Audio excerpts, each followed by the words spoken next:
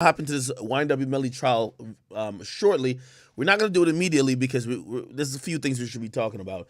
I told y'all I might, or there was a 50-50 chance that I was going to stream last night. Did not. I ain't going to lie. Definitely was off that Migos. However, I am back today. We're probably going to start off really quickly.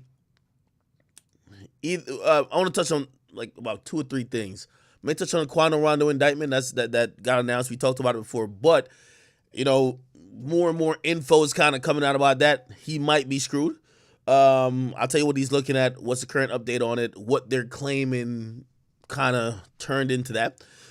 Number 2, what else? Oh, the Boosie thing. We should probably talk on the Boosie thing right now. Also, we have salute to 1090 Jake. He released the arrest footage of the Island Boys, and I'm hearing it's hilarity. You know what I mean? So we'll probably go check that out as well. Anyway, let's start out first and foremost with this Boosie thing. This is kind of crazy, people. This is very crazy. So, I apologize for that. The fuck? Drink a little bit more liquor. You're a Drake, man.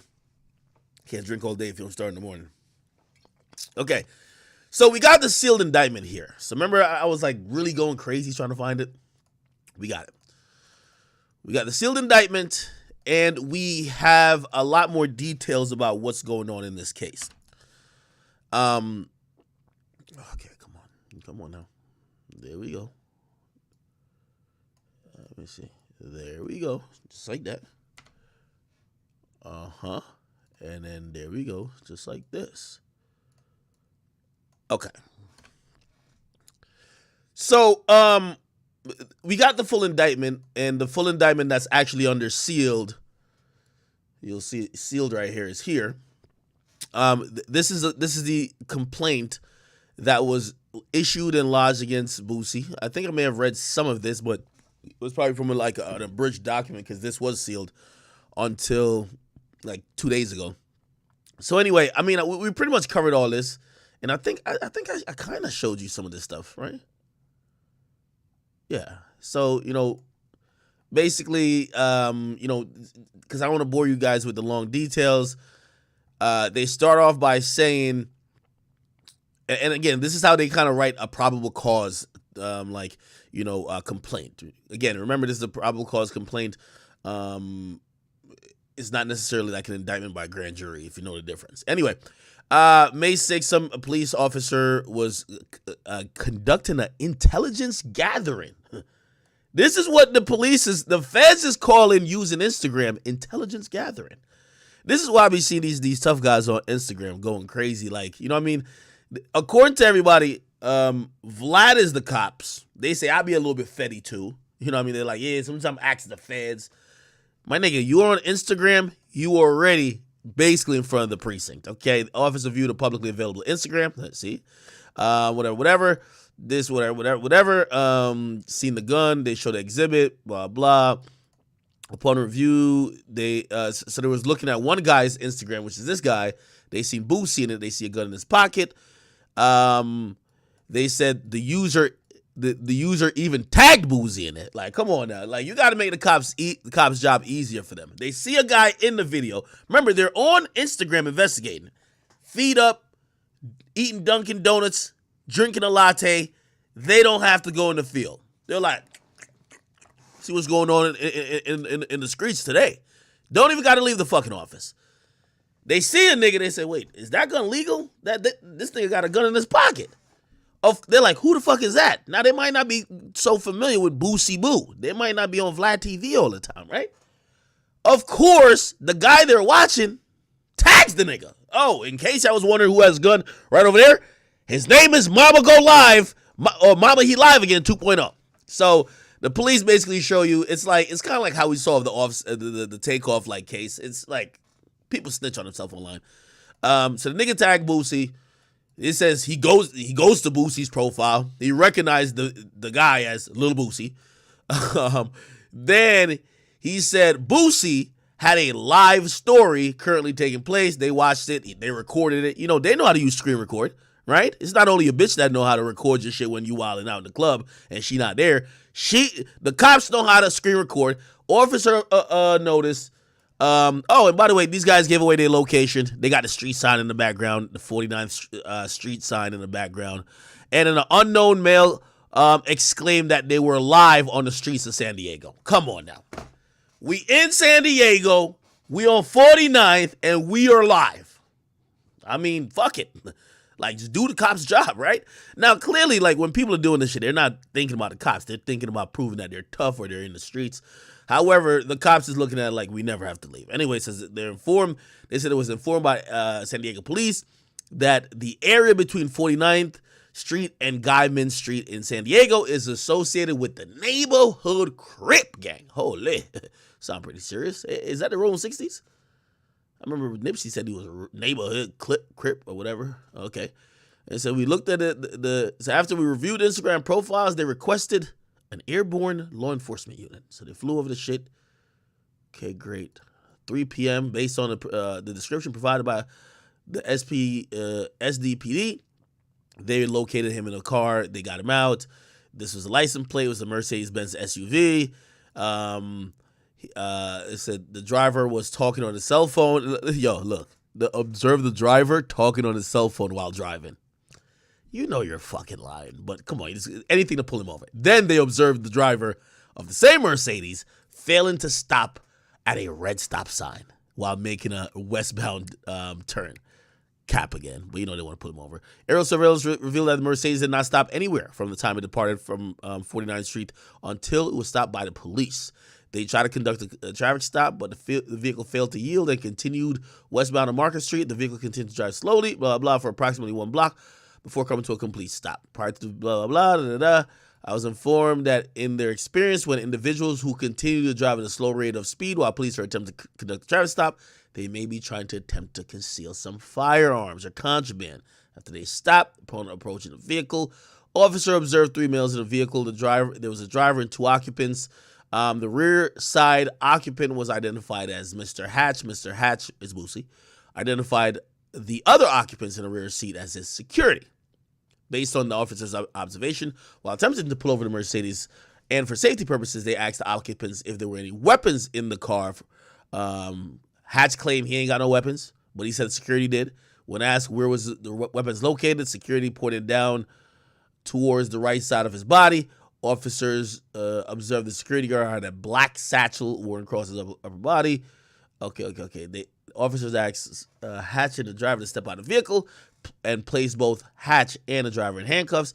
During the search of the black satchel worn by the security, officer located a black and purple HS product model Hellcat 9mm caliber, where this serial number. A magazine contains 7 rounds of 9mm caliber inserted into a magazine well of the firearm. Blah, blah. Okay, cool. During the search, they located another firearm, a black Glock model 19. Glock 19. That's a good carry. Good carry gun. It's not too small in case you got big hands like I got big hands. But it's not it's not like a 45, which is it's hard to conceal. Anyway, 9mm bearing, blah blah, and the magazine contained 9 rounds. Okay. The firearm was located on the rear passenger seat where the security guard and Hatch were seated. Holy, boys are doing their thing. The firearm was in close proximity of all 3 individuals inside the vehicle. Furthermore, a Glock gun box was located on the rear floorboard on the rear driver's side. Officers also located a suspected marijuana joint in the center console of the vehicle. Hatch, the security guard, and driver were placed on arrest for multiple firearms violation. During the search incident to the arrest of Hatch, officers located multiple stacks of cash in his left pocket, totaling to about $16,000, 854. And by the way, he probably got that from doing that video. He probably just pulled up. They gave him that money, or maybe it'd be a backhand or something like that. And they located a cell phone in his right pants pocket. All 3 occupants of the Mercedes were transported to San Diego Police Department headquarters for further processing. During the processing, Hatch yelled at the security and asked why the security told the detective the gun was on the seat. SPD officers heard Hatch tell the security, "You told me they were in the bag." The statement demonstrated Hatch's knowledge of the firearms in the Mercedes. Following the arrest of Hatch, I reviewed several YouTube videos. Well, perfect. Again, do all your investigation on YouTube and Instagram. YouTube regarding Hatch on the day of the arrest, including a video on the channel Hood Zone Productions. Okay, that sounds like a pretty, positive channel, Hood Zone Productions. The videos were filmed prior to Hatch's arrest by the San Diego Police Department. The videos consist of Hatch filming himself while smoking a suspected marijuana joint, as well as videos of Hatch being filmed while the firearm is in his rear waistband. Hatch is seen filming himself and other unidentified individuals saying "neighborhood" repeatedly and making hand gestures that looks like hieroglyphics, but they were doing it towards the camera. Based on my training experience, these hand gestures are gang signs associated with specific gang affiliations. This is Boosie's record. I thought Boosie had like a murder on his record, or he was on death row. They only list this as his preliminary record checks that reveal that Boosie has the following criminal history. He got 5 years for bringing illegal contraband, blah, blah, and criminal conspiracy to incite a felony, and also possession of a controlled substance with intent to distribute. Okay. Firearm, blah, blah, blah, blah. Examination of firearm reveals it to be the same weapon pictured in Hatch's rear waistband, blah, blah, blah. Okay. All right. So, my bad if that was a little bit, mundane, but because I hate, this court stuff is kind of like diluting, really commentary, because I'm just reading court documents constantly. Hate that. I will say this, though. So, Boosie went to jail for this, right? He got a $50,000 bond.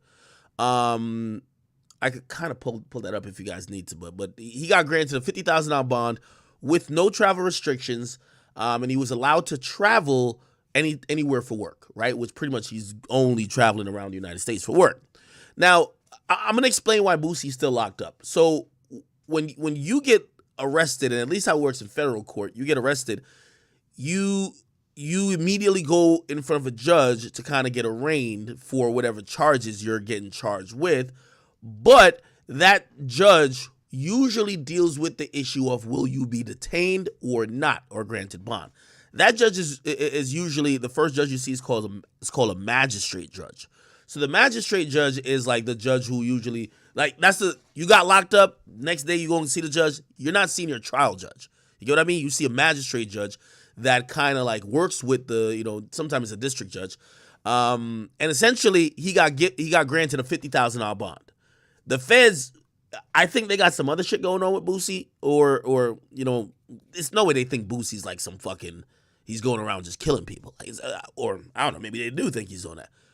But the feds got upset that he got a bond, period, and then they put a motion in to appeal the bond, but they also put a motion for a stay order, which is basically don't release him until the appeal is heard, which it's the appeal for bond. So again, usually the government don't appeal a bond. Like if somebody gets arrested and it gets $1,000 bond, somebody say, "Is this a real government document?" Yes, my nigga. Yes, this is the case number. Yes. Usually the government don't appeal bond, right? They just kind of go with whatever the judge says. But for whatever reason, and there's a lot of sealed things, and they're merging different cases with this Boosie case. It looks like they have other things up their sleeves. So for whatever reason, they don't want to get him released. So I'm going to show you the document. This is a document. Here we go. This is the document that they filed, and it was a motion to revoke the release order. So the release order is basically, he could get out on $50,000 bond. The prosecutors or the feds basically said, no, we want to keep him detained. Now, reading through here, we're going to get some really interesting details. Not only are the feds tapped in, it's clear the feds are fans of Boosie. The feds cite interviews he did within the last week. They are very current on what he got going on in his life. So anyway, let me just read. And by the way, interesting here, they cite a video from one of his interviews that he dropped that week, with him and Math Hoffa. And they basically said, look what he said over there. He basically is lying about him not having that gun. Let me just read through it, then I'm gonna play the video that they're referencing. Plaintiff. So the United States, which is the plaintiff, this is the U.S. attorney, and it's probably a bunch of assistant U.S. attorney, hereby respectfully move for an order to revoke the release order entered in the above captioned case of Torrance Ivy Hatch, aka Boosie, aka Boosie Boo, Little Boosie, Boosie Badass, whatever. Anyway, they said on June 13th, the United States magistrate judge, again, remember it's a magistrate judge that dealt with the bond. This motion, right, is actually, so now it's sitting on a district judge desk. So the district judge usually, like, you don't, the magistrate, the first judge you normally see. The district judges are the ones that's probably going to be taking care of most of the stuff with this case. So the district judge is the one who denied it. So spoiler alert, they denied it. So that's why he's locked up still. But the magistrate judge signed a complaint charging defendant Hatch with a felon in possession of a firearm, blah, blah, blah, blah. He made his initial appearance on the 15th. They moved for detention based on a serious risk of flight and danger to the community. A detention hearing was set for the 20th. After the United States sought a 2-day continuance, the court set conditions of release for Hatch, okay? The United States moved to stay the release pending review. Magistrate denied the request, and the United States renewed his motion for this court. Okay, so basically they're going to a different court. On June 21st, 2023, a federal grand jury sitting in the Southern District of California returned. Also, so he is indicted. Okay, so at first it was a complaint. He got indicted really quickly. Goddamn. Returned an indictment charging Hatch with possession of a firearm and ammunition in violation of title blah blah. This case arises from an Instagram live where an individual later knows blah blah blah blah. All right, it's kind of recapping what we know, but here's the thing though. It's a prior proceedings. Yeah. So it says a hearing of blah blah to detain the individual as a serious flight risk and a danger to the community. Judge Goddard, which is the magistrate judge, basically said he said. Both parties proceeded by proffer and relied upon information contained in the pretrial service report. The United States also relied upon information uncovered in its ongoing investigation. See, very important. They invest in Boosie for some shit. They investigate Boosie for some shit. Defense counsel proffered additional information, specifically that Hatch was not a risk of flight, right, and or a danger to the community, and noted he has significant community support. Okay, so basically he had gotten $50,000 surety bond, right, which he had pretty much almost cash, a corporate surety, and also they wanted drug testing for him because supposedly he's a chronic drug abuser, and the magistrate denied the request of the drug shit. The Bail Reform Act, blah, blah, blah. All right, this is where it gets a little bit more important. Flight risk, blah, blah. Let's keep it going. Let's keep this shit going. They're citing a bunch of other cases. And this was the interesting part here. Here we go. Okay. Officers found a firearm on the rear passenger seat between Boosie and the security guard. The firearm was loaded and matched the description from the Instagram live video. Hatch claimed the firearms belonged to a security guard, but Hatch's prior statements revealed that this was a well-thought-out plan to arm himself, then hide the truth from law enforcement. In Exhibit 1A, clip of a podcast episode. Holy.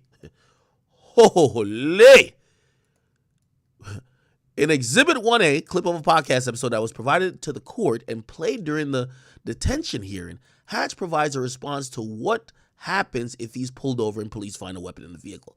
Hatch explains, this happens plenty of times, and another occupant in the vehicle will say it's his gun when they come to the car. That's what they do. The defendant's statements while in custody here indicate that that's his plan to lay blame on the hands of someone else for the firearm. In this instance, it was a security guard. Exhibit 2A, clip of Hatch's statements and blah, blah, blah, blah. Okay, cool. All right. Yeah. Okay, anyway. So, essentially, I'll play the video, and it's Boosie on Math Hoffa show. Boosie Math Hoffa. Let me see. Boosie went on Math Hoffa show, and salute to Math Hoffa, by the way. me see. Which episode was it? This is the episode, I believe. Here we go. People who say shit just to get hot and trolls, and the world has to worry about Kanye lying. You the exact same thing for me. Boosie, you can't keep it real in every situation. Boosie say keep it real in every situation. Bro, this shit is, bro, I'm an open book, bro. So like, this shit ain't scripted, bro. Did I come in here and tell you can't ask me that? No, not at all. I'm an open book, bro. And we asked that question. So you say you just keep it 100 all the time? Bro, I don't go on an interview and say, don't do this. Nigga, I'm an open book. Well, you know what I get paid to do podcasts, bro? I'm doing this shit as my run. Right. When I sit on a fucking couch, bro, and give this shit, I get real money, bro. Right. Like, this shit ain't, But like, I'm saying, but you can't keep this it a real part of in my every hustle now. So I sit on a couch and get paid what niggas do an hour show for, bro. Right. So you get pulled over, right? Yeah. Cops found the weapon. Who gun is this? Yeah. What happened? You keep it real in that situation too? What you mean if the cops find the weapon? Yeah, if they find a weapon, it's like 5 of y'all in the whip. It ain't sure. This shit didn't happen plenty of times. Yeah, my boy times. gonna say that's his guns when they come to the car. Yeah, that's what they do. They always That's pull what you have the youngest person in the clique for all the time around you. You know, people do that 7 different times in the clique. Who's never not convicted, they just, you know, take the charge for the pistol. All right, crazy. As I said, I expect Boosie to slow down. Also, I expect, Matt Hoffa, I think he's a street dude, right? I don't think he's trying to ask questions to jam people up, but I do think it's very important. And by the way, I'm not getting at Matt Hoffa at all. Let me tell everybody, I don't care. Sometimes people like to nitpick and like to pick on people, especially in the media, who they believe they could pick on, right? So if it's like a Vlad, you're like, yeah, he's a cop. Or like it's an academic, he's a cop or whatever, right? If you are an interviewer, there is no cool street way to ask questions, my nigga. Like there is, again, if you are a street dude and you ever ask a nigga about criminal shit, you're just like Vlad and everybody else. Like it's, again, the nature of being in media, nobody's trying to get nobody jammed up. And you're hoping that people are smart enough to possibly not say things that's going to fuck them up. You get what I mean? But I'm glad that people like Matt Hoffa are on the journalist side now because he gets to realize how hard of a job.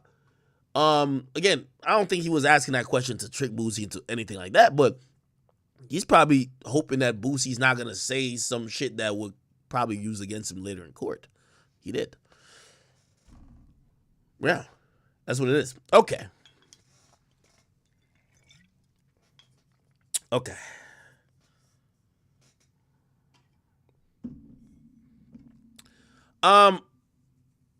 We got to get to the Melly trial. Apparently there was a nigga that showed up in a shiesty mask today, like it's an undercover cop or something like that. I guess this nigga been working in the streets and he has to come testify. He knows some of the street niggas in court, so he can't just blow his cover, but they need his testimony, so he came in a shiesty, which I'm like, what the fuck? Anyway, we're going to get to that in a little bit, but yo, let me tell you this. America is so heartless and ruthless. Did y'all hear that there's a submarine documentary coming already, man? The people in that sub essentially are at their last moments of available oxygen while we believe they are still underneath the surface of the water. They may be trapped somewhere. They may have lost power with the submarine. But before they could even pass away, Channel 5 has changed their schedule on Thursday, June 22, to include a documentary titled Titanic Sub Lost at Sea. The special will, of course, focus on the missing tourist submarine, which was lost on an underwater expedition to view the Titanic shipwreck on Sunday, June 18. The live will air at 7 p.m., just hours after the Titan Submersible is set to run out of oxygen. Ain't that some disgusting shit? Right when, like, you can imagine them like, yo, start the countdown. 10, 9, 8, 7, 6, 5, 4, 3, 2, 1. Them niggas ran out of oxygen. Play that shit. You can imagine how they're rocking with this. This is crazy to me, but hey, you know what I mean? You gotta let the white people do the white people shit. You feel me?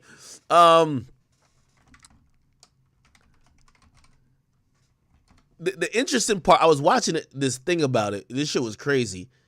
They were basically saying that this ship, like the dude was explaining the ship. He was just like, yo, we got household parts on this ship. The ship, it was like crazy. I don't know if I can find, let me see if I can find it.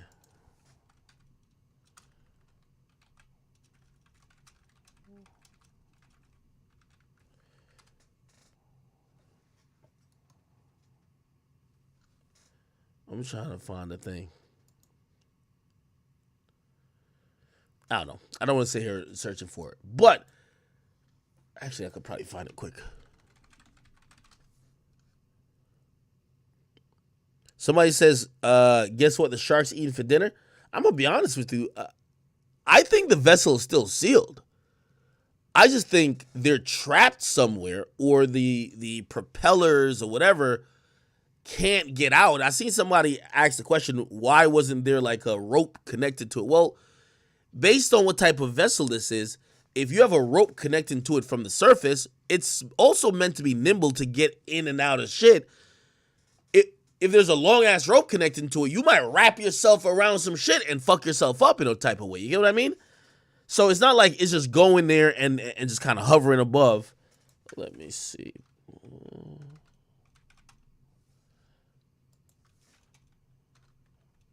I think I can find it right here.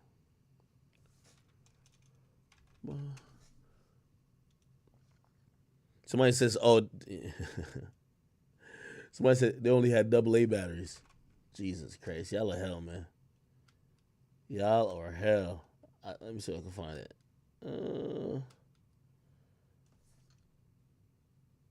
All right, I can't find it. What's the name of the company? I forgot the name of the company. It's like the nigga was showing in there, and he's like, yo, yeah, we just use like this like remote controller. What is this? It's got one button. Look at this shit. And that's it. Yeah, so we run the sub with this game controller. It's made by Logitech, but it's basically a Sony PlayStation style controller. If you want to go forward, you press forward. If you want to go back, you press back. If you want to turn the... Yo, I ain't gonna lie. This shit is crazy, Chad. I seen some niggas, y'all niggas be just ruthless with the jokes. Yo, you ever seen that meme? You ever seen that meme where it's like, yo, you could tell what quarter and how much a nigga losing by on 2K if he playing like this or he playing like this. Imagine the nigga in the sub, you know what I mean? He's just cooling back, yo, we about to go look at the Titanic. When he go like this and turn his hat back way, nigga, and he like this to the small ass window with the joysticks, what the fuck are you thinking as a passenger? What the fuck? This nigga is mashing buttons while you like, yo, where we at? Nah. Oh, man, nah, this shit is crazy. To the left, it's like that. You want to turn to the right, you turn to the right. It's got one button. And that's it. Yeah, so we run the sub with this game. Hold on, there's another video. Inside the Titanic Submersible. I just say submarine, whatever. Right here. One of these concerns me. I've never. Wait, nah, I gotta show you that nigga giving the breakdown of it. It's this nigga right here. Turn up the music, and it's very popular. We have our control screen here, our sonar screen here, and we can put any image we want in the back. We've taken a completely new approach to the sub design, and it's all run with this game control. Now there's completely another privately funded operation, and we're funded by we call mission specialists who help support the mission. So they take quite a bit of money to come and join us. Years ago, the Russians took tourists out to the Titanic. Decks are collapsing. The promenade deck continues. Oh, maybe this is it. I'm curious on your voyage. You are on the surface somewhere, bobbing away. A submersible doesn't have very much power. It has to be carried everywhere on a ship. And so it couldn't tow this thing to the surface. So that what you've just outlined. We're required at mandatory briefings twice a day, 7 a.m., 7 p.m. on the weather, the state of the sub. To that extent, it was very well run, very careful. But when you talk about emergency procedures on board the sub, I mean, they gave us a fire training. There's fire extinguishers. There's a breathing mask for smoke. But beyond that, what could you do? I mean, you're locked inside a can, 2.4 miles down. The only thing in your power to do is go back to the surface. Did you have any misgivings about going on this voyage as a result? I will admit that the night before the dive, I did not sleep at all. I was exhausted. I was petrified. Once I was actually in the sub, and it's under the command of Stockton Rush. He's the CEO and the designer of the sub, and he's, by the way, the one driving. He's the pilot of the missing sub as well. And he told me that they've done 20, 25 of these dives over the last 3 years. Successfully, no injuries, no harm, no deaths. I felt better, and I was very excited to do the dive. So you were reassured by what he said. What were your other impressions of him, having interviewed him as you did and seen him in action, as we await word of his whereabouts as one of the 5 men? He's a really interesting guy. He's a blue blood. He's a direct descendant of 2 signers of the Declaration of Independence. He has experience designing and flying airplanes. He wanted to be an astronaut. He has experience designing and building these submersibles. All right, man. This nigga dead, man. I ain't gonna hold you. This nigga dead as hell. All right, bet. Okay. All right. We should probably get in the Melly case. I thought there was maybe one more thing that I was trying to talk about real quick. Was there something else? Obviously we're gonna get into other topics soon, but we want to just get caught up with the Melly case because it's been going on. I told you there's a dude with a shiesty on the stand. I think the cameras in the courtroom, the judge got mad at the camera people because the camera people kept they're focused too much on Melly. Like, they're supposed to film the case, but they all in Melly's mouth. Like, you know what I mean? So when Melly's trying to say something to his lawyer, like, you could almost kind of read his body language. Like, that's not what this case is for, to just scrutinize the defendant. It's or that's not why they allow people to come and watch the trial. It's not to put some celebrity on a fucking zoo animal. It's like, let's look at the process. Like, of course you should look at him and his reactions at times, but they'll have somebody testifying and all they're looking at is Melly. Right? So apparently, they have the microphones that's picking up some of Melly's, which should be private conversations with his lawyers. So they got reprimanded a little bit. So the guy who's on the stand now is a guy, apparently he's an undercover cop. He got a shiesty on or some shit like that. Let me see if I can bring it back on. Law and crimes. All right, here we go. Which they can now not do.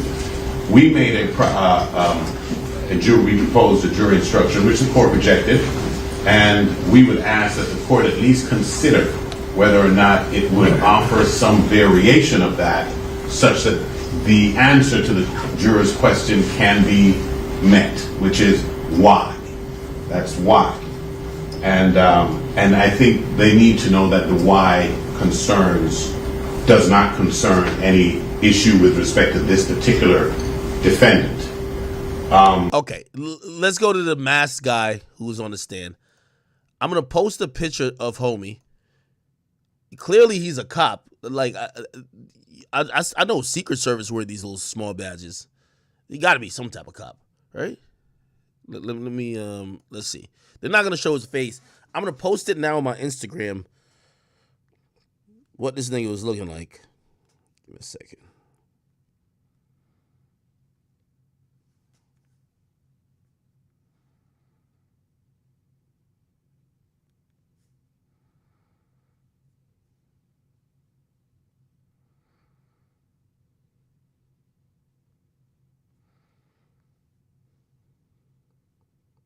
Give me a second.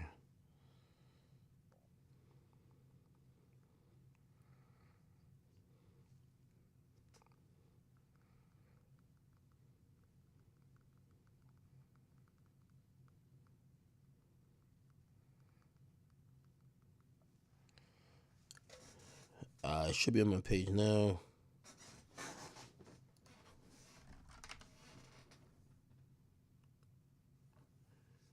Yeah, that boy in the court looking like this. Feel me? So this is a nigga in court testifying like a motherfucker. Get what I mean? He's just chilling. So he don't want nobody to see who he is. He just want to do his thing, get his snitching on, and just dip out. Because he got to get back to the streets to really incriminate niggas. You heard me? All right, anyway, let's play it. Since March of 2018. And your time in the strategic... Is that correct, madam? Okay. So they're going to unmute in a second and basically going to say, yo, so you're doing this for your safety? Right. Let's see. Okay, this is about to come back. What up with y'all, man? By the way, I'm in all the chat rooms, so if y'all want to type a message to me, I'll respond in the chat rooms as well. This is about to get off mute in a second.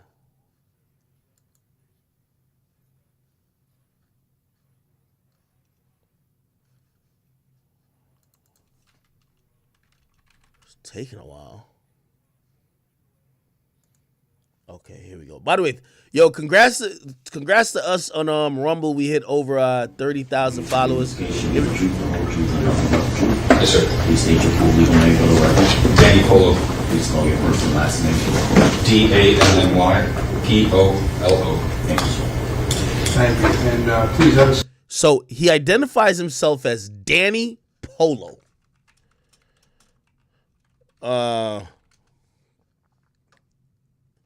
If you search the word Danny Polo, which I gotta imagine it's like some pseudonym or some alias, Danny Polo, if you search it on social media, no, just on Google, you're gonna have to go undercover cop. Just put Danny Polo. You're gonna see another picture of homie. Look, Broward Sheriff Office Deputy Danny Polo, whose face was concealed. Look, whose face was concealed. See? Whose face was concealed. Hold on. Oh, look. Because he works undercover and he's sworn in. Yeah. So his face is concealed because he works undercover. So they got an undercover nigga up in the bitch. I bet. Just so we know. Okay? Just that we know. Thank you. Why would he still use the same undercover name? Like, nigga, my name wouldn't be Danny Polo no more. My name would be like Danny Gucci or Michael Gucci or something. Like, come on, nigga, switch it up. Somebody said, in a court of law, you should be able to see your accuser. He shouldn't be doing that. I think this judge is going to, and I think it has been where the judge could like allow it. The judge has to make a special, whatever. Let's hear what he says. I don't know if he's going to address it on the record, but because after they reprimanded this whole camera crew, they're muting up a lot more now. So some of these conversations that we used to hear, we're not going to hear no more because the judge got tired of them. So let's hear if the judge is going to talk about it. But Danny Polo is on the stand. Detective Polo, what's happened is you're wearing a mask now. Defendants have objected to that. Yes, sir. And the state indicated that it's been done in other courtrooms and there's a predicate for it, I guess because of safety and security is the way I understand it. Specifically your safety and security. Yes, sir. Is that correct, madam? Yes, Your Honor. So I want you to come in here. I want to take some testimony from you outside the presence of the jury just to verify all of this. So Ms. Bradley, I want to inquire. Detective Polo, how are you so employed? With the Broward County Sheriff's Office. How long have you worked for Broward County Sheriff's Office? Since 2015. How long have you been assigned to the Strategic Investigations Division? Since March of 2018. And your time in the... By the way, I hate to keep pausing, but wouldn't it help also if he had like a voice changer?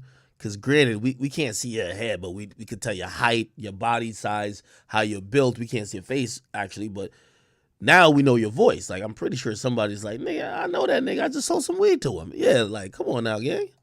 Strategic Investigations Divisions, or SAD. Have you worked undercover operations?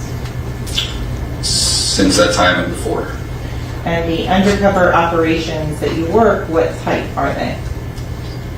Majority of them are narcotics, firearms, violent crimes, gang-related investigations. How many years did you spend specifically in the gang and organized crime section of the Strategic Investigations Division? From March of 2018 till 3 weeks ago. Have there been credible threats on your life? Yes. Is there currently a credible threat on your life? Yes. In terms of is there an amount of money assigned to the death of you that has been offered up?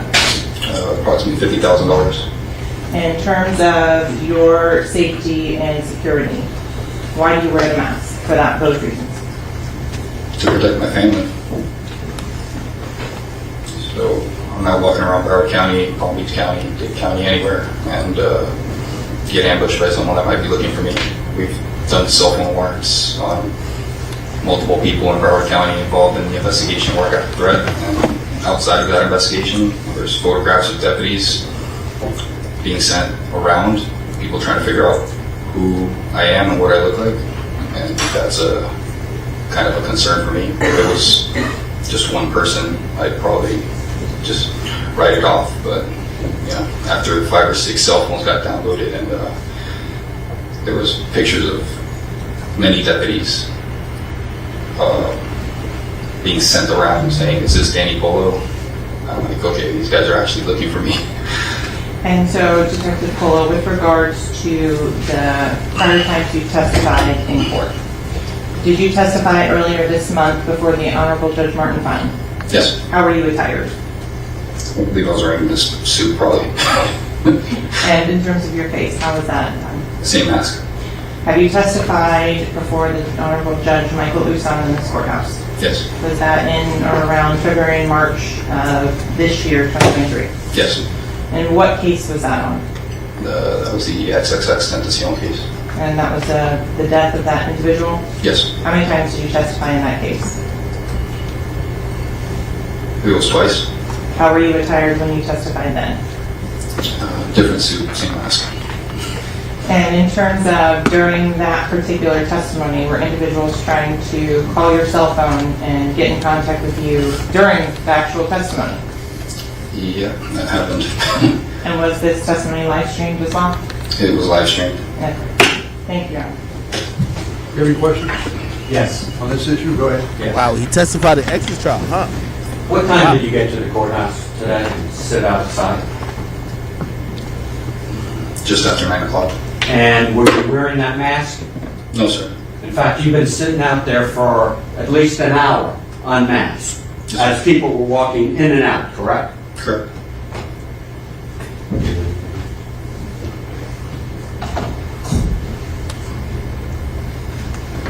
Are you the only expert in dealing with gangs in DSO? I believe I'm the only one that's testified as an expert at the Broward Sheriff's Office currently.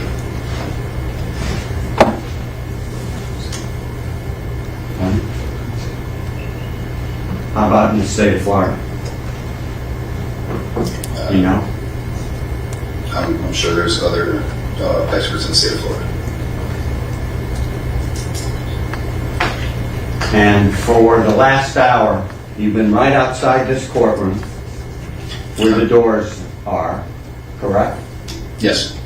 Unmasked, Yes. as people in this group, including myself, were walking in and out, correct?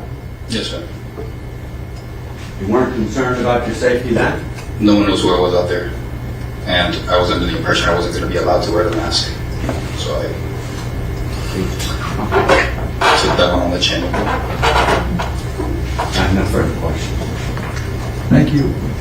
So, detective or deputy, I'm sorry, which is it? Detective Deputy.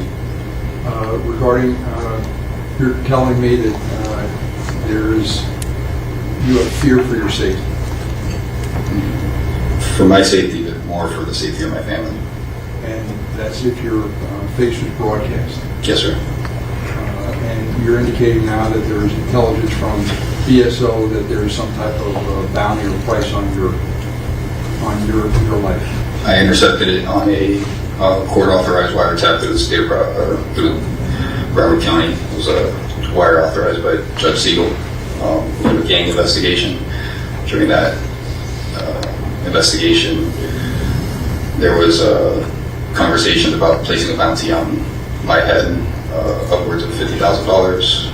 And since then, we've, as I stated before, recovered several cell phones in that investigation, other narcotics investigations, firearms investigations, an investigation in South Carolina that is tied to Broward, where photographs of deputies were sent with my name attached to it. People trying to figure out who I am, what I look like. Thank you, sir. Thank you, sir. Can you step down just way outside?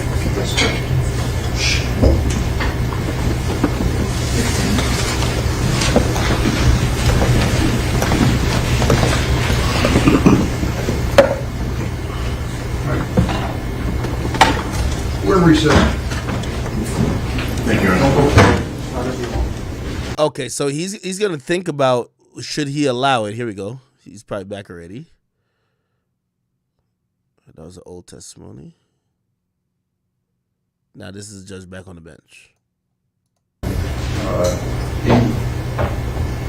In trial conversation between attorney and client, Mr. Jason came up initially and indicated that the microphone was sensitive and picks up everything, and so I had told him to remove it. Then afterwards, they came back with his producer, whose name escapes me, indicated that there is a meter on the microphone that will adjust its sensitivity, and they will adjust its sensitivity so as not to pick up any discussions between counsel and client.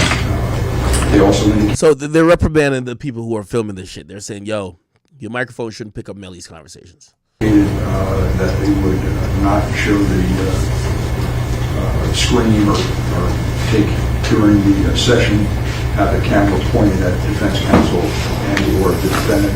It would only be as the jury is entering and leaving the courtroom. And I thought that was a acceptable compromise with the understanding that they cannot capture any of the conversations, confidential, privileged communication between the attorney and client. They would make sure that didn't happen. And they're also going to adjust the location of the microphone the way it's pointed. The second issue that came up was the mask, and the detective fellow indicates he's a police officer detective, operates undercover. There's a bounty on his life, was picked up in wiretap communication, was feared for his safety of him and his family, and with the understanding this trial is being live streamed, I understand his fear for safety, and I understand the defense objection overruled. He'll be allowed to testify. This is something that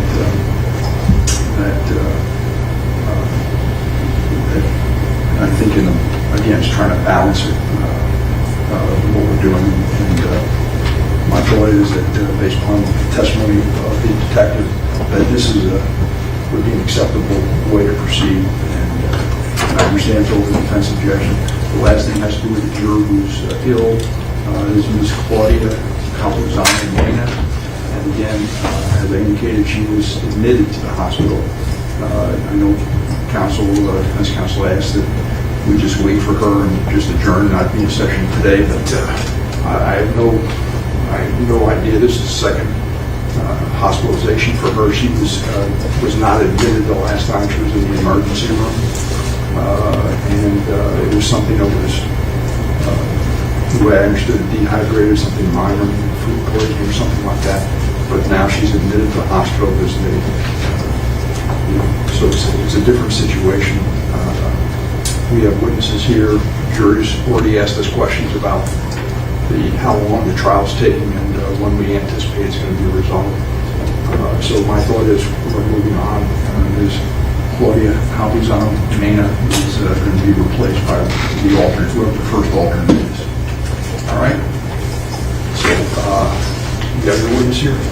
Yes, sir. I just need to get drive back from. Okay, so usually what happens is, you know, you're supposed to be judged by a jury of your 12 peers, but because they spend so much time prepping for these cases, what happens is somebody gets sick, something randomly happens, 11 people or say 10 people cannot come to a verdict. You need 12. So they don't want to do it in front of a whole new jury again, so they usually do 12 jurors and 4 alternates, or sometimes it's 6 alternates. So the alternates sit there and they also listen to the case as well. They just don't vote, right? However, if one drops out, they'll sub in an alternate who will now vote. Okay, so basically, one juror wasn't feeling good yesterday. Somebody made a joke with me like, "Yo, nah, they hung over" type shit. That's why the trial started late. And today we found out they're in the hospital. The judge is saying, "Let's continue on. We're replacing that juror." Okay. They reviewed the evidence before the witness begins testifying. I also sent copies of all of the text messages on which he's relying upon as well. And so if there's any specific instances or any other changes in terms of the testimony from defense, if they wanted to say, provided the AK v. State case with regards to the fact that the state, as a requirement under this proceeding, has to prove that there are other individuals that are associated with a criminal street gang that are committing other such crimes. So the defense had mentioned stipulating at certain points. So before I call the witness, I wanted to make sure we had a final discussion before the state proceeds forward as planned. Now, Judge, with respect to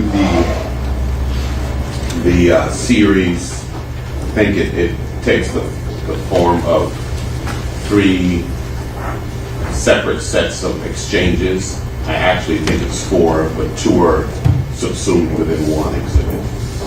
With respect to those, we maintain our objection that it lacks the foundation to be introduced. We have presented the court with cases that for social media and text exchanges to be admitted, one party to that conversation needs to be brought in, or which is the preferable method, or there's some other method of establishing the receiver and sender, authenticating those communications to be what the state represents them to be, or the offering party, whoever it is. So we object on those grounds: lack of foundation and hearsay. Thank you. Well, this is a different hearsay objection. You're trying to offer them for the truth of the matter asserted? Yes, Your Honor. In terms of that, there is case law and approach on the copy to the defense. State v. Torres 304 781. This was a case in which the Honorable Marina Garcia Wood, Broward County bench, excluded text messages and was found to be an error.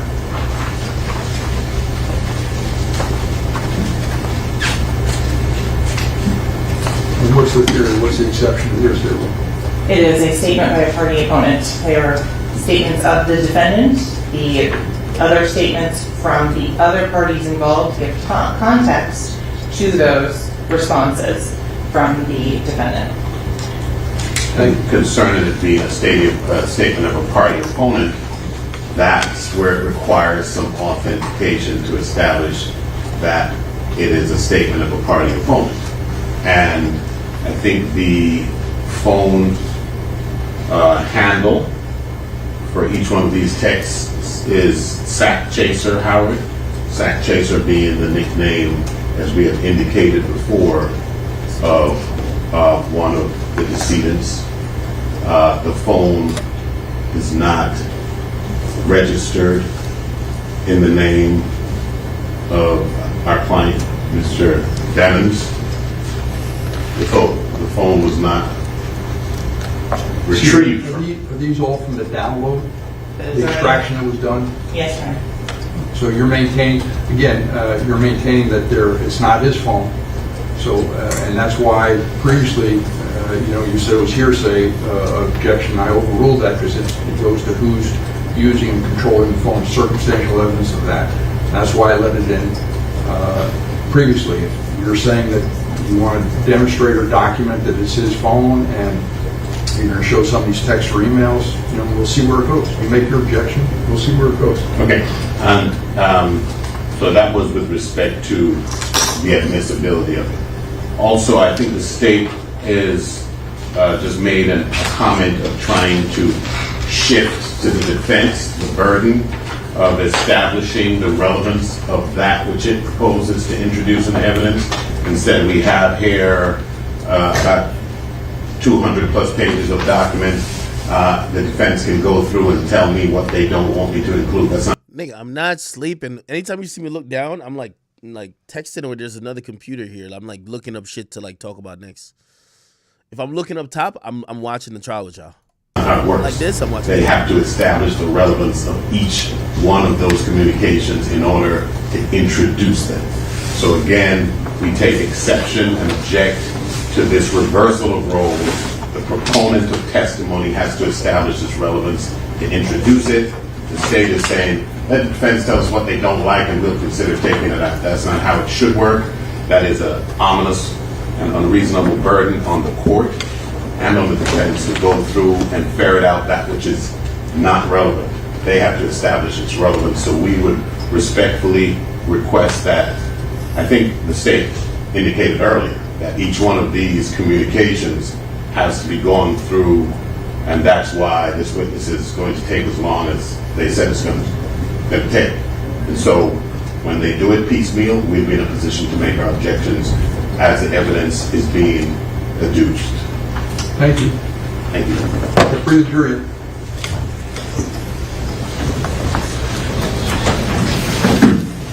Get your witness, please. Back to filming Melly again.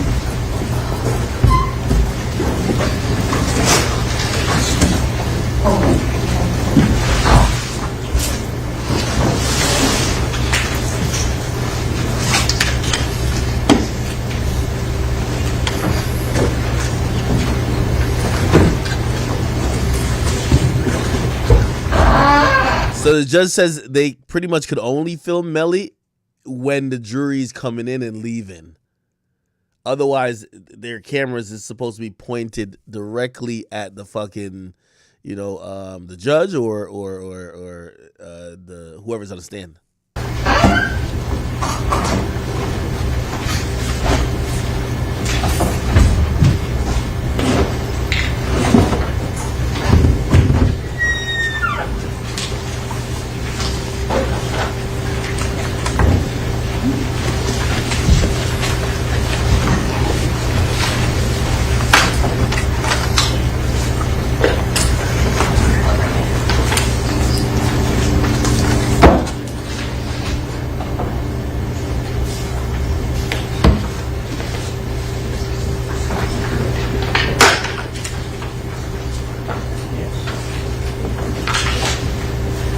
One more thing, Your Honor. I think the state yesterday had proposed to us the alternative of clearing the courtroom and letting this witness testify unmasked, and we think that would be much preferable to the masked situation. Thank you. Then again, the news media has a right to be here as well. That's my concern, is you're trying to. It's just a balancing thing. I understand that I thought Mr. Adelstein indicated that it was something that was preferable to him. I ruled. All right, we'll move it forward. Is the court going to give any type of curative instruction? Yeah, excuse me 1 second. Hold on. You have some instruction on the read? Yes, Your Honor. I think we would have to include that the court has made a determination that balancing the interests of this defendant's constitutional right to confrontation is superseded by the media's right to be in the courtroom, and therefore he's being allowed to testify in a mask, because those are the two interests that are being balanced. This defendant's constitutional right to confrontation and have the jury have an opportunity to discern the credibility of the witness versus the right of the media to have a camera in the courtroom. And so we would want that to be a component of any instruction that's given to the jury, and we'd like time to craft one because the court just ruled, and we'd like to come up with one proposal. Go ahead. Okay. Can we have some time? Now, counsel, do you have something short and sweet? You know, you make a recommendation. I don't want this to go on for an hour. It's already 10:30. I understand. That's a good point. They're saying, man, fuck them cameras. This nigga's life is on the line. Because the judges say, nah, we not going to empty out the court and have him take the shiesty off because the media got a right to be here. And they're like, man, fuck the media, nigga. Who we care about? The media and obviously us watching. Ooh, this ain't no spectacle. This ain't no OJ trial, nigga. The nigga's life is on. Like, I agree with the lawyer. Man, cut these fucking cameras off and let's empty this bitch out. We need to see that nigga face. But this is extremely important. And we would ask for a 5-minute recess so we can fashion something. Thank you. Thank you. Hold your 5 minutes. Yeah.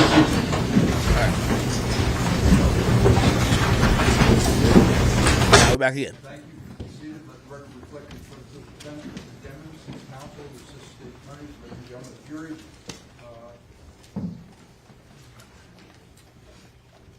First of all, sorry for the delay. That's my fault. No one else is, and I apologize for that.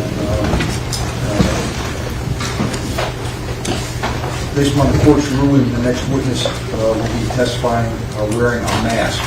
You are to listen and to view and weigh this evidence as you would any other witness. All right, is this your next witness? Yes, Your Honor. The state would call Detective Danny Polo. Sir, you want to stand up, raise your right hand, be sworn? Yes, sir. Do you solemnly swear or affirm my testimony you should give in this case should be the truth, the whole truth, but nothing but the truth? Yes, sir. Please state your full legal name for the record. Danny Polo. Please spell your first and last name for the full report. First name's D-A-N-N-Y. Last name P-O-L-O. Thank you. Thank you. So that microphone in front of you, just up or down, but not back and forth, all right? Yes, sir. Ready to proceed? Yes, Your Honor. You may. Good morning, Detective Polo. How are you today? Good morning.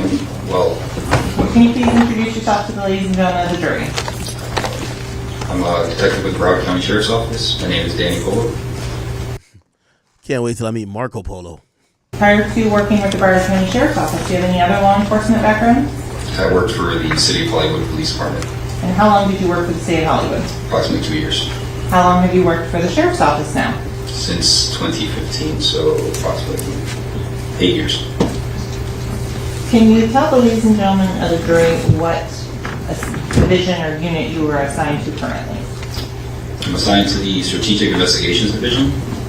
What does Strategic Investigations Division, or SID for short, cover for the Sheriff's Office? Within the Strategic Investigations Division, within SID, we have multiple county-wide units, such as Major Narcotics Unit, Organized Crime Unit, Gang Investigations Unit, Money Laundering Unit, Internet Crimes Against Children, Joint Terrorism Task Force, Bomb Squad. So with regards to the SID, you do undercover investigations. Yes, ma'am. Is that why you're wearing a mask today? In part, yes. So going to the Gangs and Organized Crime Unit, what years were you assigned to that specific unit? I was transferred to the Organized Crime Unit in March of 2018, and I was there up until about January of 2021. Can you just pause just a moment? Can we approach very briefly?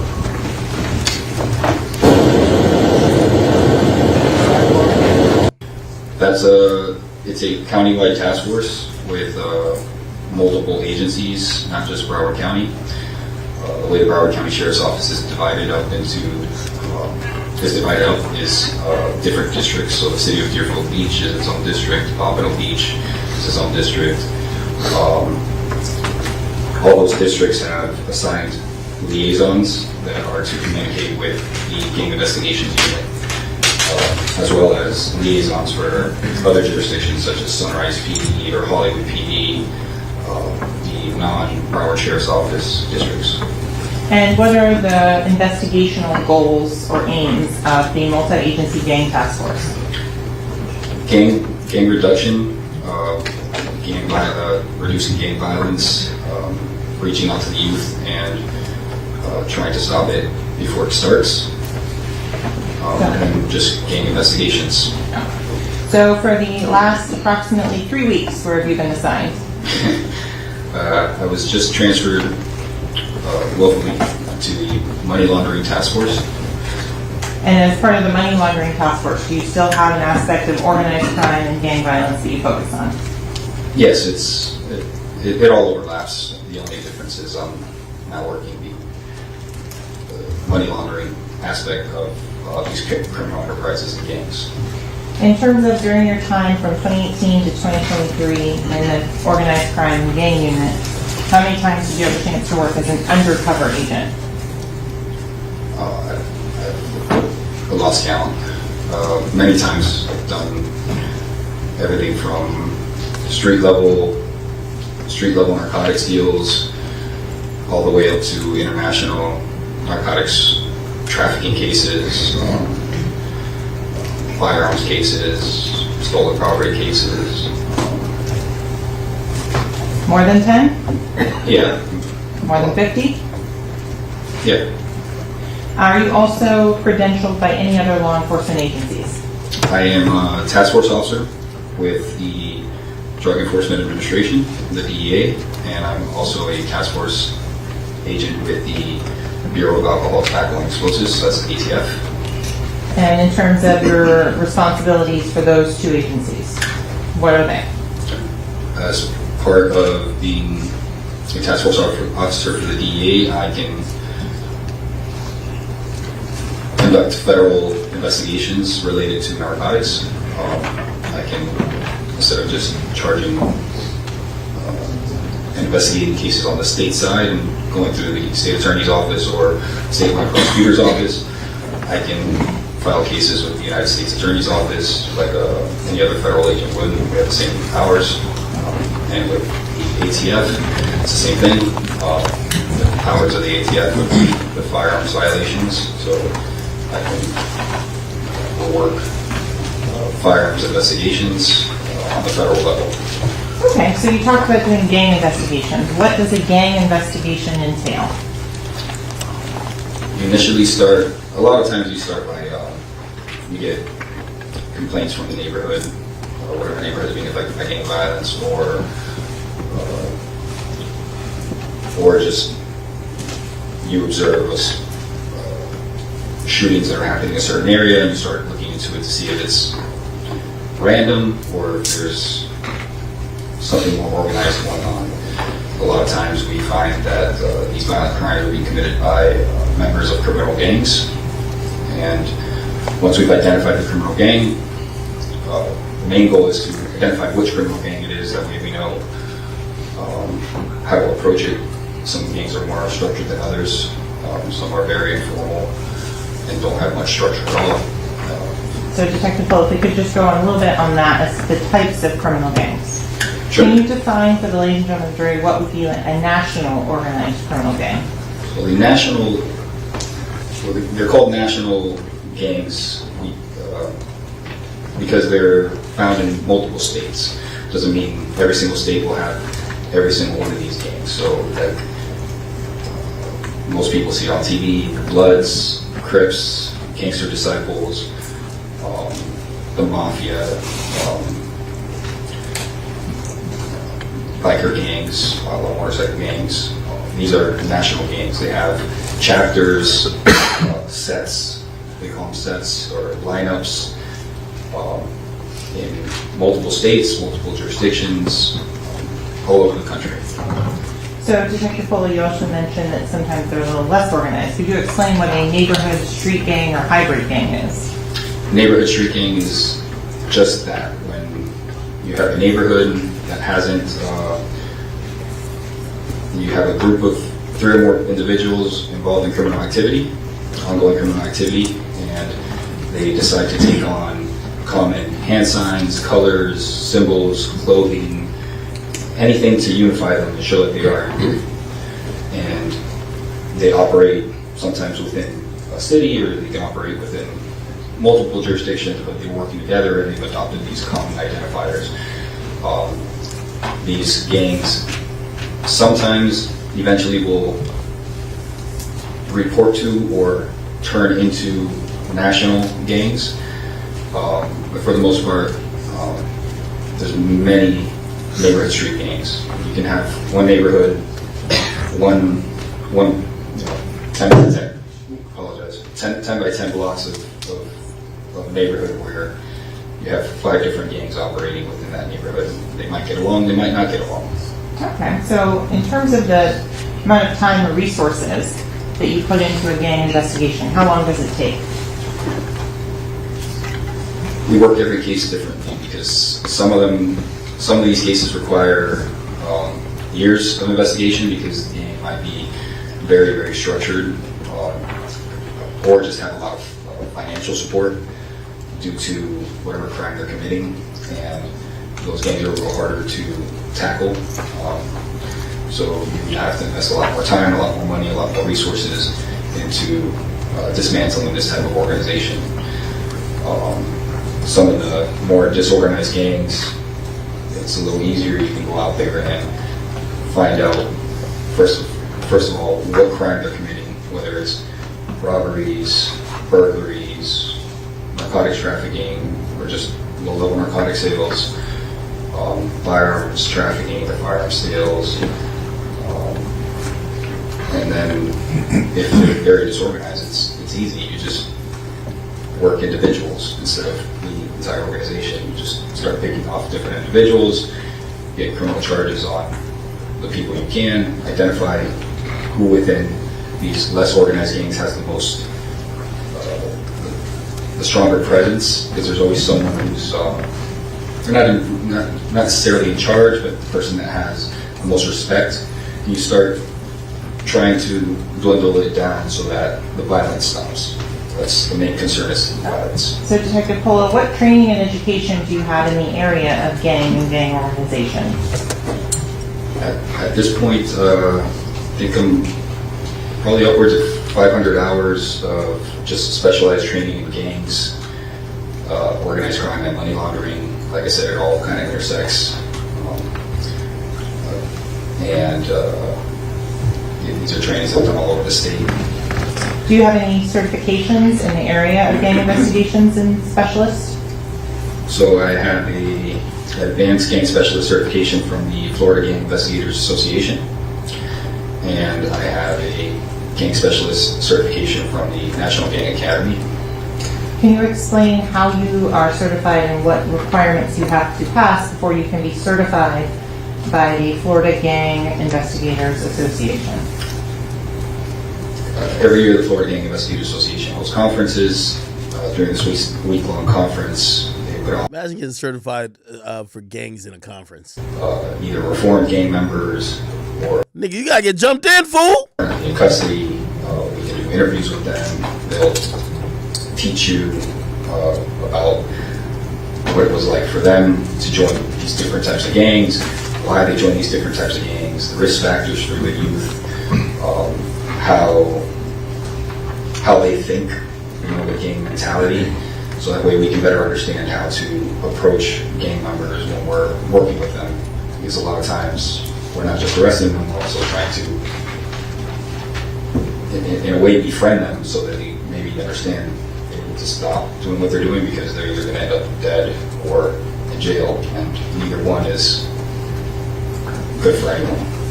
So you mentioned that you've done the training. What about in terms of hands-on investigative experience? Can you list for the ladies and gentlemen of the jury some of the different specific gang organizations you have investigated? So, for most people in the general public wouldn't realize it, but Broward County and many cities and counties have huge gang problems. They just operate under the radar. Broward County has almost every gang you can think of, from the Bloods, Crips, Gangster Disciples, Sir 13, which is a Hispanic gang that originated in the West Coast, Norteños, another Hispanic gang, outlaw motorcycle gangs, different gangs within the outlaw motorcycle gangs, not just one specific group. Have you investigated, for example, white supremacy groups as a gang or organized crime? White supremacy groups, yes. I mean, they operate way under the radar. They try to. they're strange groups.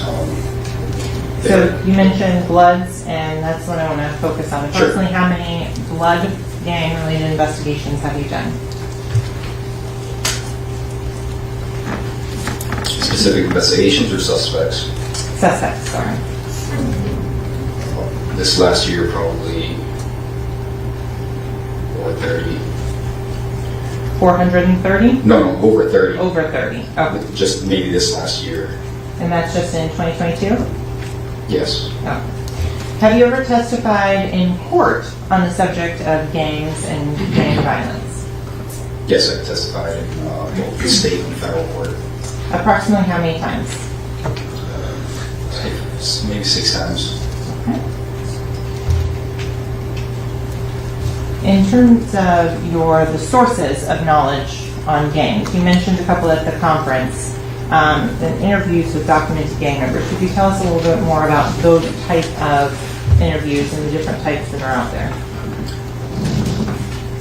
So, as gang investigators, we gain this knowledge not just through doing search warrants and finding documents that these gang members, but these gangs generate. They create documents with their creeds, their codes, their oaths, the rules, bylaws, all that. So there's a lot to learn from that because it's written documents that they pass on from member to member. Because like every organization has rules, right? The sheriff's office has rules. You work for Publix has rules. They have a code of conduct. They have a way you have to dress. They have appearance guidelines. That's the same thing with gangs. It's no different. The national gangs have that a lot more structured. Some of these, we call them Bibles, gang Bibles. They're very lengthy. Some can be over 100 pages. So we learned a lot from those. The other side is interviewing and speaking with gang members. Sometimes it's gang members that we interview because they decide to cooperate with law enforcement to avoid either being prosecuted or to get a lesser sentence. So they're working off charges. Sometimes we interview gang members on an arrest. They don't want to cooperate with law enforcement. They don't want to reduce their charges. They don't care. They're okay with going to jail or seeing how the legal system works out. And if you build a good enough rapport with them, which is the main goal, speak kindly to everyone, just be polite, treat everyone like a human being. I've had great success in interviewing many, I wouldn't even be able to tell you how many gang members. Can you explain what is a field interview or FI card? Field interview is it's done commonly in the field. You approach someone on the street, they committed a traffic infraction, some kind of infraction, you make contact with them, or it could be consensual, you just see someone you want to talk to, approach them, talk to them. If they don't want to talk to you, you walk away, that's fine. But like I said, if you treat people with respect, most of the time they'll talk to you. When you're doing a field interview, what types of data are you collecting or aggregating at that point? The first thing I do if I'm talking to someone is as I'm gathering their information, if they decide to give me their information. There's times that people will decide to talk to you, but they won't give you their name, and that's fine. But I'll be looking at their person, at their body, to see if they have any tattoos, if they're wearing any specific colors, especially if I know that they belong to a specific gang. So if I see a member of a neighborhood street gang that wears military colors, right, camouflage, then and I see a person walking in this neighborhood where primarily this is what they wear, and I decide to make contact with them, and they decide to talk to me, then I'll start noting those things. Okay, he's wearing a bandana with the camouflage colors, or he's wearing a belt with camouflage colors, or he's got this type of tattoo that's indicative of this gang. So even if they don't talk too much, sometimes their body tells you a lot. The way they're dressed, the way they stand, all those things are things you take into account. You mentioned sometimes people would testify. Do you review testimony of various criminal cases across the country for gang information? Yeah, we review testimony of gang members that are testifying in court. We review testimony, not even just testimony, we review indictments and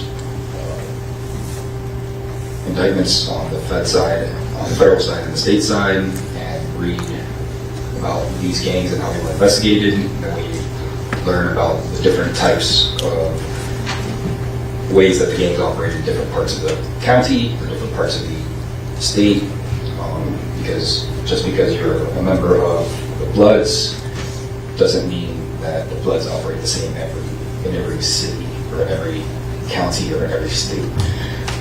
The rules are the written rules, but the rules are bent. So with regard to, you also mentioned intercepted communications, like wiretaps. Can you explain to the ladies and gentlemen of the jury what is a wiretap and how we use it in a gang investigation? Wiretap is a lengthy process where you first identify someone who's committing criminal acts.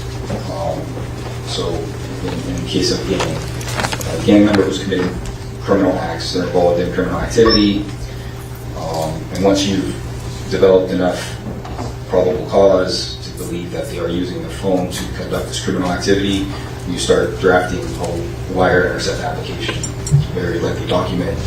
It's not an overnight thing, how you see on TV where you just ask a judge for a signature and they give it to you. You have to show that you have exhausted every means of investigating this person or this gang. So you can't just go up on this person's phone and start listening to their communications. You have to be able to explain that you weren't able to conduct an investigation because surveillance was impossible. Because let's say on a gang case, the neighborhood is controlled by the gang. You can't do surveillance at these neighborhoods sometimes. As soon as you walk in or drive in, they'll know your car doesn't belong and you'll get approached. Many times this happened to me.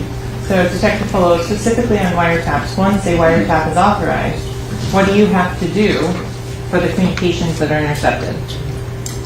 You pick a schedule based on the person's activity. So if the person is on the phone 24 hours a day, then we try to cover 24 hours a day of communications where someone is sitting inside a room on a computer just monitoring live phone calls. As the person makes a phone call or gets a phone call, you are getting that phone call too. You're listening to it.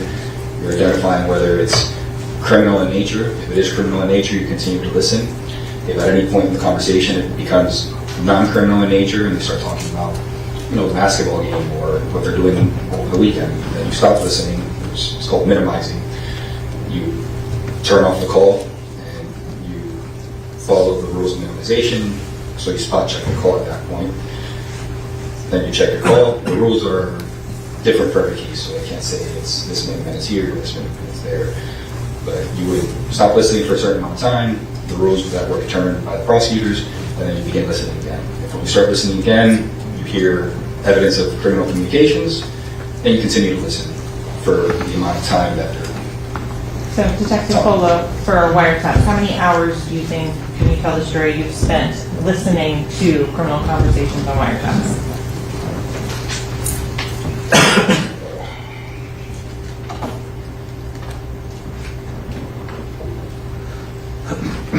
Hundreds, if not 1,000, maybe more. Is there a special vocabulary that you learned during the course of listening to wiretaps? So every gang, every culture has their own way of speaking.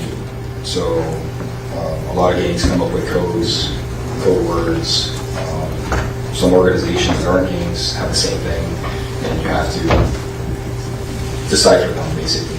And with gangs, in these Bibles, they can sometimes put their codes, and it's easier to identify what certain things mean. So they might be speaking in slang, but we know what they're saying because we either have basically a dictionary that they've created that we already have in our possession. Context, you start understanding what they're talking about. Okay, so this sounds like a good segue to go into, you mentioned the Bibles and things. Have you had the opportunity as a gang member to conduct search warrants and seize some of these printed materials? Could you explain some of the things that you've gotten out of, like, for example, email accounts? Yeah, so a lot of gangs that are sending these Bibles around, they don't want these Bibles, or these books of knowledge. They call them knowledge. They don't want these things in the hands of law enforcement. They don't want law enforcement to understand their inner workings. And sometimes, every couple of years, they'll revamp their books of knowledge, and they'll change their codes. They'll change a lot of the rules. The original history within the books of knowledge is going to remain the same, right? You can't change the date the organization or the game was established. It was established in 1996. It was established in 1996. You can't change that in your Bible, but you can change your codes. You can change the language you're using. You can change some of your rules depending on what's been going on in the world. It's a lot of gangs. Most national gangs were started a long time ago in the 60s and 70s, and they were racially divided. Now, they're not. Now you have white people, black people, Hispanic people, Asian people, all working together in the same gang. That used to just be a black-only gang or a white-only gang, not including white supremacy gangs and stuff like that. Those are... Okay, so you mentioned sometimes it's seized through email accounts and search warrants on that. Mm-hmm. What about the interception of cell phones or extractions of cell phones from known or suspected gang members? So if we have enough probable cause to seize a cell phone during an investigation, it's let's say a gang member's cell phone, we'll do a download of that cell phone, make a copy of it basically, and then we can go through the content of that cell phone. Sometimes we can go through the entire phone, sometimes just specific things that you're looking for. And in those phones, it contains, a lot of times it'll contain photographs of these books of knowledge, because that's how they're also sending it to each other. You need to learn this oath, here's a picture of my knowledge. They got to establish some factual basis before they start asking about Melly stacking and all that shit. That's what I think. Explaining to each other, this is what you need to know when you talk to this next person who's going to quiz you on your knowledge. And if you don't know your knowledge in these national gangs, there's usually some repercussions. Maybe early on in the game when you're brand new, they take it a little easier on you. But as time progresses, the more time you spend in these games, you're expected to know these things off the top of your head, and you can't mess up. So when you say things you're supposed to know off the top of your head, are there questions and required responses? Yeah, so that's something that a lot of games do. It almost feels like they all kind of copy each other. There will be greetings, and the greeting has a specific response. And the purpose of that is to know if someone is really a member of this gang. So a lot of times gangs have national gatherings where they'll host a large event for all the gang members in the country. Whoever wants to come, to just come, meet, socialize, and network with other members of this organization. So as an example, there's a Bloods gang, Bloods set called 5-9 Brims. They host their national day on May 9th, because May is the 5th month. They're the 5-9 Brims. So May 9th, 5-9, it's all symbolic, right?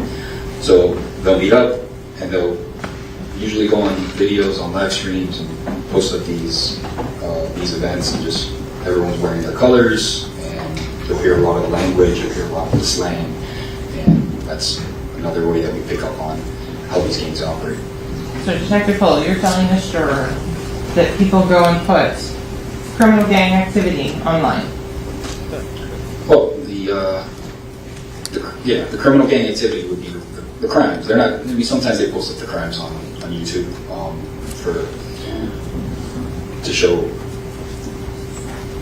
that they're strong or to still fear neighborhoods, but sometimes they're just showing their presence. Hey, we're here, this is who we are, this is what we wear, and don't forget that we're here. They're not necessarily doing anything illegal in those videos, they're just, it's a gathering. Is it illegal to be a member of a gang? No.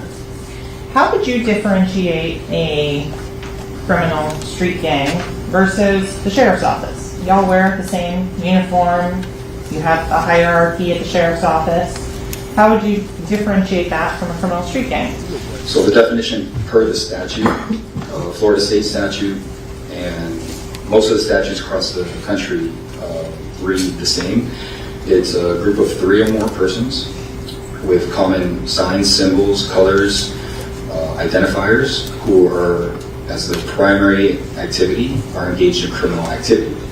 So the key word is, as part of their primary activities, they are conducting criminal activities. Doesn't mean all their activities are criminal activities, but a good portion of them are. So going back to a little bit more of your training and experience, you mentioned about the conferences and trainings that you've done. Approximately how many of those have you attended while you've been in the gang unit? I think my first conference was in 2016. I've attended every conference since then. The next conference is this August. I'll be attending the national conference in Chicago. I'll be teaching courses at that conference. Can anyone sign up for that conference? People in the field, prosecutors, attorneys, law enforcement, corrections officers, victim advocates, youth counselors. So how many times have you taught at those types of conferences in the past? This will be my first time teaching at the conference. I teach at the Broward County Sheriff's Office. We teach the new recruits, the new deputies that are coming in. We teach them about the gangs that we have in Broward County so that they're not oblivious to what's going on around them.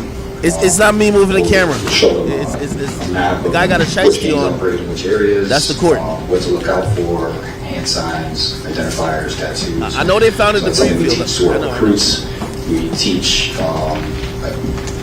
I taught at the Broward College at the Police Academy, where we taught the school resource officers, because gang involvement begins at a very young age for the most part. Most gang members join their gangs at early ages, 11, 12, 13, are recruited very young.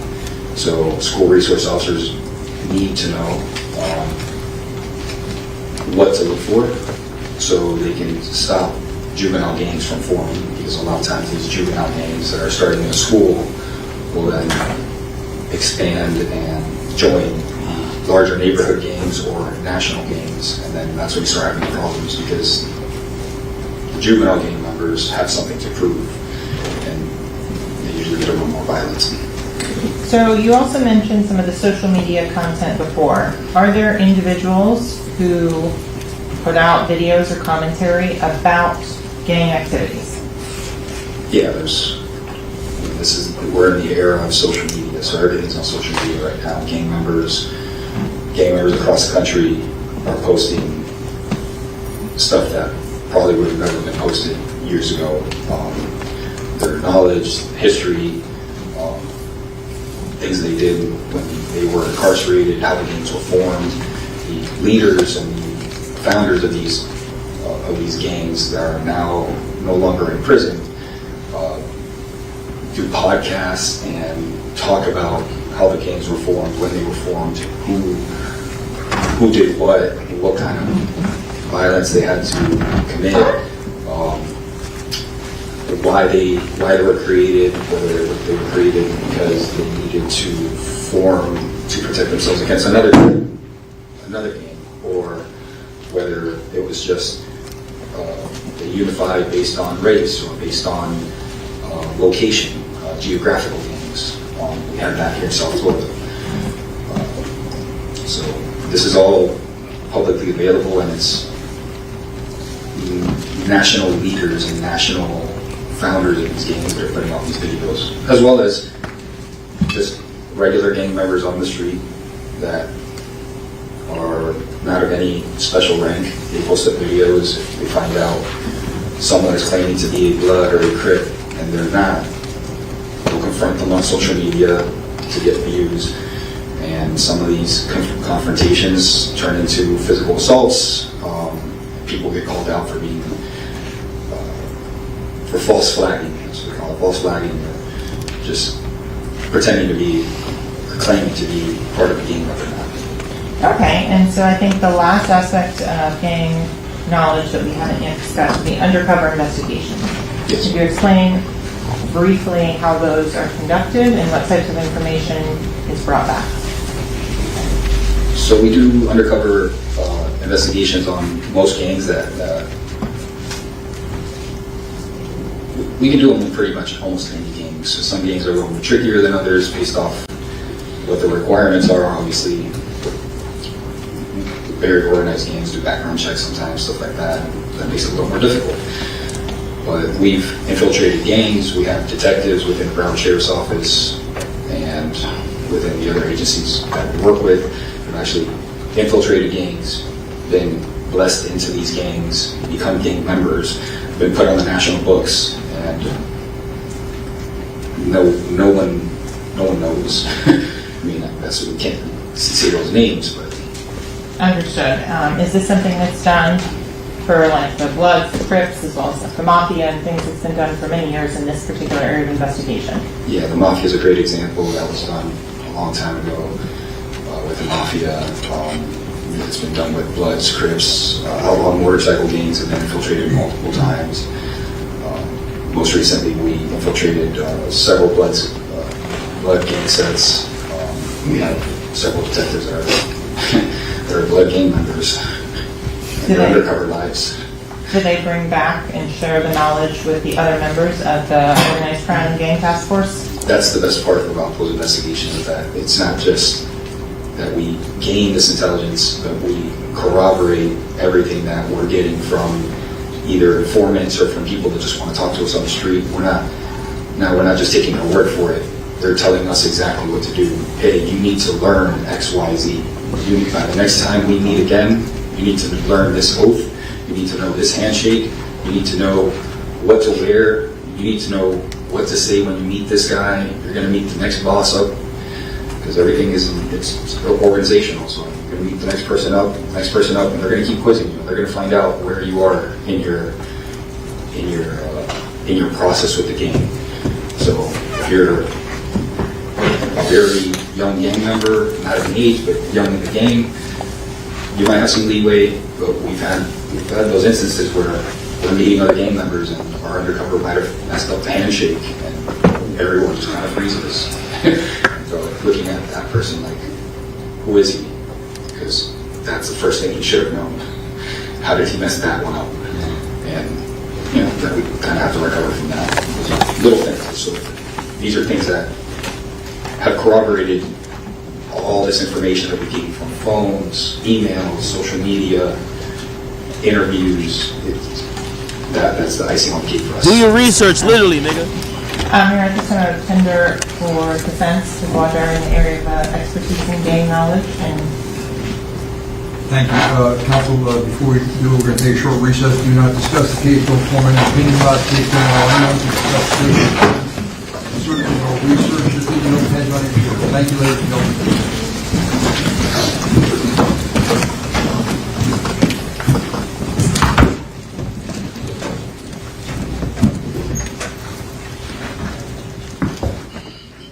The jury's leaving the room, but I think the judge is still on the stand.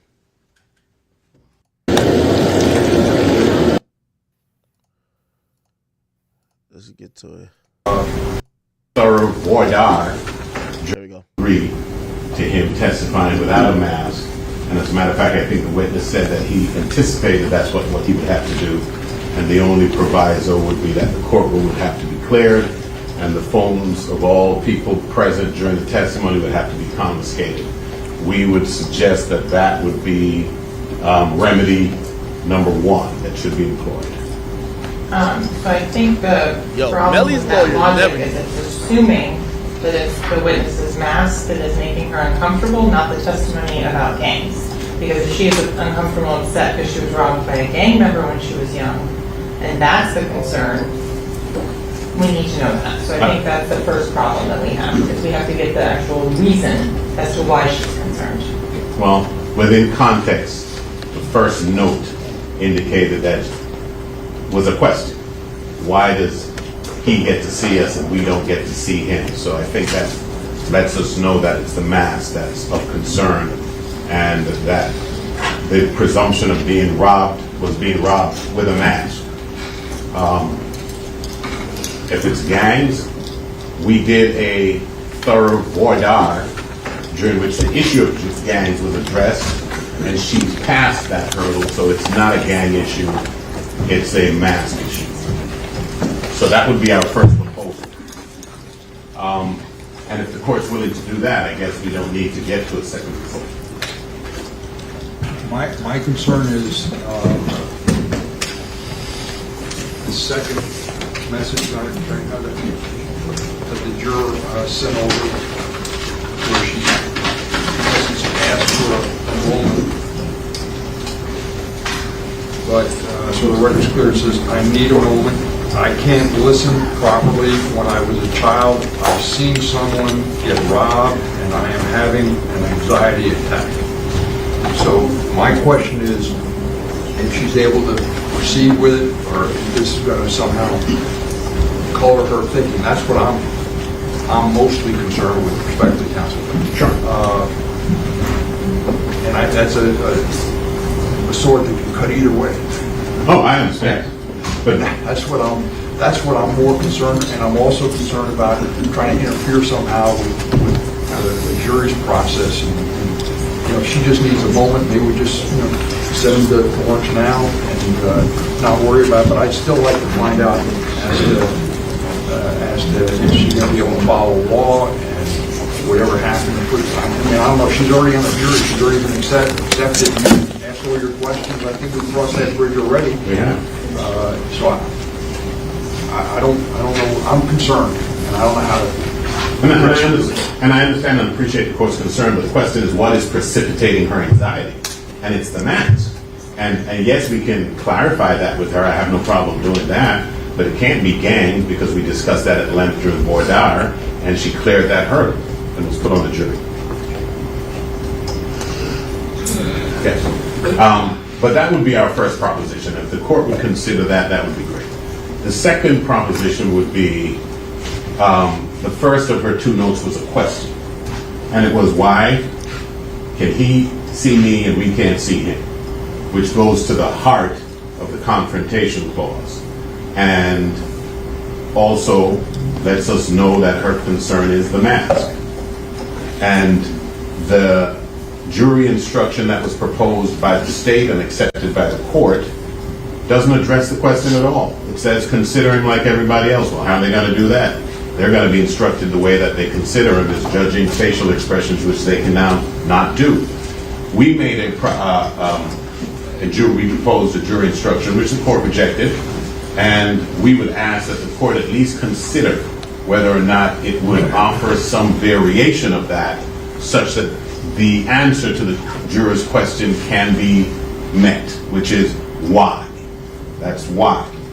And I think they need to know that the why does not concern any issue with respect to this particular defendant.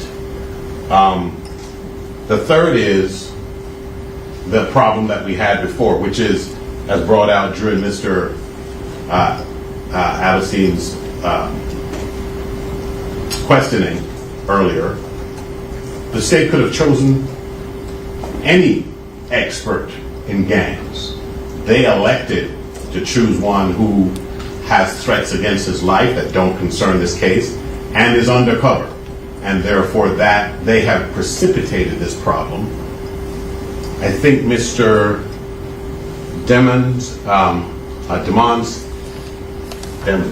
Mr. Melly, I think our client has a right to a jury of his peers, one which has been selected and is seated, and his right to both confrontation and to a juror that has been seated supersedes all of the rights of the media, of the state to have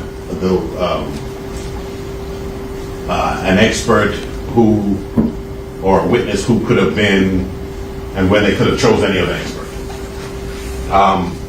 But our third proposition would be that we take the break and address this after lunch, after the jurors had an hour or so, and we then bring her in and see what her problem is. If it's not the mask, I'd be highly surprised, but maybe that's the first step. But we'd ask the court first to reconsider, and second, to reconsider letting him testify in this fashion, and second, to reconsider reading an instruction that gives the jury a little bit more than he's testifying in a mask. Let's continue. If you have an instruction that's agreed to, I don't really have an issue with it. My issue was the way you drafted and crafted this instruction is that I'm telling the jury that I'm looking at the media's right to be here over his right to confront his accuser, and that's not the way the way it was crafted and worded to me was not the right way to handle it, and I wasn't going to do it. Okay. All right. So the second issue that you had is having no witness, and it was a testify without a mask. I don't have any issue with discussing that further with the witness. I did this because he told me he was in fear for his safety and his family's safety, and this is what he does for a living, and I made my decision based upon that because this is being live streamed. I don't know whether or not he would how he feels about it, and I guess that's subject to further discussion. As far as taking a break, I think that's the best way to handle it. We'll take a break, give the juror an opportunity to go have lunch, and when she comes back, the first order of business that we can do is to talk to that juror about how she feels and whether she's able to continue. If everybody's okay with that, that's the way we do it. We proceed, just see how she feels. If she's not suffering from anxiety anymore, if it's strictly an issue of the mask, then we'll know where that stands and we'll address it. And I can ask the witness then how he feels. So we'll take it one at a time. All right. So let's do this. We're going to take our lunch and recess now. Any objection, Gary? I told the jurors not to discuss the case. Just tell the jury to come back at let's say 1:15. All right, or 1:30. Say 1:30. All right. Give her a chance to relax, and jurors back at 1:30. Okay? So, Quiet. Attorney needs to be back at 1 or 1:15. I want some further discussion with you because counsel raised an issue about these text messages that are on the phone, and I'd like to see about getting some clarification with that. All right? I kid you not. I seen somebody say in the chat, being a judge doesn't seem all that easy.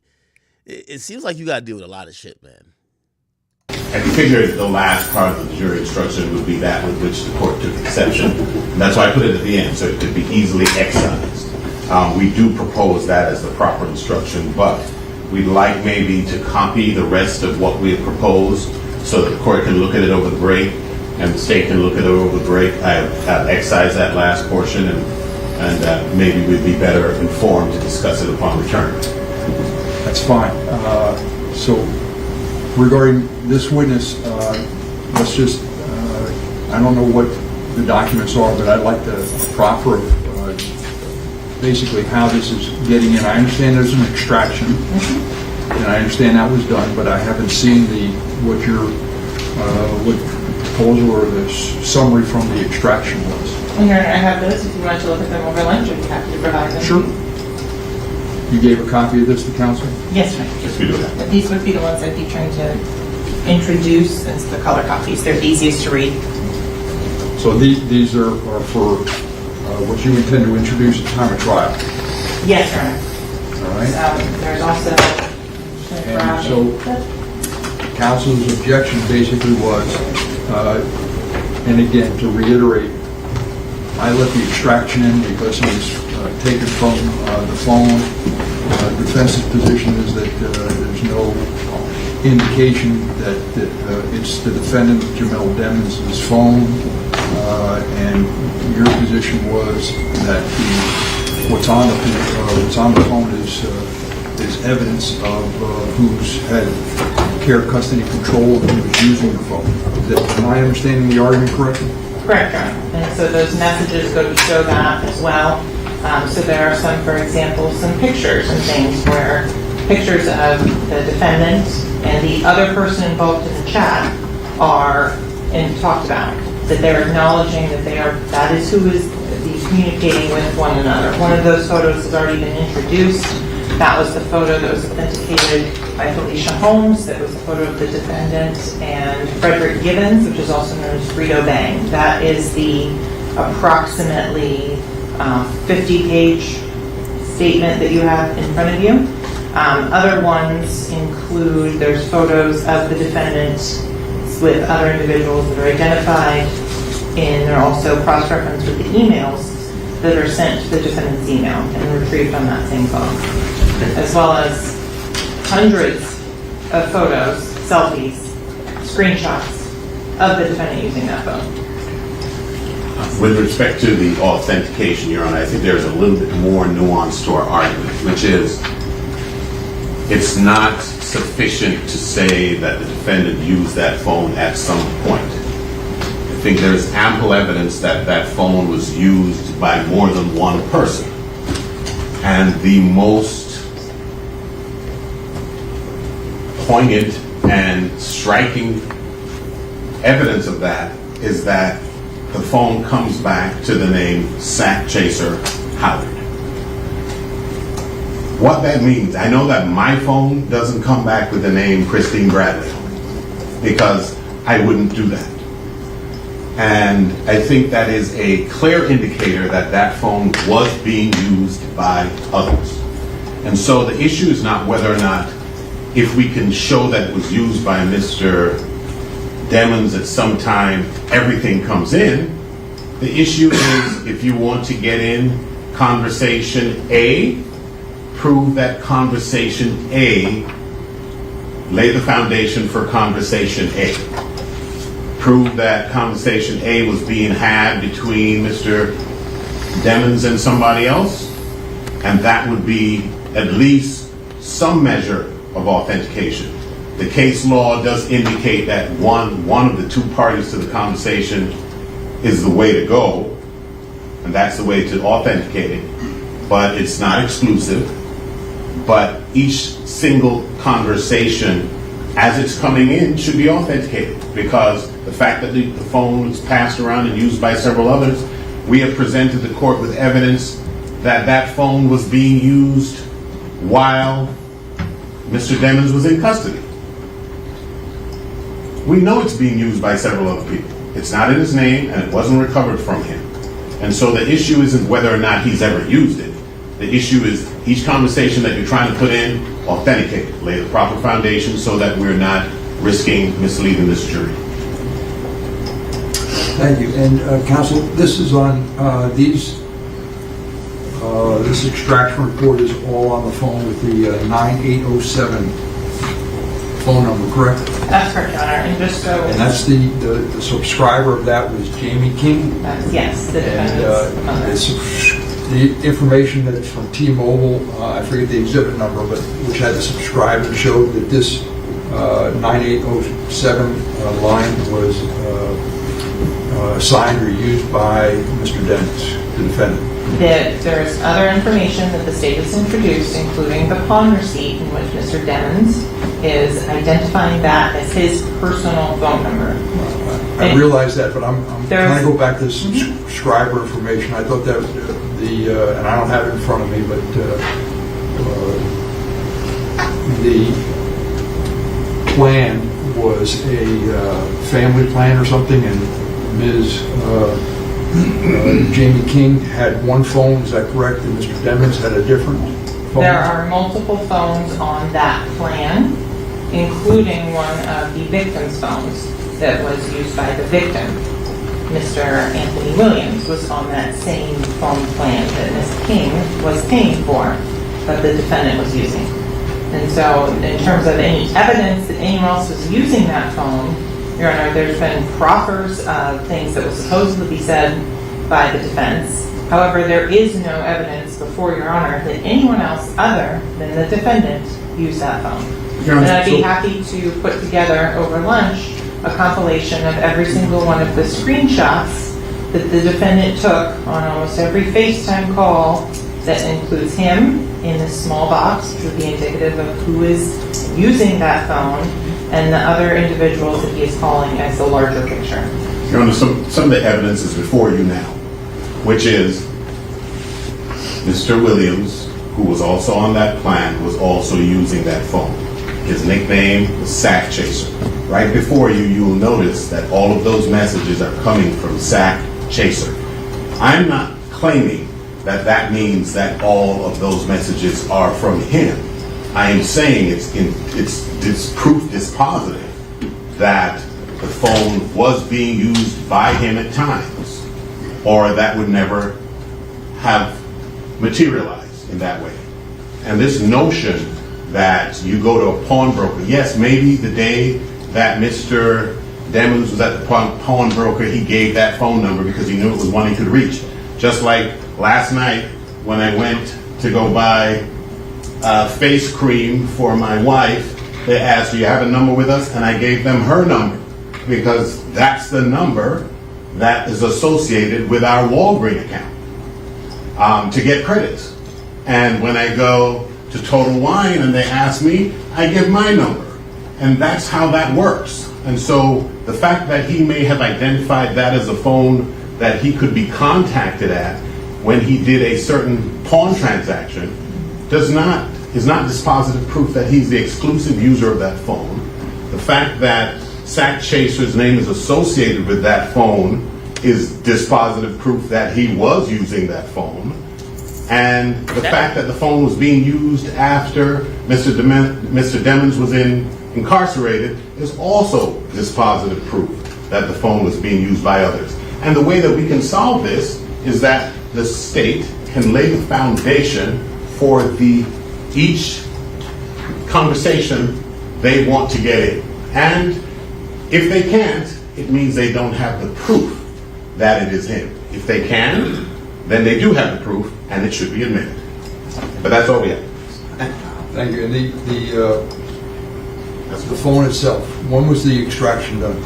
The extraction was done February of 2019. I believe February 23rd or 28th. I don't remember exactly. It's on the analysis. The report that is generated, which is what's been put in evidence, is generated in June of 2019. This was the phone that the defendant's manager brought to the state attorney's office and was identified during that conversation by the defendant's manager as being the defendant's phone that he was given after the defendant went into custody.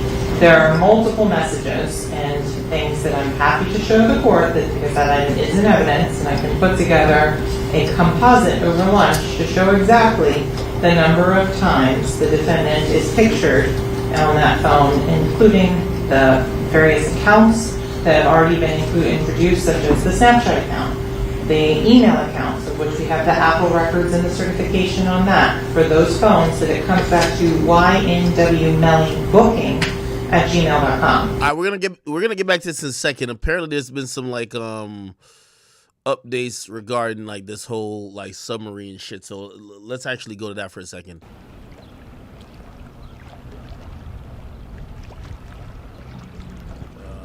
Hold on for a second.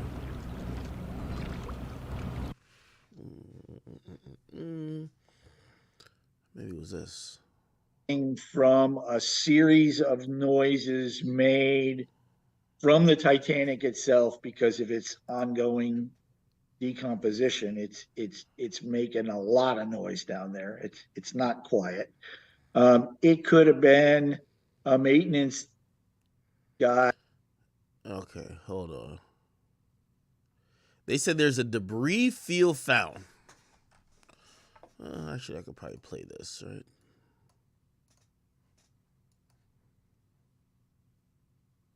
What the fuck? There's no audio? Give me a second. Field near the search area for a missing submersible near Titanic's wreckage. Thanks for joining us. I'm Paula Eben. Now, the Coast Guard says teams are examining that field right now to see if it is actually connected to Titan, which was the submersible vessel carrying those 5 crew members. We're expecting a news conference from the Coast Guard at 3 o'clock this afternoon. WBZ's Nick Giovanni shows us how some newly arrived technology is helping out in the search effort.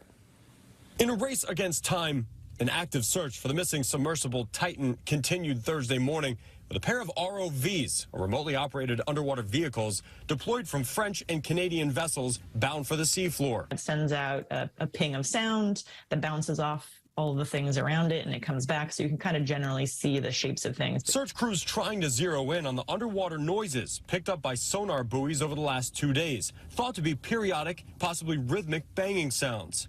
While estimates suggested the Titan, with 5 people on board, was set to run out of oxygen this morning. This estimate of 96 hours is coming from an assumption of a average consumption rate.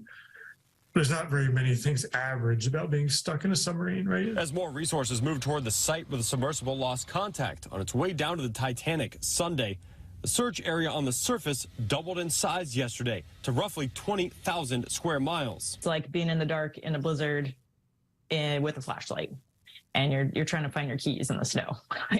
This is the scale of the challenge that you're looking at right now. Katie Croft Bell is the president and founder of the Ocean Discovery League, who's been... All right. So if you guys don't know, so there's a debris field kind of found near the Titanic wreckage, and they're believing that that's clear signs that something happened to this, submersible or submarine that went down there to go look at the wreckage. They're thinking that maybe it got destroyed, it could be attacked by fucking, I don't know, do like animals like whales and shit like that be that deep? I don't know. Maybe got attacked by like some type of animal or whatever the case is, or maybe it's just like malfunction. That's like a complete and like feasible possibility that something went wrong with that shit. They're controlling the shit with a PS4 controller. Anything could go wrong, gang. I ain't gonna lie. If anybody played, listen, I played 2K on with a PS4 controller. You play for more than 3 days, 3 hours a day, you get stick drift, okay? So now if you're talking about going 2.5 miles beneath the earth, 2.5 miles beneath the earth, okay? And you're relying on some Bluetooth by a goddamn Logitech controller, I could foresee shit could go wrong. I'm sorry to say. Shit could go wrong, man. Get a little stick drift, crash into something, fuck up the propellers, now shit leaking, you know what I mean? Shit's gonna go left real fucking fast. So, again, I want to send my prayers out to those people. Apparently there was about, I think about like seven souls on board that submarine. It's horrific. And I seen some people say, yo, why do people care about that, right? Because this is some rich, privileged people thing. I think the reason why we all care about like the submarine thing is because it's not that, I don't think, listen, they couldn't pay me to go down there. Like, I don't want to do that shit. They couldn't pay me to go down there. But what we do, what at least for me, I think about is like, it's like why like we're addicted. You remember like, it hasn't happened in a while when they'd be like, oh, some mining thing collapsed and people are trapped beneath the ground. It's like we all have these phobias. And I think about it like being trapped in a fucking small tube, right? Where you're only like I think we all kind of have like a fear of being drowned to some extent, right? We're all claustrophobic to some extent, right? But now you kind of visualize this in this small ass thing that goes 2.5 miles beneath the surface of the water, and you got to imagine what's going on. And obviously, as I said, like I'm pretty sure you wouldn't volunteer to go there or even get paid to go there, but it's kind of like that humanity aspect of wondering what the fuck, like, that's probably torturing. I don't know. We're probably going to get answers at some point. I'm wondering if these vessels, like, with planes, they have what's called a black box. And a lot of, well, obviously not cars to some extent, but like planes have what's called a black box, which means if it crashes, it'll still give some data on what the fuck transpired. I'm wondering if anything of the sort exists for this like submarine, because if they found a debris field, I don't know. By the way, it could be like it lost, like, so when you go 2.5 miles beneath the Earth's surface, the pressure is astounding, right? So you have to have something that maybe is helping to counteract the depressurization. Who knows? But there's a debris field. Maybe this shit just exploded. I don't know what the fuck happened. But regardless, I would definitely love to know what the fuck happened, man. I don't know. It's just kind of, it's scary. It's scary. Again, what those people were into, them wanting to see the Titanic, that's not my neck of woods or whatever the case is. But I do understand and empathize because of what just that claustrophobic beneath the surface in a metal tube. I mean, I have anxiety on a plane. Like, y'all gonna call me bougie, and maybe I'm bougie, but I actually want to blame it because I think I've just gained weight and I'm fat now. So, nigga, I can't fly if it's not first class. If it ain't first class, I ain't going. Like, and I'm gonna tell you why. It's not just the comfort or whatever the case is. I think once I start getting on a plane a lot, I developed this anxiety, which I've never had anxiety in my whole life.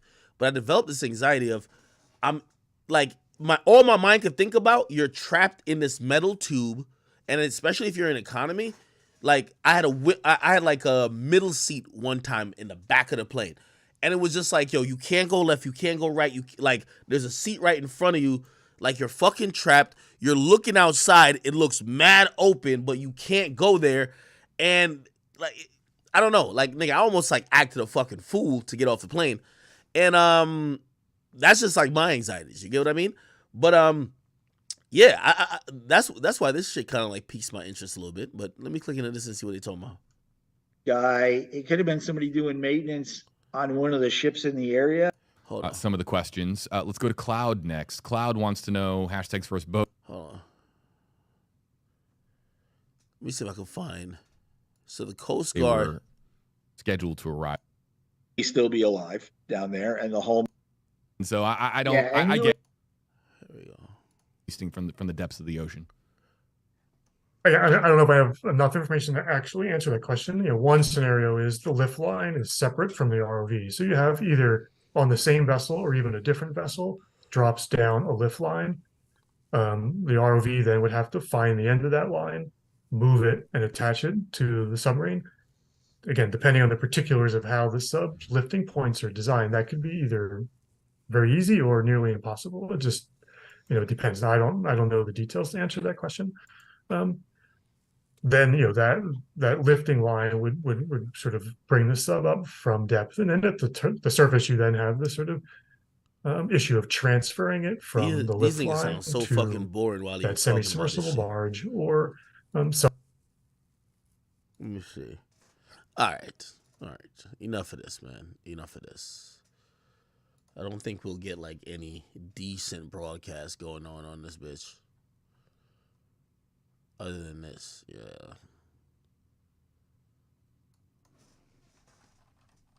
Submarine debris. Okay, that's it.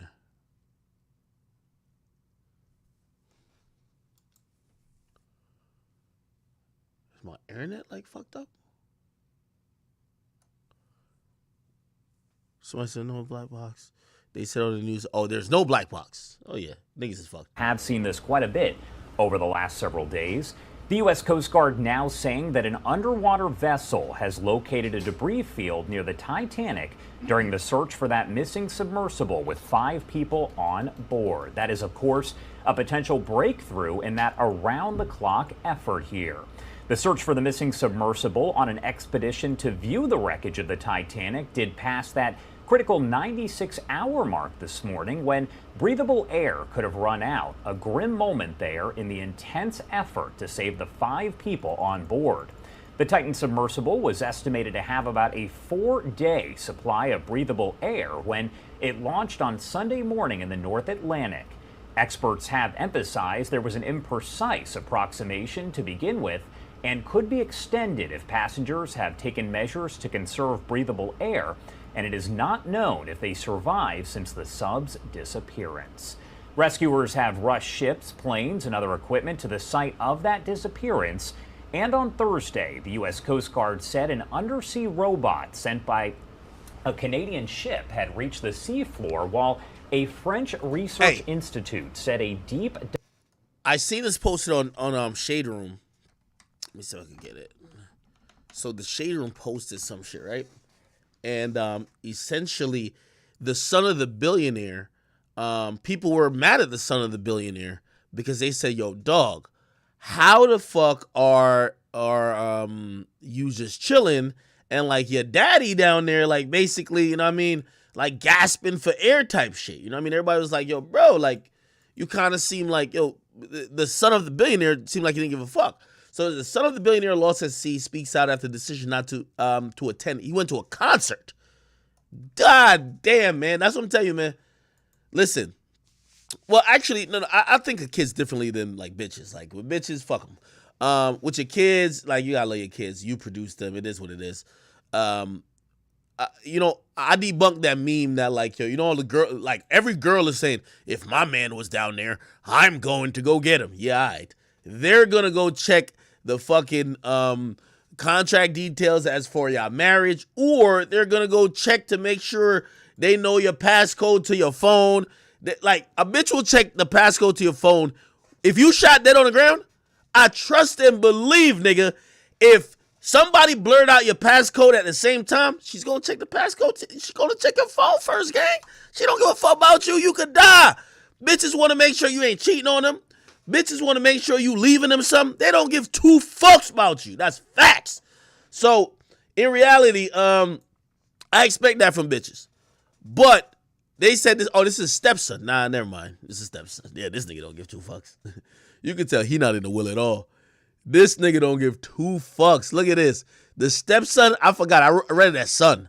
Stepson of billionaire lost at sea speaks out after his decision to attend a concert amid the search. Yo, hitting a concert, that's wild crazy. That's wild crazy, nigga. Listen what he says. Hold on. I gotta bring it back in. This is crazy, though. Thanks for the love and the support. Here are the facts, okay? Believe it or not, I have about $100 to my name. I can't go out to the ocean. I have a legal situation keeping me here as well. I can't get on a flight. I don't have a passport. I was sitting here yesterday watching the news for 2 days straight. I go to a Blink-182 show because they have a ticket. It wasn't like I was having super fun. It wasn't like I was celebrating, having a great time. I was kind of just listening to some of my all-time favorite songs, kind of like nodding my head and just trying to get off the phone for like maybe like 2 hours or so and come right back into the drama. The submarine is stuck at the damn Titanic. There's nothing I can do for the situation at all. So that's the truth. Thanks for the...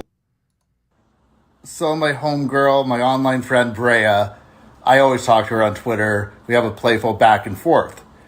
And I respond to a comment like I do every day. Yo, she says, can I sit on you? And he says, yes, please. Yo, his stepdad is wheezing for breath. Man, I ain't gonna lie, man. Yo, this is what I tell y'all kings, man. Protect yourself, man. You got to care for yourself. Ain't nobody care for you out here. And basically the media flips out on it. And she wished me well. She wished my family well. She's a very nice person. She does OnlyFans or whatever. She has her hustle. This nigga might as well drop her link. Gang, what you doing, boy? That's what she does. It's a good thing, you know? And for them to hate that much after just a little playful back and forth, something I do like every day, judge how you want, but it's like, come on, give it a break, you know? There's nothing wrong with that. So I'm just tired of the bullshit. Thanks, Bray. I love you. Stay strong. Thanks for the support, everyone. Nah, this nigga's tweaking. I ain't gonna hold you. This boy is tweaking. But such is the case. I mean, that's kind of what I expected. It appears that it's over for those people in the submarine. I send my condolences. Again, I'm going to just reiterate, despite what you're personally into, I don't care, oh, it's rich people problems, oh, that's billionaire shit. It don't matter. You know, a life loss is a life loss.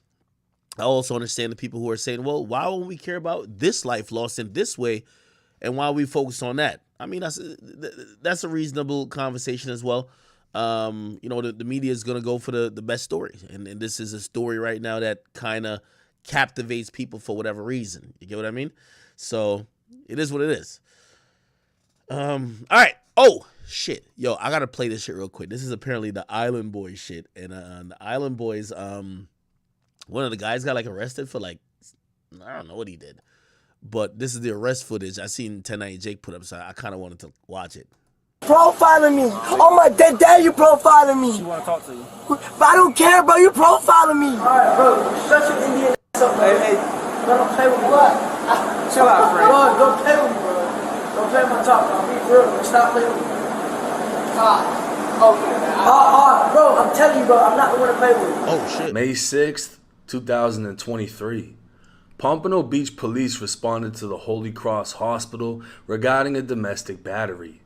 Meeting with the victim, 18-year-old Amina Sobi, she advised she was at an Airbnb in Pompano Beach with her boyfriend, 21-year-old Frank Venegas. According to the arrest report, the two had been dating for a year and a half. While at the pool, she threatened to leave him due to his abusive behavior, and he then slapped her before pushing her into the shallow side of the pool where she hit her chin on the concrete. Officers observed physical marks to her chin, legs, and arms and responded to the Airbnb, placing Frank Venegas under arrest. You ain't got nothing else on you, right? I'm Frank? No, sir. Okay, let's back up.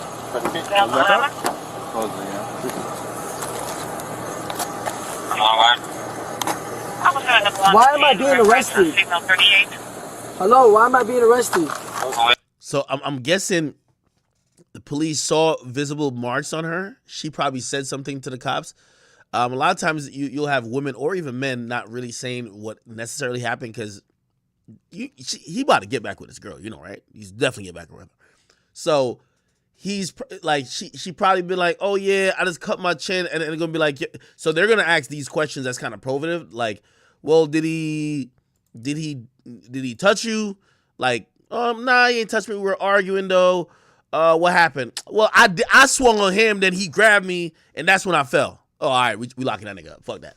So I don't know if that's what went on, but based on what 1090 Jake said before, I'm kind of going off on, because he was at the hospital. It seems like they locked him up at the hospital. So he was at the hospital with her, right? Am I tripping? Rest. Look. He then slapped her before pushing her into the shallow side of the pool where she hit her chin on the concrete. Officers observed physical marks to her chin, legs, and arms and responded to the Airbnb, placing Frank Venegas. Oh, never mind. It's the Airbnb. My bad. Arrest. I thought it was a hospital. You ain't got nothing else on you. I swear he said hospital. I talk to you. Domestic battery. Meeting with the victim, 18-year-old Amina Sobi, she advised she was at an Airbnb in Pompano Beach with her boyfriend, 21-year-old Frank Venegas.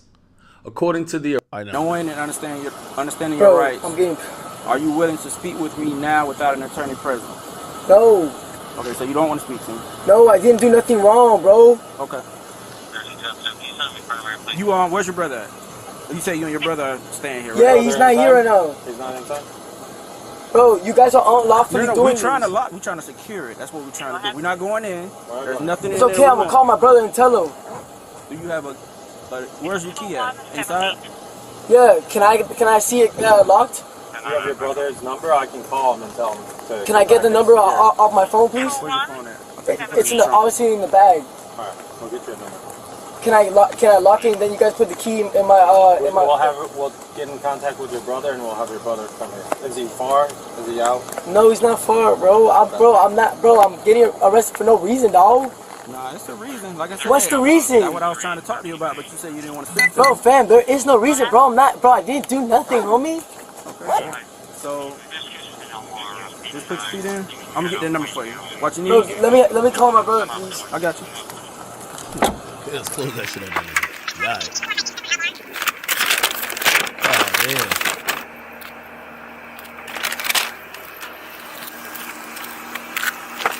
What am I getting charged with? You have facial rec? Nah, it's not. What am I getting charged with, sir? Listen, I was trying to talk to you. Listen, So you're not gonna tell me what I'm getting charged with? Listen, your allegations made against you. Allegations. I have proof. I have evidence. Where's the proof? Physical evidence. Her staph infections? Physical evidence. Really? That I tried to clear up with you. That's why I wanted to talk to you. Bro, where's the proof? Fam, where's the proof, right. bro? You want to put your code Bro, in? I'm telling you, you guys are wrong, bro. You guys are gonna see, bro. Watch. And I'm not leaving until, we're not leaving until my brother comes and secures the place. Why is it on airplane mode? You guys know what you guys are doing, bro. You guys are wrong, bro. Look, she said I never called the cops and I went to the hospital. You guys are wrongfully arresting me, bro. Why she said she never called the cops to me? Oh, that's his girl. Yeah, it's glad they're gonna be back together. Did he slap her? Nah, I don't know about that. But shit, they gonna be back together, nigga. You went to Holy Cross. She didn't call the cops. Babe, why are they arresting me? Why you put him on the phone? I don't want him to arrest you. Phone, he's getting arrested. No, don't arrest him.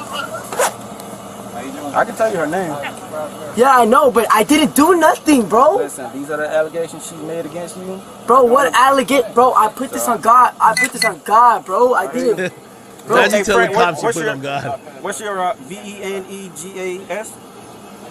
What? Last name Venegas. Venegas. Yeah. You live in Coral Springs, right?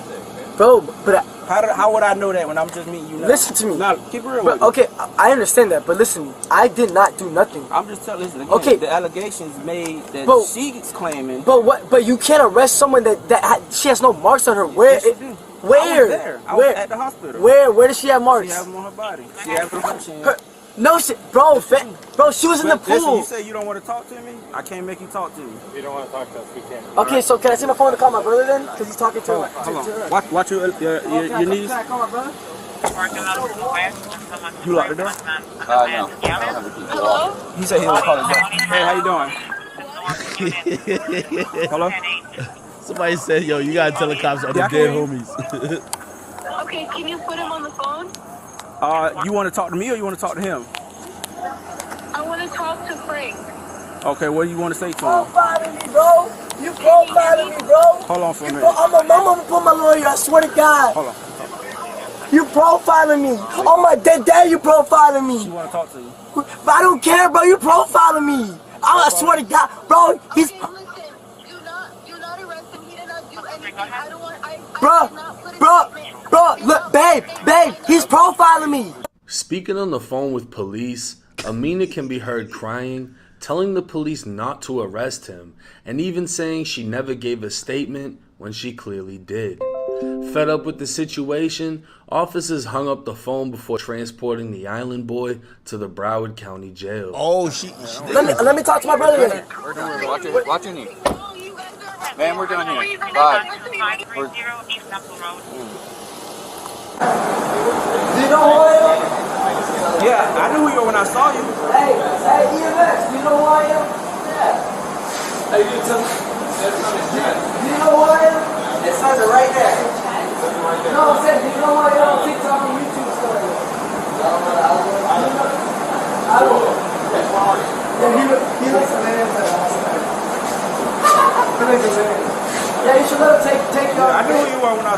didn't know when she gave me the name. I didn't know. What did you do? I mean, nobody knows that name.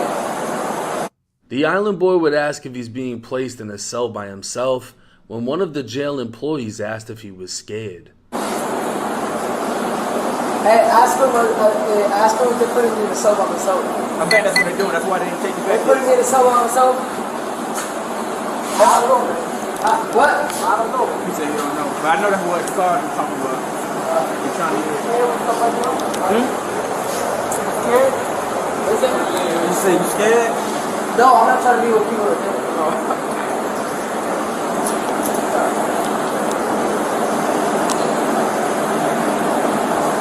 Scared, bro. Hey. So wait, it looked like she called the cops on him, and after she called the cop, or I don't know, maybe the cops showed up. She's hurt because I guess she fell and hit her chin. She clearly said something and accused him of something, but then typical woman shit. She's like, "Oh shit, I love the nigga. What the fuck? I'm finna go fuck him later." Like the hell? Hey, tell him already. Hey, officer. You know where they call from? Officer. Oh, okay. Officer, tell him how many times I went, bro. I went to YO camp, bro. I went all the way to do bro, I was locked up as juvenile. Did you see my juvenile record? My juvenile record is extensive. Yeah. Okay, don't play with me, bro. Oh shit. Man, I didn't ask you for that, bro. Don't play with me, gang. Shut your Indian ass up, bro. Hey, bro, don't play with me. What? Chill out, friend. Bro, don't play with me, bro. Don't play with my talk. Crazy. I'll be real. Stop playing with me. Craziest thing is my man got them chancletas on, man.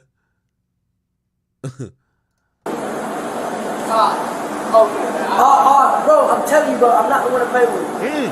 You're not the one, gang. Fucking, what do you make? $20,000 a year, bro? I made that a day, bro. I made that yesterday. Come on, bro. Very bad idea. Very bad idea. Let me say this. Yo, civil servants, whether it's police officers or whoever, even if they're not working in your favor, you never want to flex on them like, oh, my life is better. You're within them four walls or whatever. Nigga, all that, oh, I make more than you make in a day shit do not fucking matter, nigga. A word? I bet. I'm about to put you in a cell with the nigga who like fucking niggas. The real Jeffrey Epstein. You feel me? Like, he tweaking out a little bit here. Unless maybe they were disrespect. I ain't see them disrespect him. I ain't really hear the disrespect. They kind of doing their job. Obviously, you don't like it, but shit, they probably enjoying it a little bit because they know these niggas from Broward or whatever. But it's not like I ain't see the wild disrespect. But you know, I could be wrong, right? Don't come after me, bro. I'm not the one to play with, bro. Don't gas me, bro. Fuck on with you. That call over the gun, bitch. Then come out here and say it to my face. Come out here and say it to my face, homie. Frank, chill out, man. He was talking behind a fucking glass. Let him talk. Let him He was talk. talking behind a glass. Is there even an upstairs to the jail? I think it's 8 floors here. So if I was to go upstairs or whatever to the main part, then I'll put the PC or something? You ain't going up there. That's for the... I'm not going there because I know I'm going to get bombed, but I'm just saying. Okay, if I'm famous, then I'm going to PC.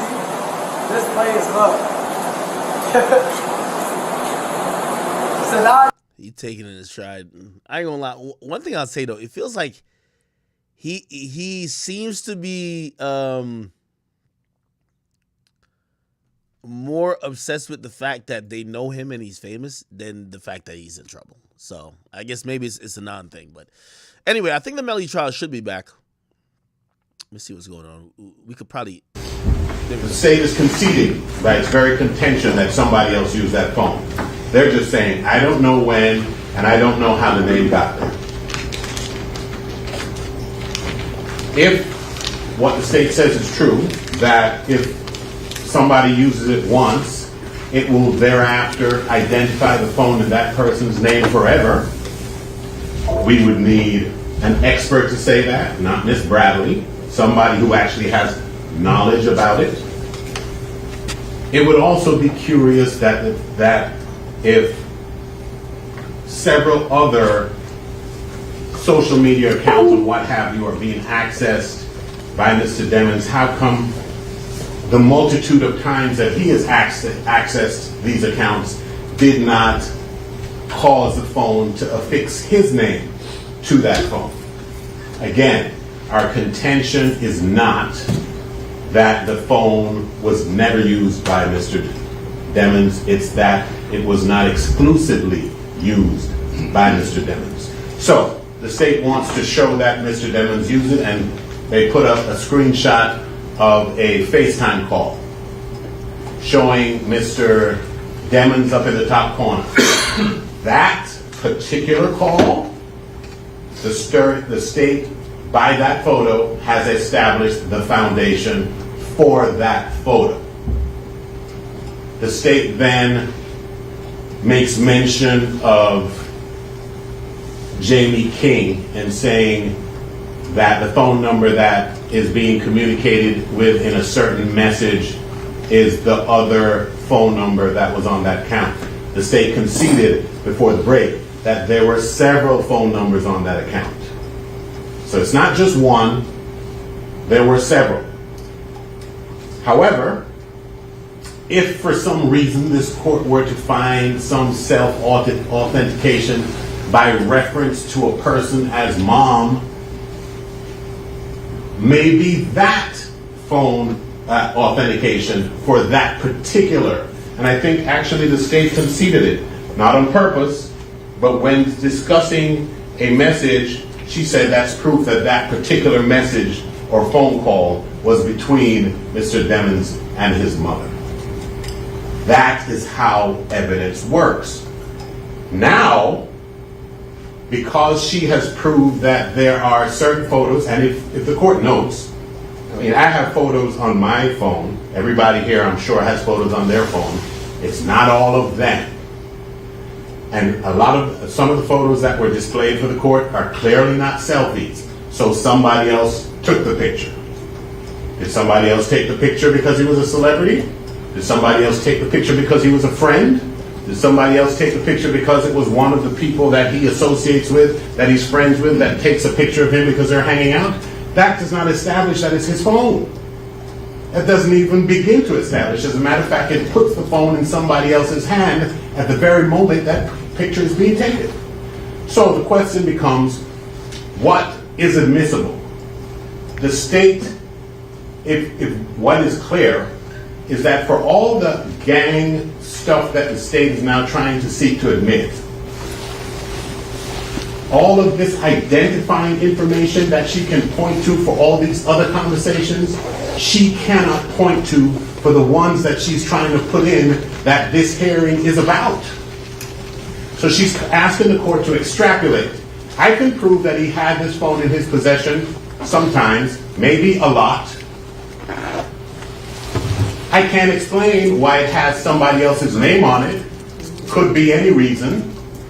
And I'm going to offer my expert opinion as to why it has Sack Chaser Howard on there that I can't back up by any expert I've ever spoken to. And previously I just told you I don't know how it got there.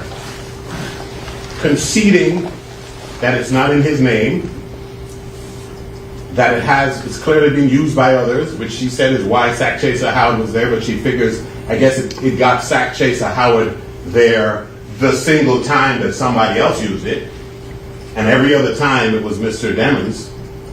That's not logical. It doesn't make sense, and even if it did, the state does not have the evidence to establish that. The conversations that are at issue here are all these gang conversations that the state seeks to put in. If I'm not saying that they can't authenticate and lay a proper foundation for any of those exchanges, if they can, they should do so in accordance with the rules of evidence. But they can't say, ignore the rules of evidence as to everything I want to put in because I'm going to show that he spoke to his mother on this phone and spoke to his girlfriend on this phone and spoke to his younger brother on the phone at some other time. That's why each conversation is independent. Each exchange is independent because each exchange is an item of evidence that requires a foundation for its admissibility. So what we're doing is inviting error when we say, okay, we can prove some things, We can't prove the stuff that we're trying to admit, but we want you to extrapolate and infer that since this phone was in Mr. Demons' hand at some point, at a lot of points, then we get to put in everything and call it his conversations. And the state said Mr. Demons was seen leaving the studio with a phone in his hand, and that phone was tracked. How do we know that that's the phone that was tracked? How do we know that that was the phone in his hand? We do not. That is an inference they're making. It's an argument they're making, and they're entitled to make an argument if they can lay the foundation for the evidence upon which such an argument would rest. But just saying it doesn't make it so. There's nothing that identifies the phone that's seen in his hand as he walks out of that studio as the one they tracked anywhere. And, Your Honor, the problem with doing this wholesale, if this witness is going to testify to a particular exchange, lay the foundation for that exchange like every other trial that we have ever been in, instead of saying we can just obviate the need for that because the foundation is going to be laid outside the presence of the jury by hearsay from the prosecutor without a witness. And so the actual particular conversations at issue here are the gang conversations, or the purported gang conversations that the state wishes to admit through this witness. If this witness can establish them, or if the state can bring another witness in here to establish each one of those conversations as being out of the mouth of Mr. Demons or out of his fingers in a text, then they're admissible. Otherwise, they are not. And they're hearsay. So in addition, Your Honor, I would point out that the cell phone records that have been introduced from T-Mobile include the IMEI phone number and the MSDN, which is the identifying phone number for that phone. All of that information, again, correlates with the other information that's already been put in there showing that this phone was, in fact, Mr. Demons, including, not limited to, what this defense has also been provided, which were all of the Apple records, which showed that the defendant, on October 29th of 2018, then took and bought the phone with which has been introduced into evidence, the extraction of that, and brought over all the data from the prior phone he was using on the night of the incident, which is the one that was tracked. And that is able to be seen through all of the data, and that is clear from the records from T-Mobile as well as from Apple, and those are items that are admissible as business records and are not hearsay, as we have previously discussed.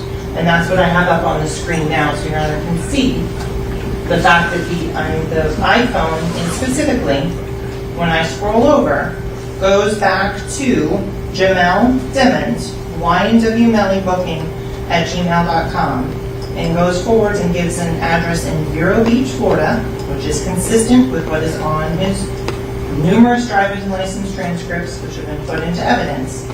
And there it goes through and shows all of the phone numbers and everything else for the defendant. Your Honor, let me just add this briefly.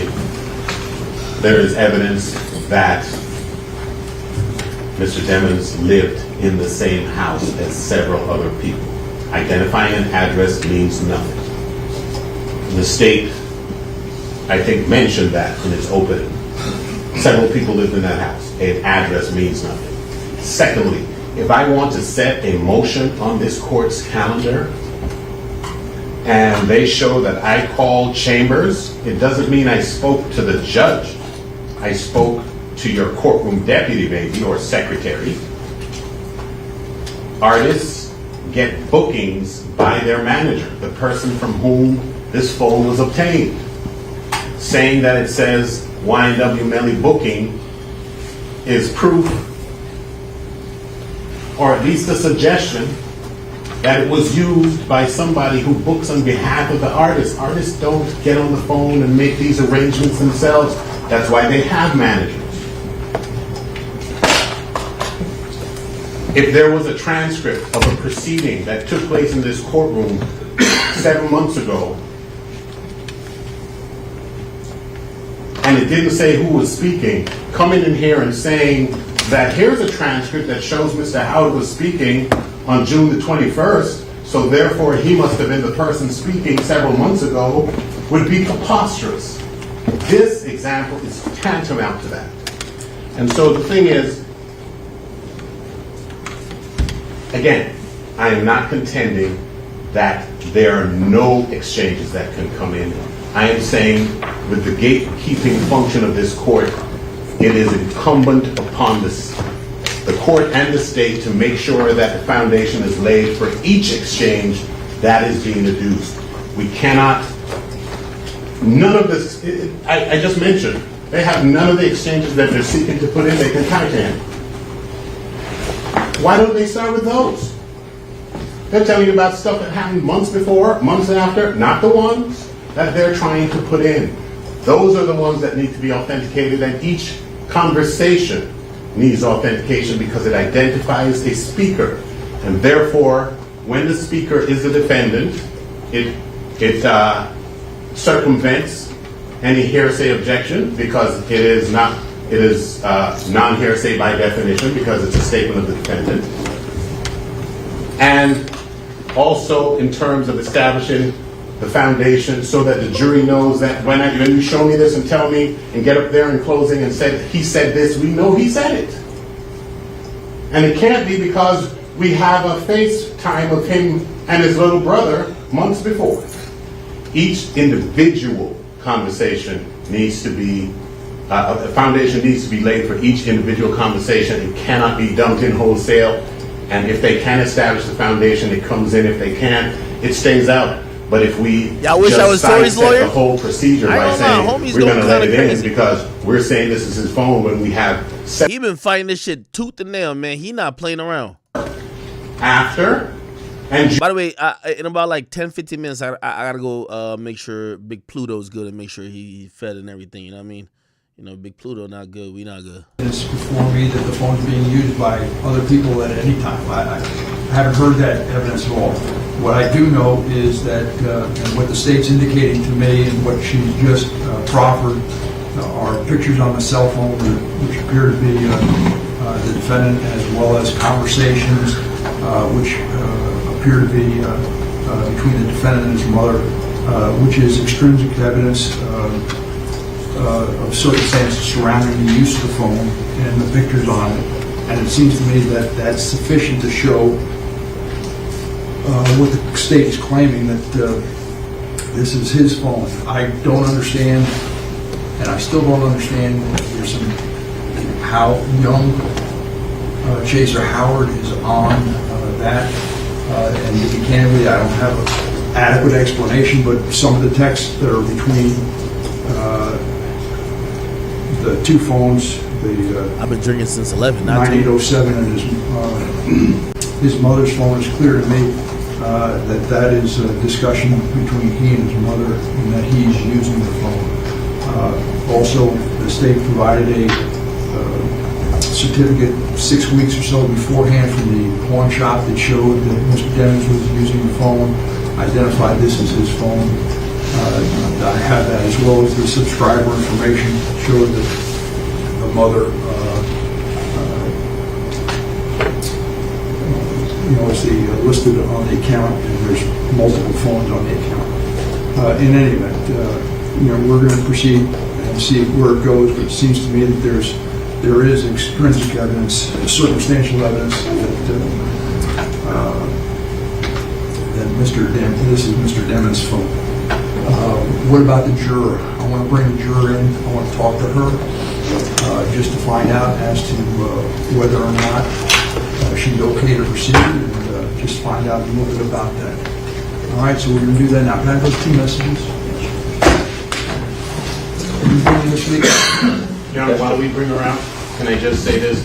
Yesterday I presented, and for some reason the internet access is not booting up. It will shortly, I'm sure. I presented the court with evidence that that phone was being used while Mr. Demons was in custody. So the court said there's no evidence that it was being used by others. That's evidence. The fact that it has sacked Chaser Howard. How are you? Well, I understand, but you said you didn't. I'm just letting you know that I did present you with that exact information that you say does not exist. Bring the jury. Damn. He's sick of me.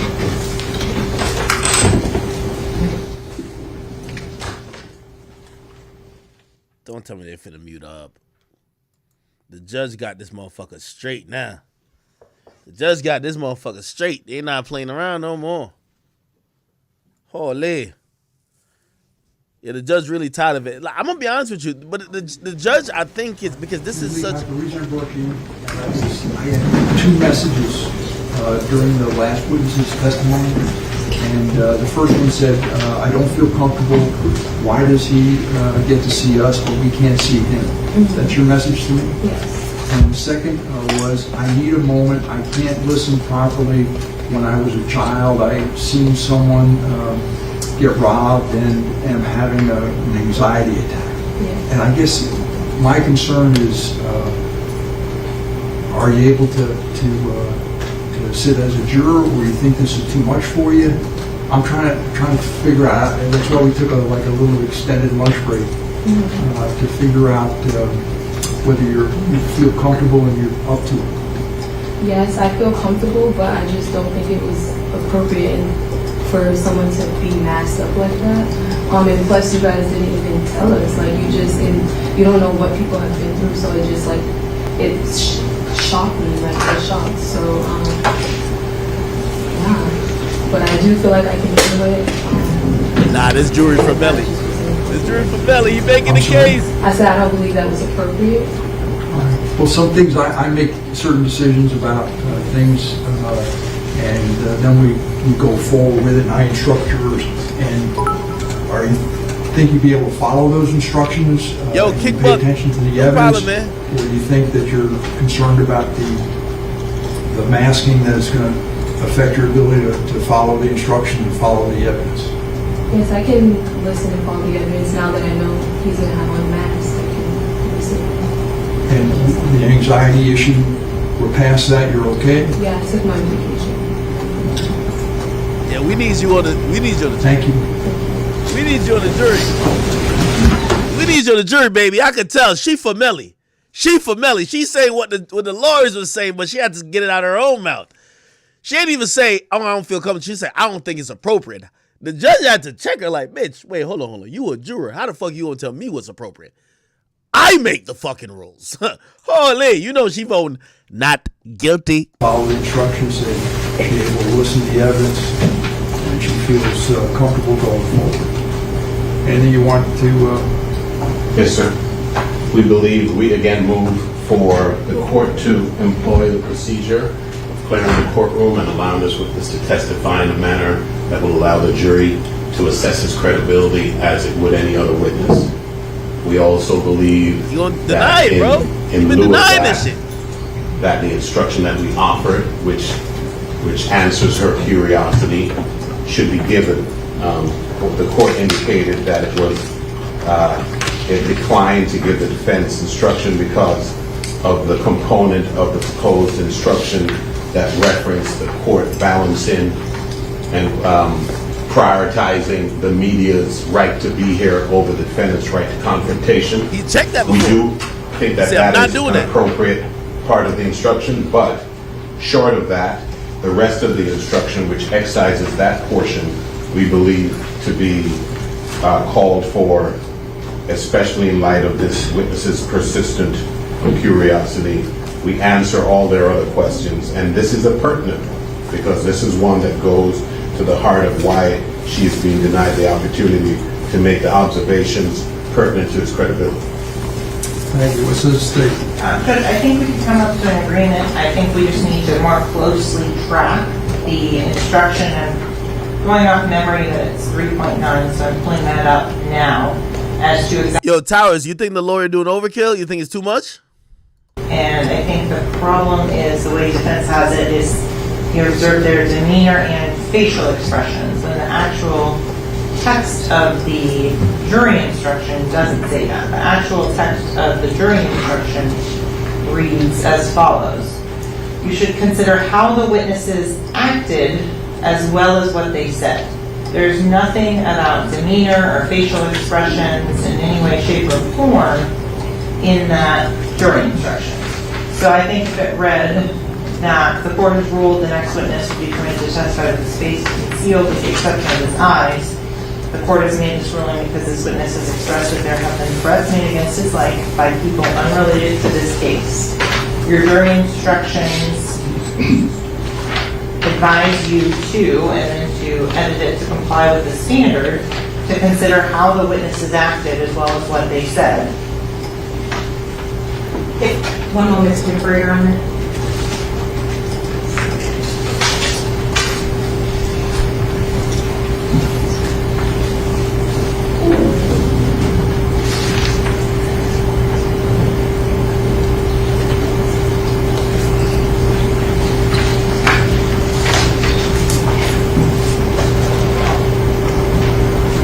So Ms. Smith had a good point that it would not be appropriate for Your Honor to explain the logic behind your ruling or to say that it's because of this, but if you wanted to instruct them that the witness has said that there have been threats made against his life by people unrelated to this case, that would be fine.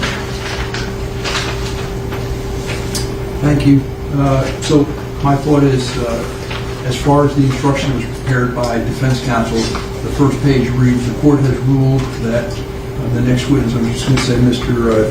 Detective Polo, Danny Polo, will be permitted to testify with his face concealed with the exception of his eyes. The court has made this ruling because this witness has expressed that there have been threats made against his life by people unrelated to this case.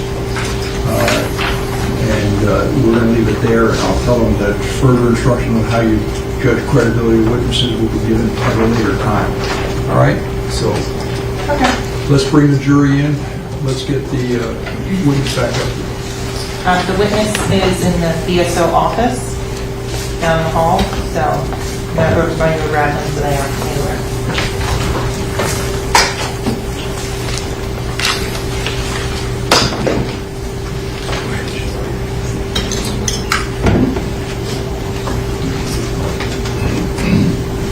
Can we approach to grab any items, Charlie?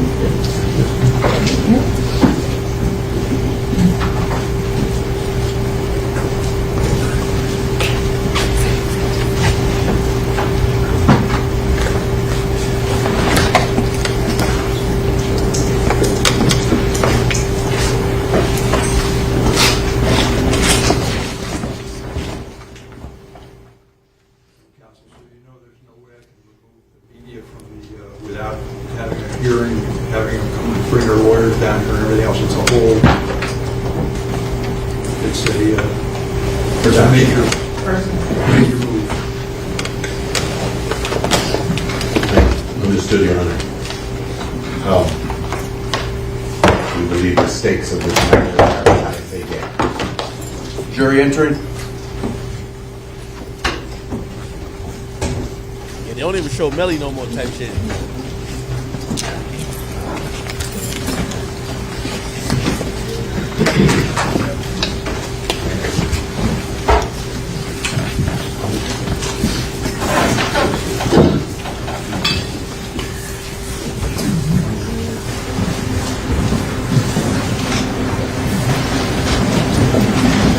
Thank you. Please be seated. Let the record reflect the presence of the defendant, the counsel, the assistant state attorneys, and one of our jurors,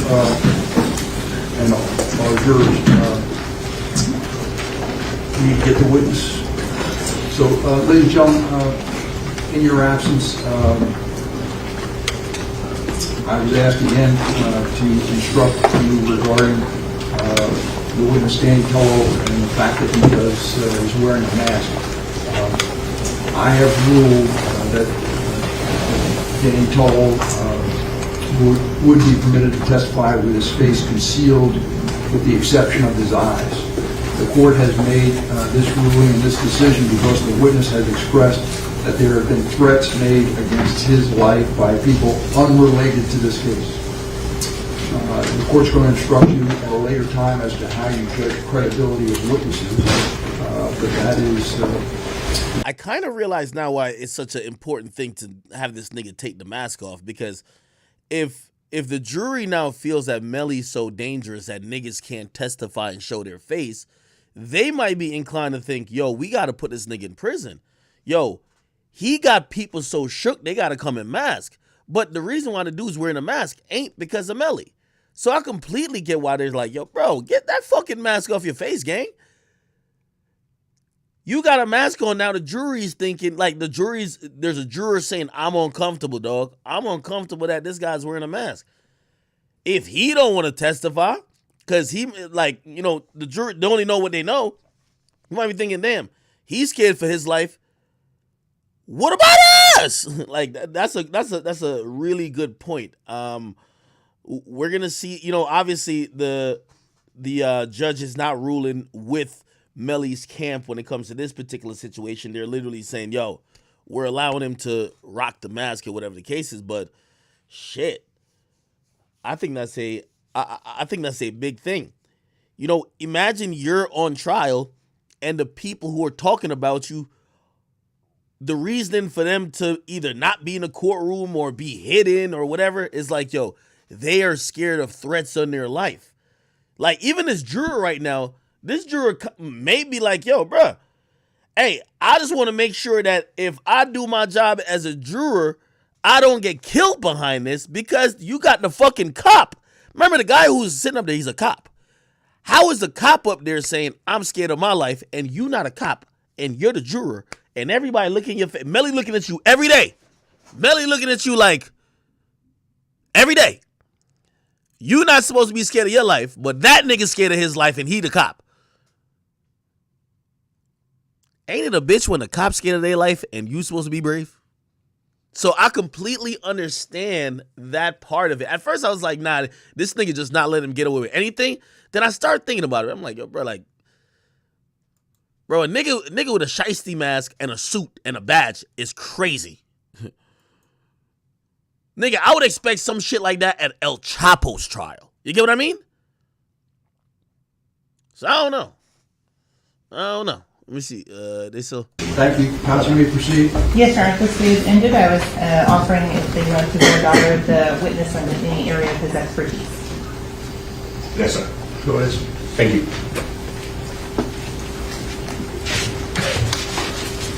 Good afternoon, sir. How you doing, sir? You've seen my face before. Yes, sir. It was on February 17, 2022. You recall? Objection, Your Honor. At this point, non-responsive. Sustained. What was the objection? I sustain the objection. Next question. Did I take your debit? Yes, sir. What date did I take your debit? I don't remember the exact date, sir. Year. If I show you a copy of the transcript, would it refresh your recollection? Yes, sir. Thank you. Do you have all four? Mr. Hall? I'm referring to this one. Okay, which one is that? So I should come in. If counsel would be so kind as to show me. The date I mentioned, February 17, 2022. I don't have a copy of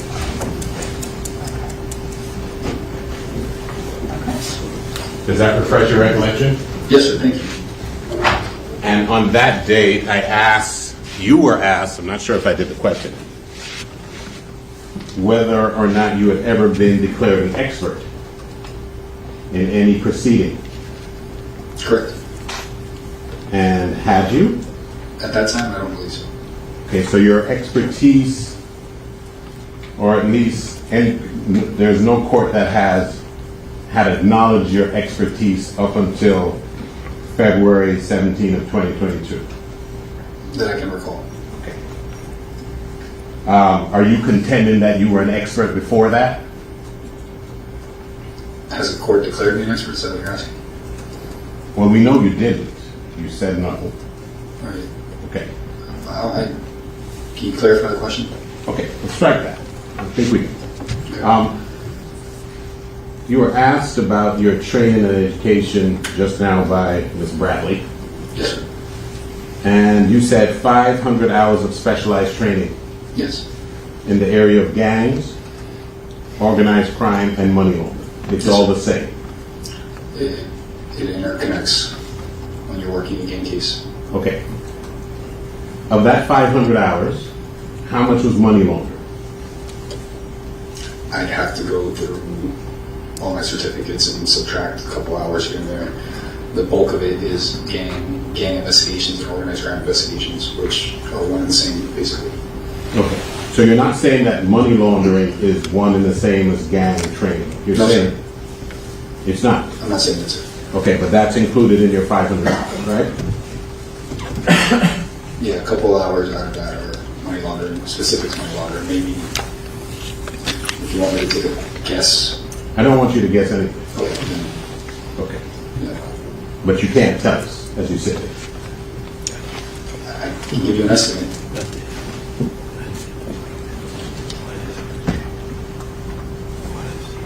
And can you tell us how much of your training was actually gang related? The majority of it, bulk of it. How much? Time-wise? The exact hours? Over 400 hours. Over 400? Yes, sir. Okay. So 400 was gang. And you have certifications that indicate that? Yes, sir. Did you bring them with you? No, sir.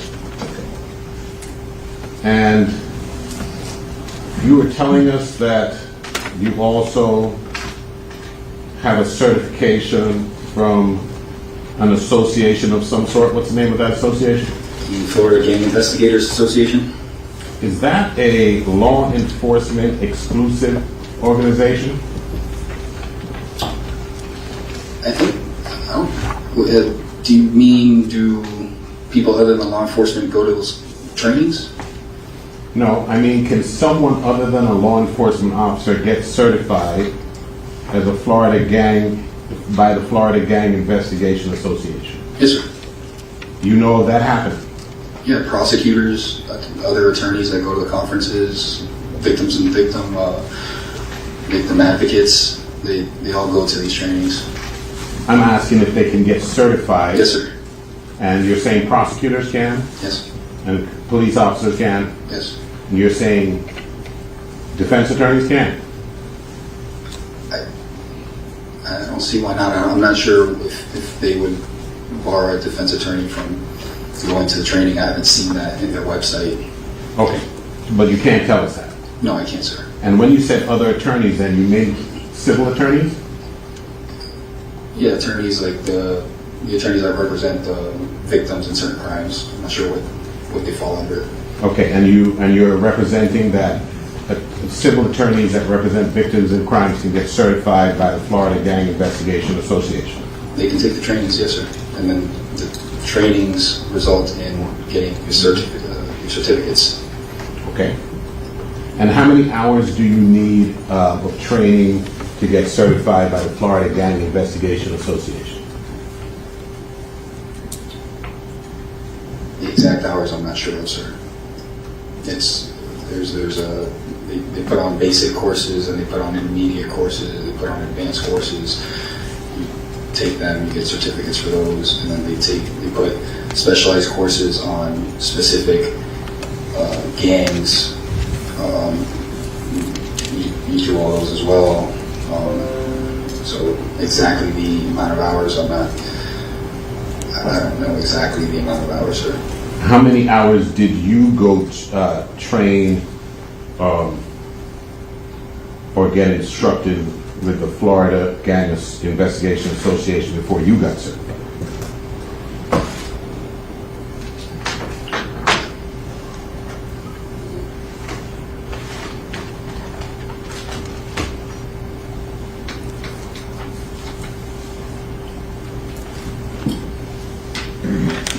Close to 100 hours, maybe more. It's an estimate. Okay. So it could be less than 100, you're saying? It's around 100. Okay. And the other, you said there was a certification that you have from some academy of some sort? It's called the National Gang Academy. It's a 8-week-long gang specialist course that's put on by a company called the National Gang Academy, a training company. And the National Gang Academy Training Company? It's called the National Gang Academy. It's a training company. They provide training. Okay, and the National Gang Academy Training Company, who are the people who give instructions? What is their responsibility? The The person that runs the academy, I'd have to look at his bio. I don't remember exactly what his experience was, but usually the people that run these organizations have 20, 30 plus years teaching in gangs. Like I know the Florida Gang Investigators Association, their president is one of the lead gang detectives in the state of Florida. Okay, but I was asking about the academy. You don't know the credentials of the people who give instructions and credential you? I don't recall, sir. I don't recall the exact credentials of this person. Okay. And were they gang members? No. Okay. So it was some other people who profess to have expertise then conferring certification upon you. They're putting you through a course. You have to pass tests. You have to, it's not just multiple choice tests. There's written exams. There's videos. There's interactive portions of the class where you have to call the instructor and discuss what you've been doing in your game training. So it's an 8-week interactive course. Okay, eight weeks, you said? 8 weeks, sir. Okay. And you said that some of the knowledge that you gleaned in order to deem yourself an expert is from gang members that were in custody trying to work off their time? Some of the interviews are gang members in custody. Some are gang members not in custody. Okay. Let's start with the gang members that are in custody trying to work off their time. Not all of them are trying to work off their time. Okay. Well, the gang members that are in custody? Yes, sir. Okay. Some of them are trying to work off their time? Some. Okay, let's start with that. Have you ever experienced a situation where you're talking with a gang member or any defendant that's trying to work off his or her time and they're being deceptive with you in order to achieve some ulterior motive, like taking off their time? If they're being deceptive, I don't want to talk to them. Well, I know you don't want to, yeah. But you judge whether they're being deceptive or not based upon stuff like their facial expressions. Overall, who's more when I interview people, I will give them baseline questions that I already have the answers to, things that I might already know about them, intimate details about their lives or people they associate with, other gang members, things about their specific gang. And if they're being deceptive in those questions that I already have the answers to, then my interview is basically over. Or I call them out on the fact that they're lying to me and then see if they want to change to being honest. And then at that point, maybe we can reestablish a connection. But if they're lying right from the get-go, if I ask them a question about their affiliation or about someone they associate with who's a gang member and they're lying, I usually don't want to keep talking to them because it doesn't benefit me to be working with someone that's going to lie to me. I understood. But essentially what you're saying is your assessment of their credibility governs whether or not you pursue the interview. Right? Yeah, if I find that they are not lying to me, then I continue my interview. And then I continue to assess whether they're lying or not.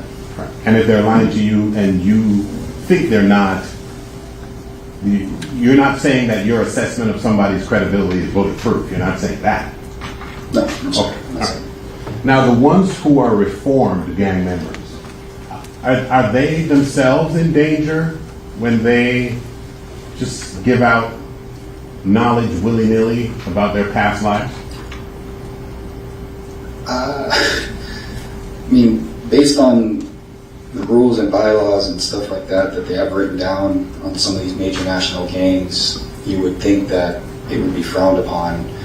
But like I stated, everyone wants to put everything on social media right now, and these founders of these organizations are giving all these intimate details about stuff that they've already been convicted of, they've done time for, because they're probably trying to get views on YouTube, views on Instagram, they're trying to make money, and it's an incentive for them to tell true stories. So they're being interviewed by others in the same gang world, because it's usually, most of these interviews are, they'll put a couple guys that kind of came up in the same time that were founders of the organizations, co-founders, and they'll go back and forth. Will you agree? I'm sorry, you're done? Sure, sir. Will you agree with me it's an incentive? Getting clicks on YouTube and making money that way is an incentive for them to tell stories. It's not necessarily an incentive for them to tell the truth. Because nobody would. Okay. And some of your expertise you gained from watching YouTube videos? No, sir. That just gives me a little insight into their world and to the gang mentality. It's rare when someone, a typical person doesn't brag about committing violence upon someone else on YouTube and how they had to crack someone's head open or shed blood so they can make it in this gang, right? That's not typical of a person to want to admit. It's incriminating against themselves, and why would anyone do that? I understand. My question to you was, some of the body of knowledge that you obtain in order to hone and advance your expertise is from YouTube. Is that true or is it not? Some of the knowledge came from interviews. Interviews that I watched with people that I found to be telling true stories, because it's been corroborated based off written documents. So that's a yes. Sure. Okay. And you were asked about your hands-on investigations, and I think your answer was suspects or special investigations. You remember that? Correct. And you said over 30 suspects you have engaged in investigations since 2022. You never gave us a number of your involvement in special investigations themselves. What's that? The number 30 was a reference to just, I believe, the amount of blood gang members we've investigated this past year. The reason I separate investigations from suspects is because a lot of these investigations, if it's an investigation into a criminal organization, that's one investigation might involve 20 subjects. So it would be misleading for me to say I only did one investigation when it was really 20 separate investigations that are all linked together into one organization, charged as an organization. Understood. Now, my question to you, however, was how many special investigations have you engaged in yourself? Give me a second to think about it. Please. Thank you, sir.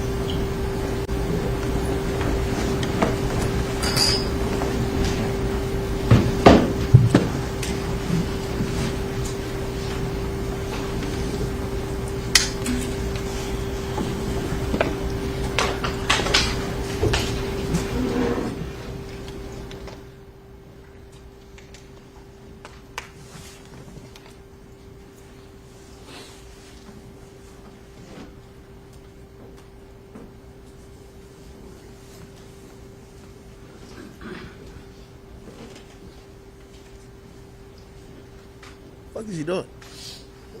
This is probably an accurate representation. I might be missing one or two. A couple. What are you looking at?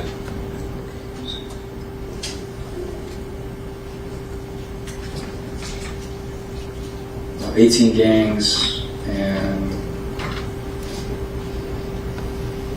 about 30 different investigations. So there, you 13 or 30? 30. 30. Yes, sir. So when you gave us the number of 30 suspects, that was blood investigations. Okay, that was blood only. Yes, sir. Okay. All right. In the last year. So this Florida Gang Investigation Association, can anybody get certification if they don't attend the criminal justice only part of the training? I don't work for FGIA, sir, so I don't know what their rules are for that. I know I'm allowed to take the classes. I know I've seen prosecutors send those classes with me because I've had prosecutors come to the trainings with me. So I can't answer on behalf of FGIA. Okay. I apologize. Okay. So you were thinking that non-law enforcement can get certified, but the only people that you've seen in there with you are prosecutors and other law enforcement. Yeah, they're not law enforcement. Like, you mean cops or just people involved in the legal system? People involved on your side of the legal system. Okay, that's overruled. Yeah, that's different than law enforcement. Okay. So when you're saying it wasn't only law enforcement and you're talking about attorneys who represent people, victims of crimes. No, we've had victim advocates at the trainings before. Or at the trainings giving instruction? No. Taking courses. Okay. So it's not limited to certified law enforcement or retired law enforcement or probation, parole, corrections, juvenile justice, intelligence personnel, prosecuting Yo, attorneys, Cactus Jack, just connect it judges, to and Discord. crime Connect it to analysts, Discord. and intelligence analysts, evidence technicians for a law enforcement agency, or any other person deemed appropriate for membership. Look, you're reading that from their website. That's perfect. I mean, like I said, I don't work for FGIA, so I don't know where their cutoff is. Okay. And I don't have access to their website at the moment. So in fact, it may be just a law enforcement only organization for certification purposes. I can't answer that question. I don't know. I believe I've met people there taking courses that are not law enforcement. So I'm speaking from personal experience. I'm not saying whether they're allowed to or not. I just know they've been there. Okay. And you were saying some of the, do you work undercover? Yes, sir. Okay, you were saying some of the undercover members, you know, of undercover law enforcement officers who are members of gangs. In an undercover capacity. Yeah. In an undercover. Are you? I'm not, sir. You did. So you would agree that those undercover officers who went that step would probably know more about the intimacies than you would. I was the case agent on that. Okay. And case agent being the person that leads the investigation and tells the undercover what to do and what evidence I need to gather, what evidence is beneficial to prove the gang, and I collect all the evidence, meaning knowledge, instructions from other gang members. So I direct the investigation, they're the undercovers. Okay. So when I'm the undercover, someone tells me what to do because it's their investigation. okay, but in an undercover capacity, you never went to the step of getting inside a gang so you could be in the room where intimate gang activity was actually being discussed among gang members only. It's recorded. I'm in the room. Okay, so you're just in the room with them, but you are not a gang member, so they wouldn't be discussing stuff that only gang members discuss if you're not one. So what I'm trying to explain is that undercover operations are recorded audio video. So the fact that I wasn't present doesn't mean I didn't see it. Okay. So the gang Bibles that you spoke of, are those the same gang Bibles that you can download on the internet? There's some incomplete ones on the internet. I haven't really found any great ones on the internet. But there are some that have been leaked. Some of the information is pretty accurate. Some of them are outdated, and it's not the most recent ones. Like in this case, there was an updated one that was revamped in 2016 from the original 1996 version. And you were saying to us, I think, that the rules of a gang in one location or locality don't necessarily translate into being the rules of a gang in another part of the country or part of the state, right? Yeah, so basically, like any organization, the farther you get down in the structure of that organization, things are lost in translation. So the head of the snake can only control the tail so much. So you're saying that the only reason that there are different rules in different parts of the country of a gang is because they're lost in communication, or do different localities have different rules? Both. Okay, both. And you're saying that part of the information that you gather is by just walking up to somebody that you see and see if they'll talk to you and tell you all their intimate gang stuff? I've done that before, yes.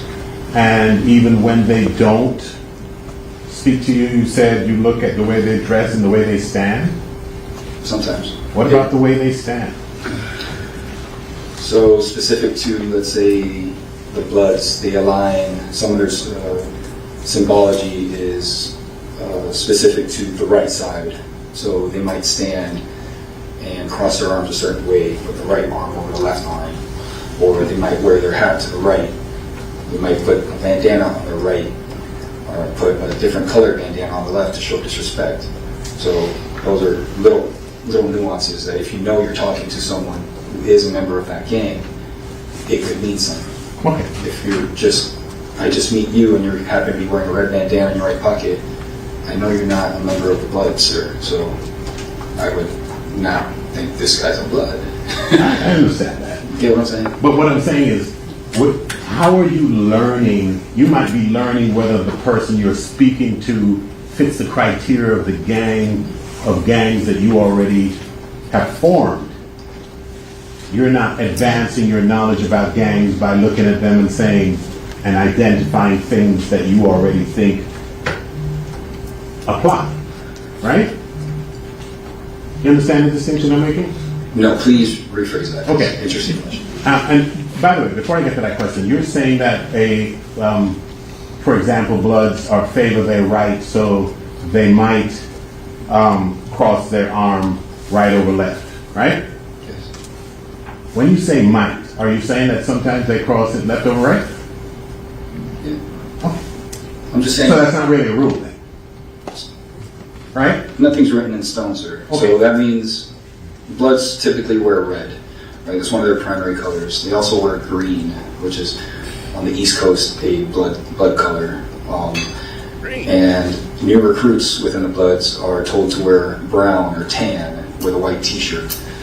So there's different things. You can't just stick to one aspect and be like, oh man, that guy didn't cross out that B that one time, because you're supposed to cross out your B's. I understand. Or your C's, sorry. So just because you didn't do it one time doesn't eliminate what you are. I understand. I'm just trying to get your testimony straight. Sure. You were saying sometimes they might wear their hat to the right. Correct. Meaning sometimes they might wear it to the left, and sometimes they might wear it straight, and sometimes they might wear it in the back. Right? Yes. So that's another rule, that sometimes they do that. These aren't rules. These are a rule is something that has to be followed. These are just things that they're known to do. Okay. Like wearing the color red. They don't always wear the color red. If they did, it'd be very easy to just find all your Bloods, or at least start looking for them. And all of the 6 times that you testified as an expert were they in 2022 and 2023, or just in 2023? I testified in federal court a couple months ago on the Zone Mafia family case as an expert. I testified last year sometime, I forgot when, on a 9 Trey Gangster Bloods case attempt homicide case, and I've testified in a couple of sentencing hearings between that time and now. Okay. So whatever the case, would it be fair to say your expertise is just kind of in its embryonic stage, since you weren't certified as an expert as of February of last year? You agree with that? I think my knowledge of the topic has grown over time. Obviously, that's why I do recurrent training. But And you said that you've attended every conference since 2016, right? Yes, sir. And your first conference, what conference was that in 2016? The Florida Gang Investigators Association. And how many times? I'm sorry. The conference. Okay. And you said every conference since then? Is it biannual, annual, every month? Annual? Annual, and then they host additional trainings throughout the year. You wouldn't call them conferences. They don't call them conferences. They're just trainings, 2-day trainings, 3-day trainings on specific things, like outlaw motorcycle gangs, I believe was the last one I took. Okay. So I think a 2-day training. And you got your certification in 2016 then?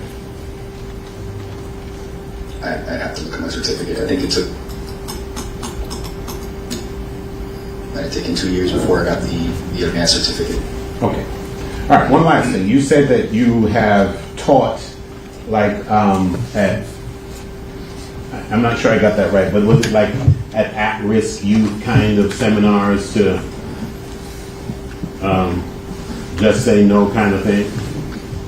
I've spoken to the youth, both while I was working on the road, before I was in the Strategic Investigations Division, trying to help the youth not join gangs or leave the gangs that they're already in, trying to give them an opportunity. That's something that I do on my off time as well, when not for the sheriff's office.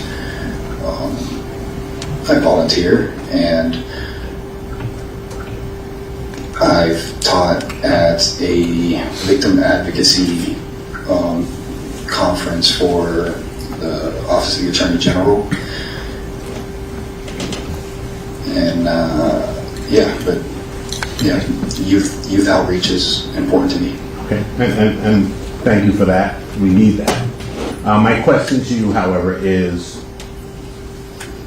when you are speaking, and would you actually call it teaching, or is it speaking? It's teaching. They have questions. You're teaching them how to properly document gangs, because if it's done incorrectly, then you're gonna ruin the system. And it happens. We see it where. I thought you were talking to kids. Are you talking to young youth? You're teaching them. I thought you were talking in general when I'm teaching. Okay. I'm sorry, sir. No, kids. Yeah, no. When you talk to the youth, you're talking about. It's a prevention thing. It's they can say undercover giving speeches. Yeah, okay. Explain the risk factors and what not to do, and somebody said check Young Thug Instagram. Okay. Understand that there's a life outside of that, because some of these kids come from families and neighborhoods, socioeconomic. Is this an album? Areas where they don't see a light, so they need to understand that there is. Is this an album, Chad? I agree with you. What I'm asking you is, when you do that, you are doing nothing that any other of these fine officers could do, or I could do. I think I could relate with them a little better, because I understand the gang mentality. Chad, is this an album? Because I've interviewed so many gang members, so I understand where they're coming from. Okay, but you have included references to motivational and just stay on the straight path speeches to you as among your teaching experience and your expertise. It's something I do, yeah. And you learn from those kids as well. You don't think you learn from kids that are involved in gangs? Okay, thank you. One moment.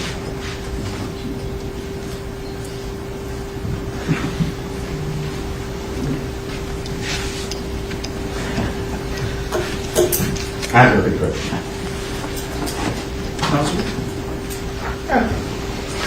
So Detective Pola, when you're talking about determining whether or not someone is or is not a gang member, do you go both ways?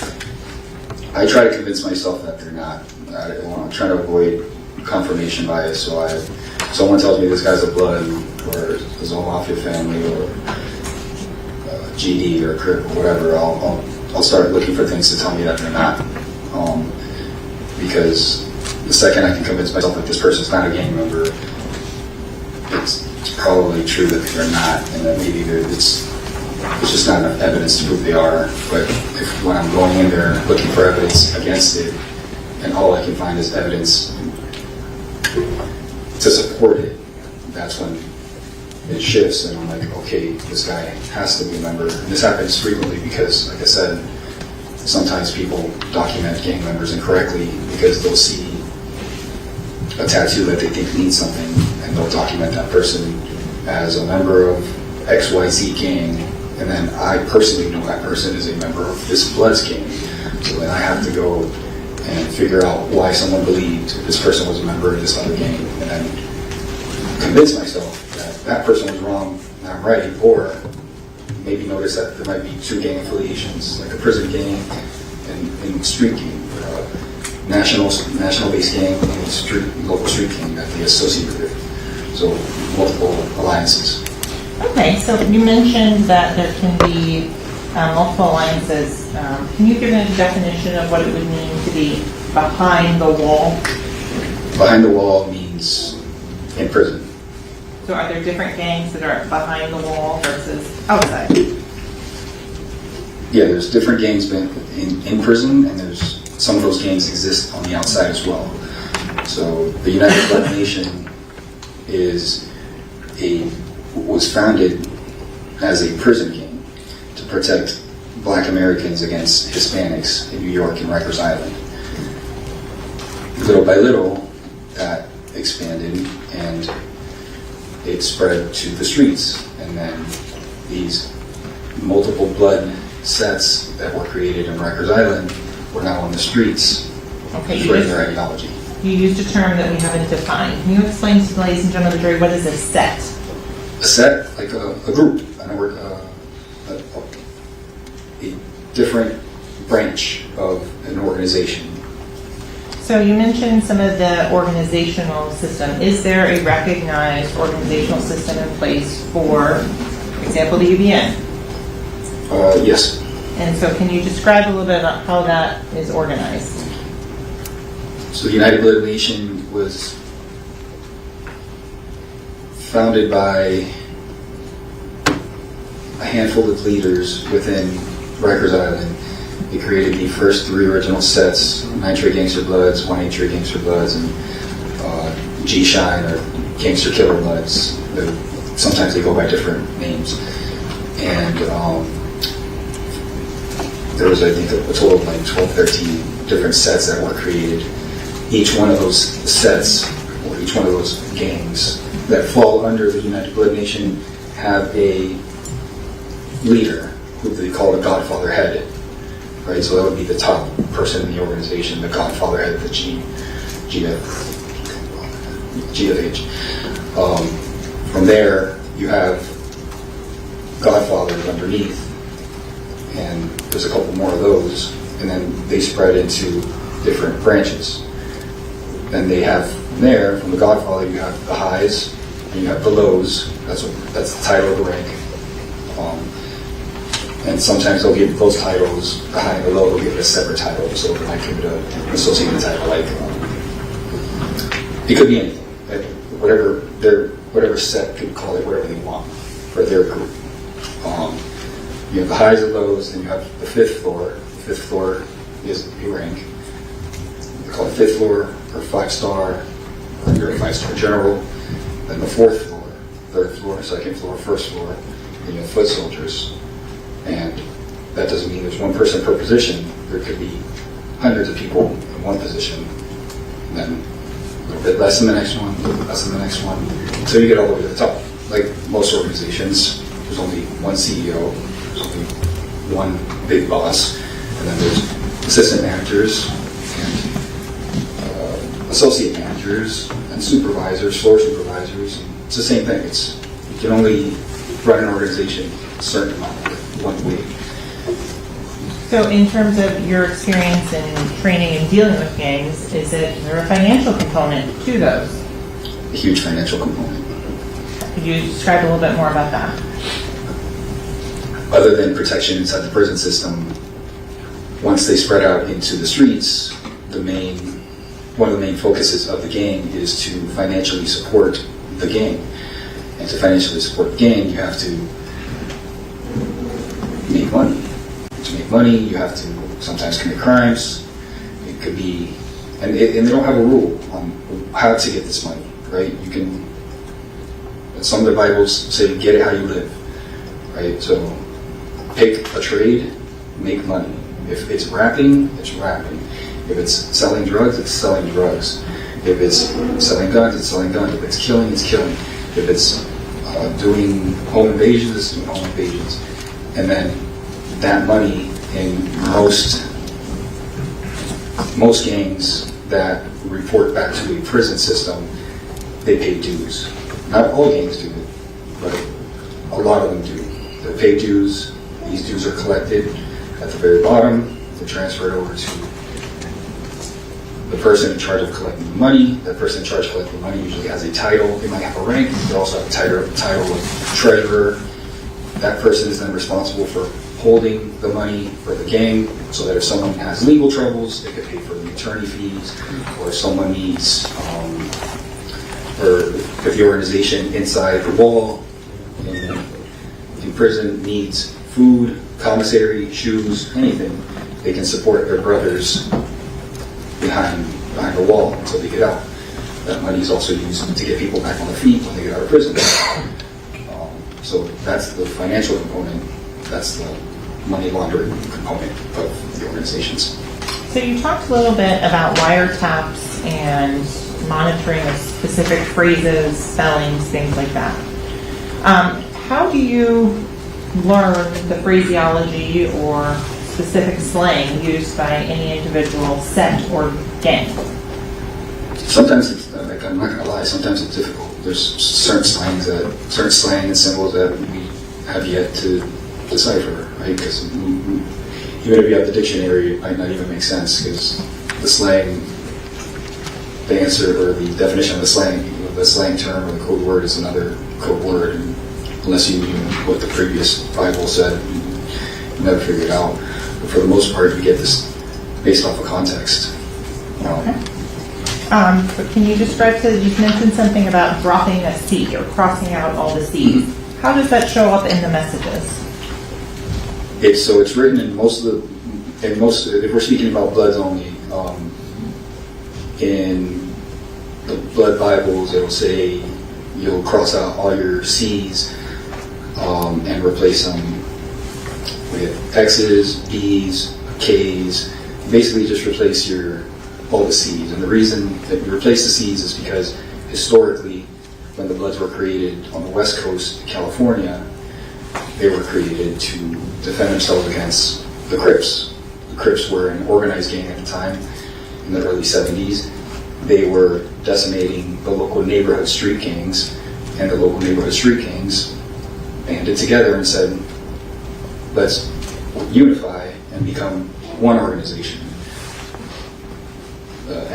Mal Pyru, that was one of the original sets.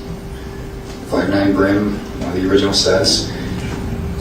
And all these neighborhood street gangs, like I stated, there's neighborhood street gangs, eventually sometimes evolve into large national gangs. That's how the Bloods were created.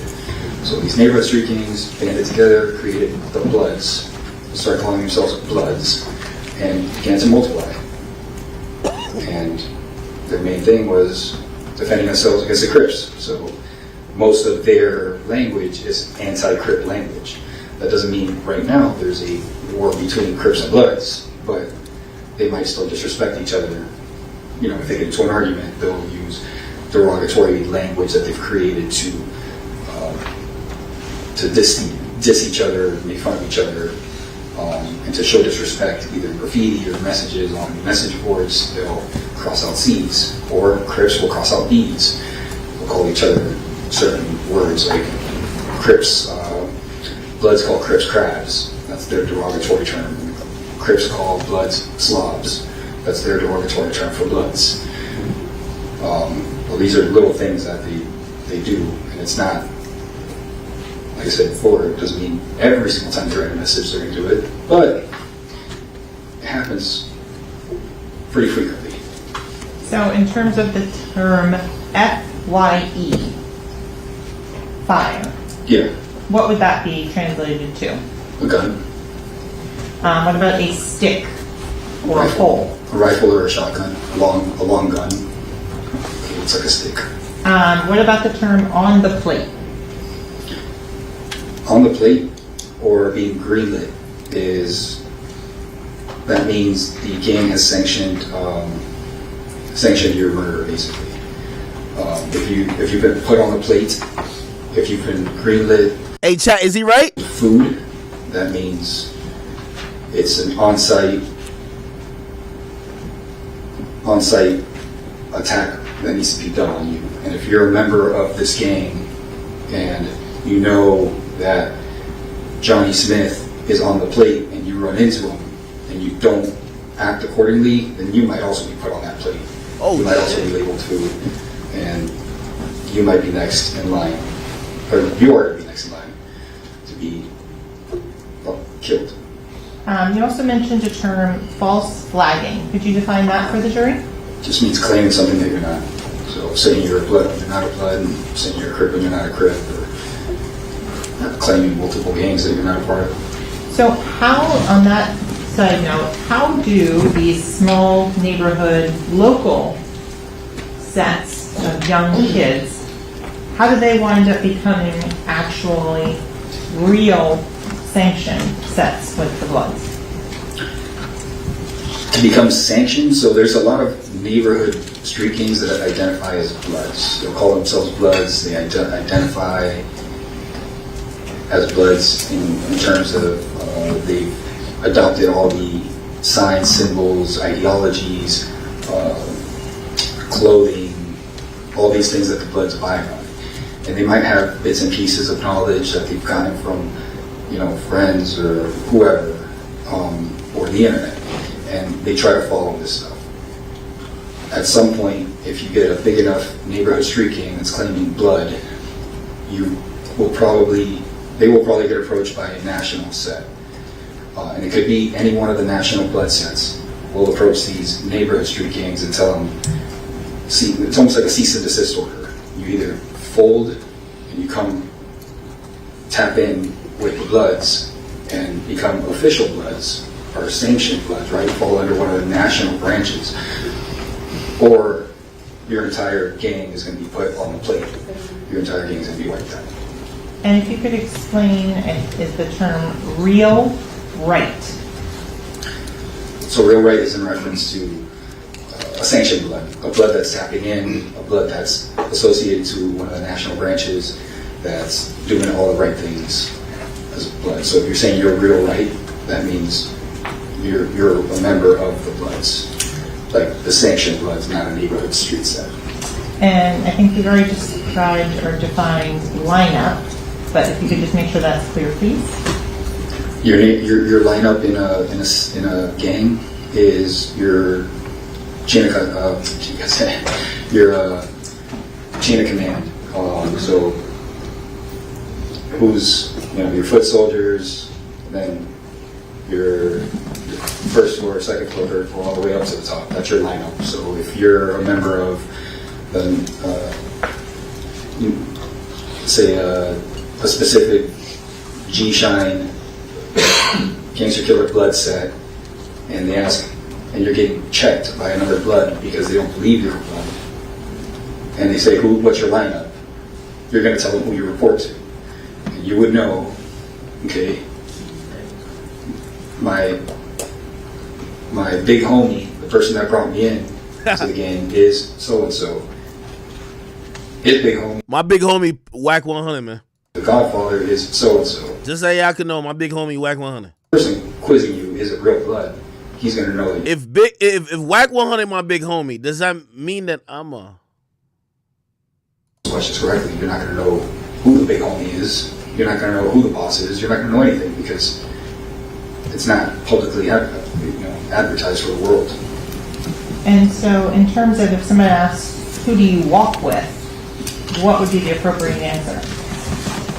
With the Bloods? Yes. Nigga teaching me. State your set and who your homies, who your big homies are. Basically, you'd have to identify who you report to. When you say the term tapping in, I think you've used that. Tap in, times. nigga. Can you define that? Tapping in is what all of the unsanctioned blood sets are told to do. If you want to become a real blood, and by real blood I don't mean unsanctioned sets are not real bloods. A gang is a gang. Doesn't matter. Yeah, if you're not a real chat nigga, man, tap in, man. Tap in with the Discord. Real talk. If you claim you a chat nigga, you ain't tapping with the Discord, man. You in violation, man. But the first thing they tell you to do is you need to tap in, which is you need to start reaching out to people that are real right, people that are real bloods, sanctioned bloods, and start learning the knowledge, start gaining the knowledge, start getting these documents and learning the way to operate under the national guidelines. You've mentioned knowledge. Is there another term that's used interchangeably with that word? Englewood. Like the city in California? Exactly. Okay. You taught, one of the other things you said, could you define what is set tripping? Set tripping is something that's created by G-Shine. G-Shine and Gangster Killer Bloods. I might go back and forth. I'll probably just keep correcting, or not correcting, but mentioning it. But Gangster Killer Bloods created that term, basically. And set tripping refers to a little history. So when the Gangster Killer Bloods were formed, they were formed as almost like an enforcement branch to straighten out all the Bloods that weren't acting accordingly, following the rules. And we have to remember they were in prison. So the rules are a lot more strict in prison because there's nowhere to go. You break the rules here in South Florida, you can move to somewhere else and they might not find you. In prison, there's nowhere to go. You're in a cell block with 50 other Bloods. You start breaking rules, everyone knows. So set tripping is not acting accordingly. So that means if there happens to be a fight on the courtyard where someone needs to get slashed or someone needs to get beat and you didn't do what you were supposed to as a member of this gang, you're set tripping. And then now G-Shine, or GKB, Gangster Killer Bloods, they will come and they will enforce upon you the violence that you should have enforced on someone else. So there's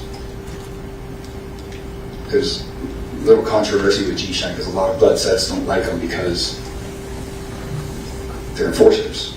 It's like, like a lot of people don't like the cops because we write people tickets. The police of the G-Shine, of the blood world, right? They're enforcing rules. And so is that true? Fuller, are you saying that they commit violence upon each other? Yeah. And what do you have to support that? There's, as I mentioned earlier, there's plenty of videos online of people that either false repping or not even people false repping. There's just videos of Bloods that make mistakes and claim they are from one part of town when they weren't. And that was enough of a violation for them to get recorded live and live streamed getting beat for what they did. Everything doesn't rise to be put on a plate, everything doesn't rise to be killed, but you might have to take a violation. So with regards to determining whether someone is or is not a gang member under Florida statute, are there criteria that you have to look for? Yeah, so the Florida statute that governs or that defines what a gang is and what gang members and gang associates are is 874.03, and there's different subsections. First subsection defines what a gang is, which is there's a group, whether formal or informal, of 3 or more people who have common identifiers, hand signs, colors, things in common, right? And as part of their primary activities, they commit crime. That's what makes them a gang, not the fact that they wear the same colors. And then after that, there's criteria that defines how you can determine if someone is a member or an associate. And these are, some of the criteria are adopts the style of dress, admits to gang membership, identified as a gang member by a parent or guardian, identified as a gang member by a confidential informant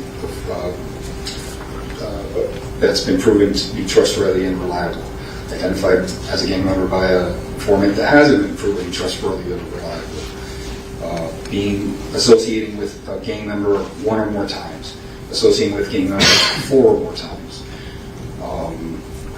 Okay, so maybe start you first. Yeah, A through K. Does that sound familiar? Okay. With regards to the involvement, does every gang member have to be involved in every single criminal activity? No.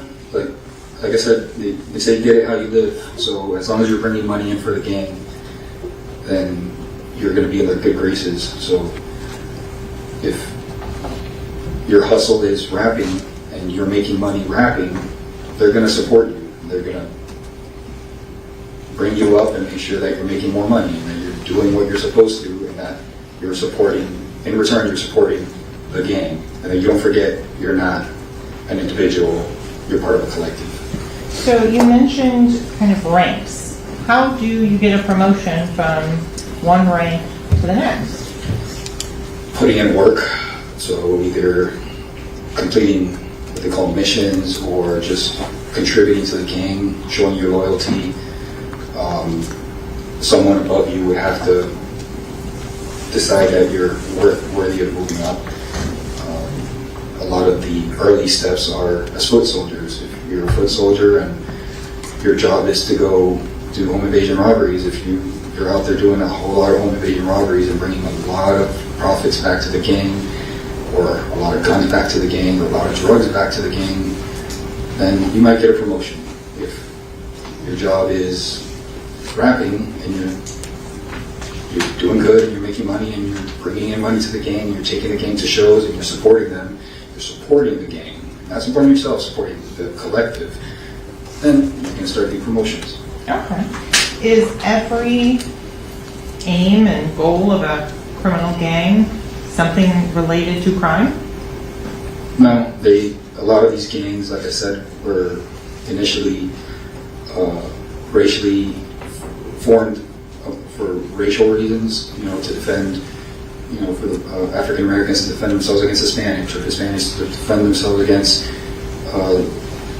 African Americans or white supremacists. So initially it started off as something racial to help bring up their own people, right? So the Hispanics created gangs to bring up the Hispanic culture. The African Americans did it to bring up the black culture and to help them get out of these areas and to support their neighborhoods and bring money back to their neighborhoods and make sure that there's success amongst not just the gang, but their culture. And that's the same for basically every gang, whether it's white supremacists, Hispanic gangs, Asian gangs, black gangs. It's just, that's what gang culture is. Is there things about prioritizing education for gang members? Yeah, it's written into their bylaws.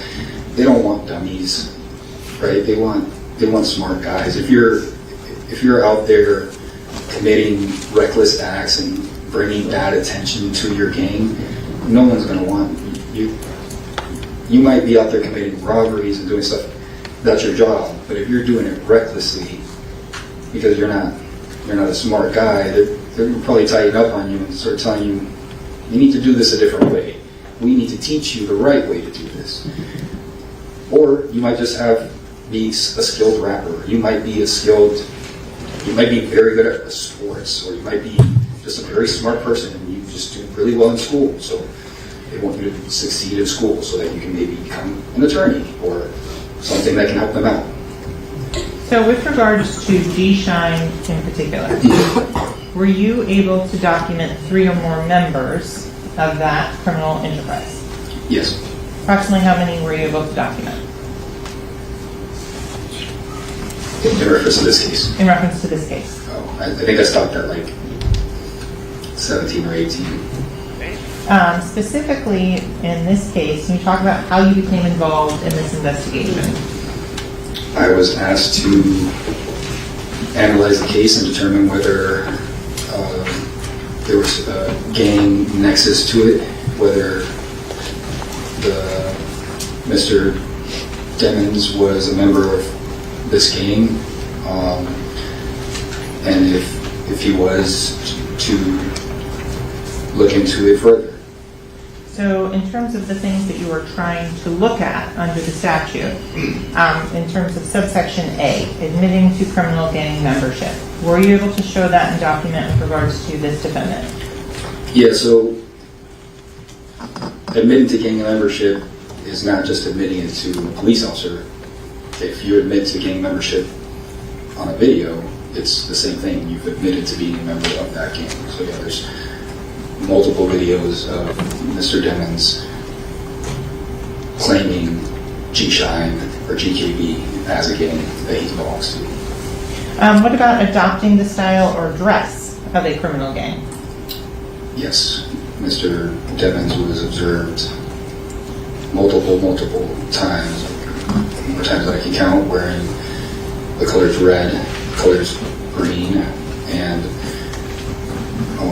like I stated, the foot soldiers are told to wear tan or brown. And Mr. Demons, there's a bunch of pictures of him wearing this tan trench coat that falls in line with the time where he would have been a foot soldier.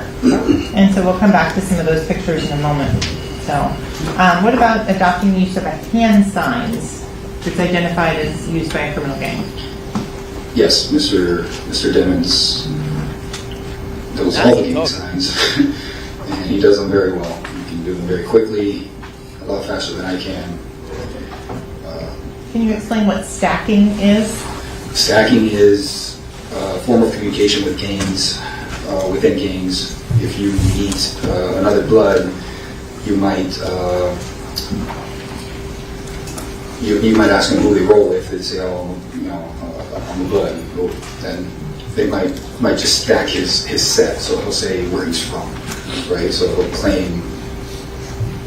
he'll throw maybe a B for blood or a B for blood. Now we got to see them dancing. Then follow up with each set's. Every set has their own specific hand signs that they might throw out. So there's universal hand signs for the UBN, the United Blood Nation.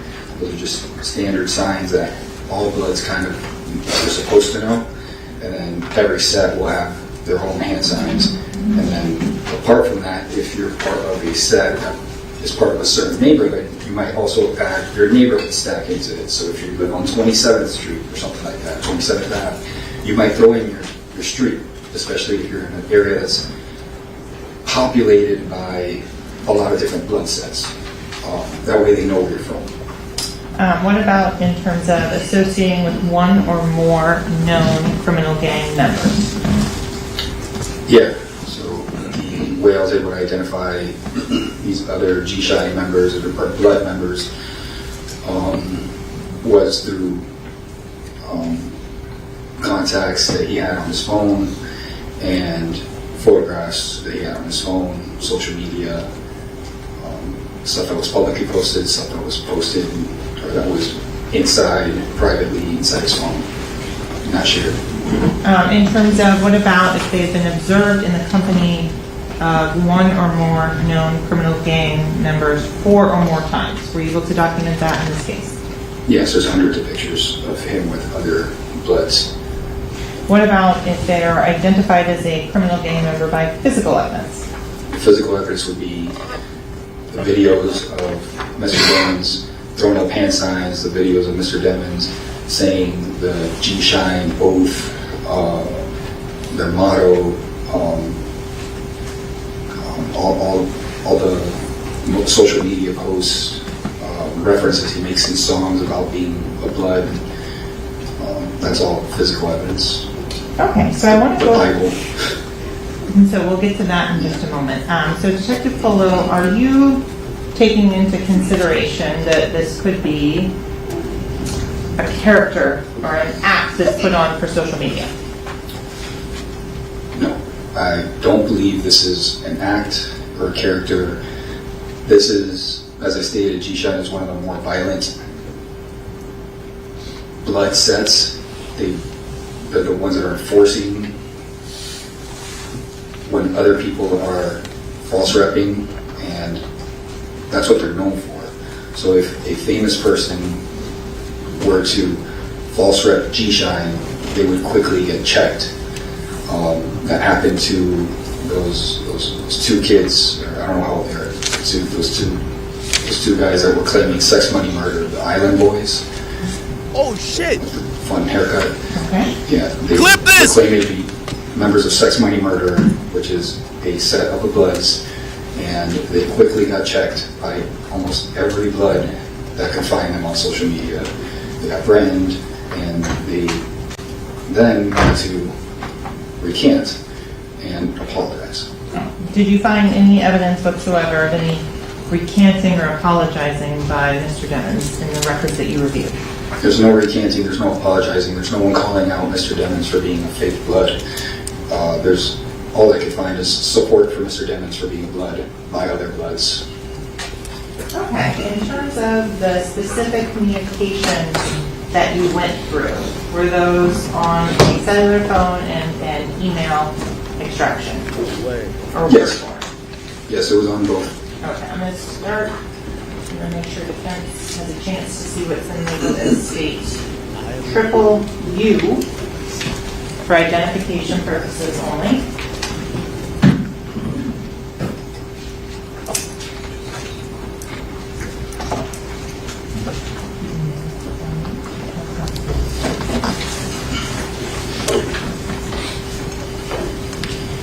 Detective Polo, it's been labeled as state triple U for identification purposes only.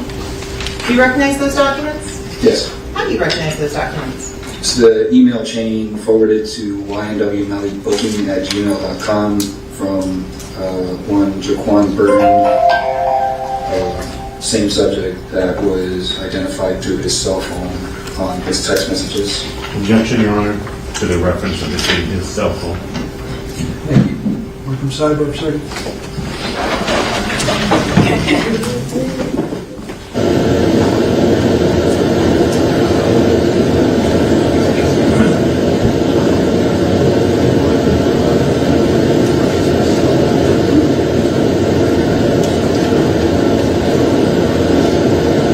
The Island Boys?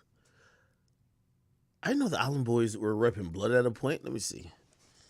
Island Boys Blood. Let me see. Who's trying to blackball you? Who has the power to do that? Everyone. Okay, the attention that I got right now compared to every rapper, because there's a rapper called Jay Osama. I don't know if you knew who he was. Okay. He ended up getting killed or whatever the case might be. But he had a baby coming. he had a baby coming, which and they still killed him. They hated on him and they killed him. But in our city, he had a lot of people know who he was. He was probably gonna make it. You feel me? I kind of like. I got a lot of, like, I don't like to say, like, I got a lot of clout or a lot of fame. I don't really care about that. But a lot of people know who I am. You know what I'm saying? So, like, and then people just try to, brush, he's not, we don't claim him. We don't claim him. Yeah. He's not from Palm Beach. Oh, those twins, pussy. Like, they make up stories that's not even true. but we're the ones that put on for Palm Beach the most. Instead of like coming behind me and patting me in the back, hey bro, keep doing you, bro. I know you got a lot of haters, you feel me? Like, bro, we need someone like you to make it in this city, you feel me? And instead of doing that, you feel me, power me up like they do, like, and it's really has to come from because I'm all tatted up. I'm not black. You feel me? I got face tattoos. They think I'm ignorant. You feel me? They and you talk your shit. They think that I'm, whatever they want to think, culture, whatever the case might be, or whatever. But man, I'm Cuban. I've been through it. I was in the water. I was in the mud. You dig what I'm saying? Right. So like, you feel me? But they just say they anything. It'll be anything. They just try to make me seem like something I'm not. Is it part because you guys, I guess, in the past have like claimed to be gang members and stuff? It's got something to do like Bro, even before that, but it's got something to do with like, we did some dirt in our city and stuff like that, but like it's not to everyone, but like get over it. Like everyone knows each other and stuff like that. But yeah, we did some dirt and stuff like that. But were you going around saying you were gang members before you were formally like actually accepted by Get the 'em, gang? Adam. Are there people who feel like you were false claiming what they're a part of? What's it called? A lot of people think that that we false claim, but a lot of Bloods always fucked with us and stuff like that. I never really cared about gangbanging and stuff like that. You understand? I never cared about gangbanging. Yeah, except for when I started becoming a rapper, I had a lot of Bloods hit me up. Yeah, and said, "Hey, look, we want to initiate, we want to put you a part of us. Put you a part of. So I'm gonna teach you the knowledge, right? But you're like, how do I explain it? We're not beating you up.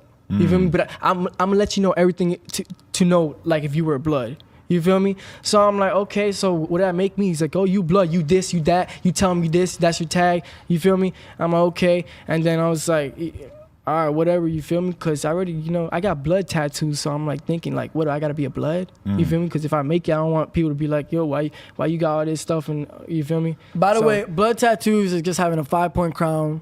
Is like if you had a 3-point crown. Like this is blood related. Yeah. Stars all over me. It's but blood really, related. really, they could just mean as a star. Like you feel me? But if a gang member thinks you look like a thug, you feel me? Like you're somewhere like a thug, they're gonna be like, so what is that? You tell them, you're like, nah, that's not. These niggas look like real gangsters to me.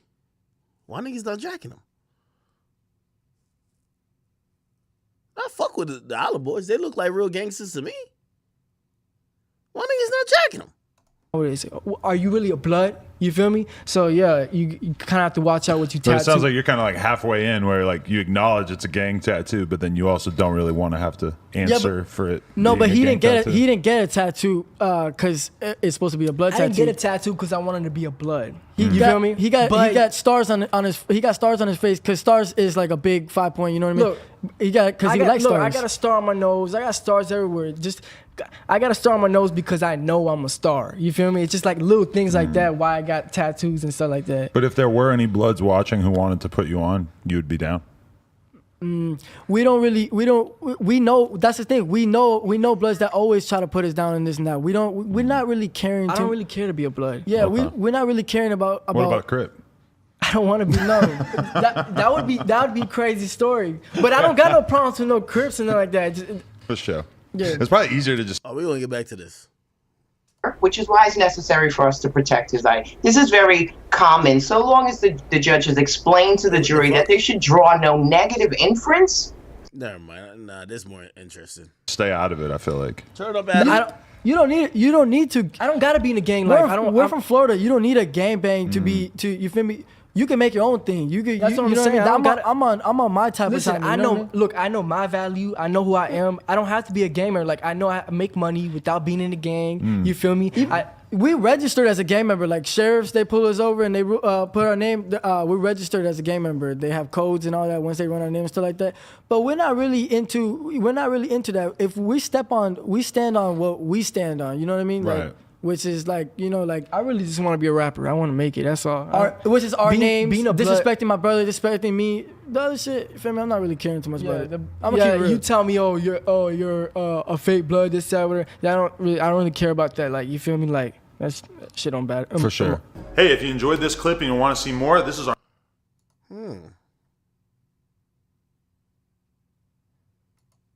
know, I did a video on Lil Pyru. Oh my God. I love the fact that you embraced him. I didn't embrace that shit. Okay, but from 1090 Jake like a real blood, right? my perspective, I was at Dave & Buster's years ago, maybe 3 years ago, 4 years. Finally, I actually get to fucking learn about this dude who's been bothering me. So I hit up the Island Boys because they're talking about they were saying they were sex, money, murder. Right, yeah. All right, well, you in the state of Florida. So if you're going to be that, there's a specific motherfucker you have to know. Facts. I wanted to know if he knew that specific person. He didn't. Not Chico, that guy who kidnapped him? Nah, I'm talking about a real Blood. Right. Not whoever the fuck they be around. So that's what I'm saying when this shit, like, it's just tapped in for real. You know what I'm saying? Everyone knows each other. Everyone can get in contact. It's real deal shit. That's how you figure out who ain't what they say they is. What I respected about Fly Soldier is he kept it honest. He said some stupid motherfucker from Atlanta blessed them in and whatever. He told me he wasn't real. I respect you for telling me that. That ain't your fault that you got misled, but I'm glad we on the same page. Just stop doing the red flags and all that shit and we straight. He got me on the phone with Lil Pyru, put him on the FaceTime. Lil Pyru was like, nah, he gonna screen record it. He gonna da-da-da. I'm like, bro, I'm not gonna do nothing. I'm in bed, bro. Like, I'm not gonna do nothing. I just want to talk to you. So I get him on the phone. He the type to like boot up. Like, he just wants to yell over you. I'm like, bro, just answer the simple questions. You know what I'm saying? I did the video and I said it in the video. If anything is false in this video, have your big homie get in contact with me. I'll take everything down and do another video apologizing. If you really that. Of course he's not. You know, so he claiming the South Bronx, but the blood said he's claiming's out of Maryland and fucking, it's just a mess. He's someone that ain't mentally all the way there. Tattooed some shit all over his fucking face. I've got the pictures of when he was going to college, how he looked beforehand. Would I smack him in person as much as I would want to initially? Nah, because I understand you like really fucked in the head. Like you like a psych case, you know what I mean? Now if I viewed him and he's like, oh yeah, little Pyru, I might, yeah, all right, then fuck it. But it's just like, you know, damn, it's just clearing shit up, bro. Cause somebody like that, people will try to portray that shit with me. I tell you about my pain. I tell you about getting hit up. I tell you about how it feels to be locked up, not seeing your people, the fucked up side of things. That's the thing with me is like, when people were trying to mentor me on shit, you don't want to go down this path because you might go to prison and get raped. That didn't do it for me. I'm not scared of that shit. You know what I'm saying? Versus when I tell my stories, no, people are getting gutted in there. You're gonna see people gurgling on their blood when they get hit in the neck and they laying there dying and you in a cage watching them die. It's fucking disgusting. You can smell the shit leaking out of their body. You know what I'm saying? When someone's getting fucked in an open bay dorm and they got a blanket, you smell shit in the air. Yeesh. This is how this really is. So when you talk to a teenager like that, then they're like, oh, I don't want to be in there. Yeah, no, it's different. But when you just give them a little runaround, it doesn't do it. So when you see a little Pyru, next thing you know, you got little Zach, and little Zach wants to do the same shit, and then he ends up getting flipped, shot, whatever, ends up in prison because he was trying to portray some shit. But do you ever worry with your channel, like, do you like to have a good mix of real gangster shit and then sort of like exposing fake ass gangster shit? Because I mean, it's however it comes up, but at the end of the day, gangster shit is the key word. So either you faking it or you keeping it real, but it all falls in the same category. Because if your whole channel was just like videos about situations like the little Pyru thing and the Island Boys, it might start to look a certain way, right? Well, I mean, bro, y'all representing the shit that I put in pain by. Fuck you mean? You know what I'm saying? Like, if y'all came to prison doing that, we gonna get you. So it's different. Like, what's somebody gonna say? Oh, you made a YouTube video exposing him. That okay? We didn't open his fucking body up. You know how bad this shit could have got. Like, is he dead? Did he get shot? No, no one cut him. What are you complaining about? I'm doing very civilized shit right now, and I'm making money off of it. Right. I could get somebody stamped and do a video on this shit after the fact and make my money back after getting somebody stamped, but I'm not doing no shit like that. How do you feel about the fact when people say that your channel is just kind of like highlighting negativity and you're really just sort of profiting off of other people's pain and all this murder and shit like? Okay, all right, let me get back to this. What the fuck? I don't know, there's a countdown on this fucking thing right now. I don't know what's going on. Damn! Holy shit, people. People said something about El Chapo. What? It hit close to home. Now, I ain't gonna lie. I never seen 1090 Jake. Like I only talked to 1090 Jake on here. I never really watched all the videos. But yeah, sound like 1090 Jake was ready to smack a nigga, man. All right, let's see what's going on there. Okay, welcome back to Law and Crime. I'm Imran Ansari, and if you're just joining us now, we are live with the double murder trial of Jamel Demons, the South Florida rapper, also known as YNW Melly. Demons is charged with 2 counts of first-degree murder in the deaths of Anthony Williams, also known as YNW Sack Chaser, and Christopher Thomas Jr., also known as YNW Juvie. Together with co-defendant Cortland Henry, they were known as the YNW Collaborative. Henry is going to be tried separately from Melly. In day 7 of the trial, we are hearing testimony from Detective Danny Polo. We're going to take you live into court in Broward County right now. Stay tuned. A set, like a group, a different branch of an organization. So you mentioned some of the organizational system. Is there a recognized organizational system in place for example, the UBN. Yes. And so can you describe a little bit about how that is organized? So the United Blood Nation was founded by a handful of leaders within Rikers Island. They created the first 3 original sets: Nitrate Gangster Bloods, Nitrate Gangster Bloods, and G-Shine or Gangster Killer Bloods. Sometimes they go by different names. And I gotta take a picture. There was, I think, a total of like 12, 13 different sets that were created. Each one of those sets, or each one of those gangs that fall under the United Blood Nation have a leader who they call the Godfather Head. Right, so that would be the top person in the organization, the Godfather Head of the GFH. From there, you have Godfathers underneath, and there's a couple more of those, and then they spread into different branches. Then they have from there, from the Godfather, you have the highs, and you have the lows. That's the title of the rank.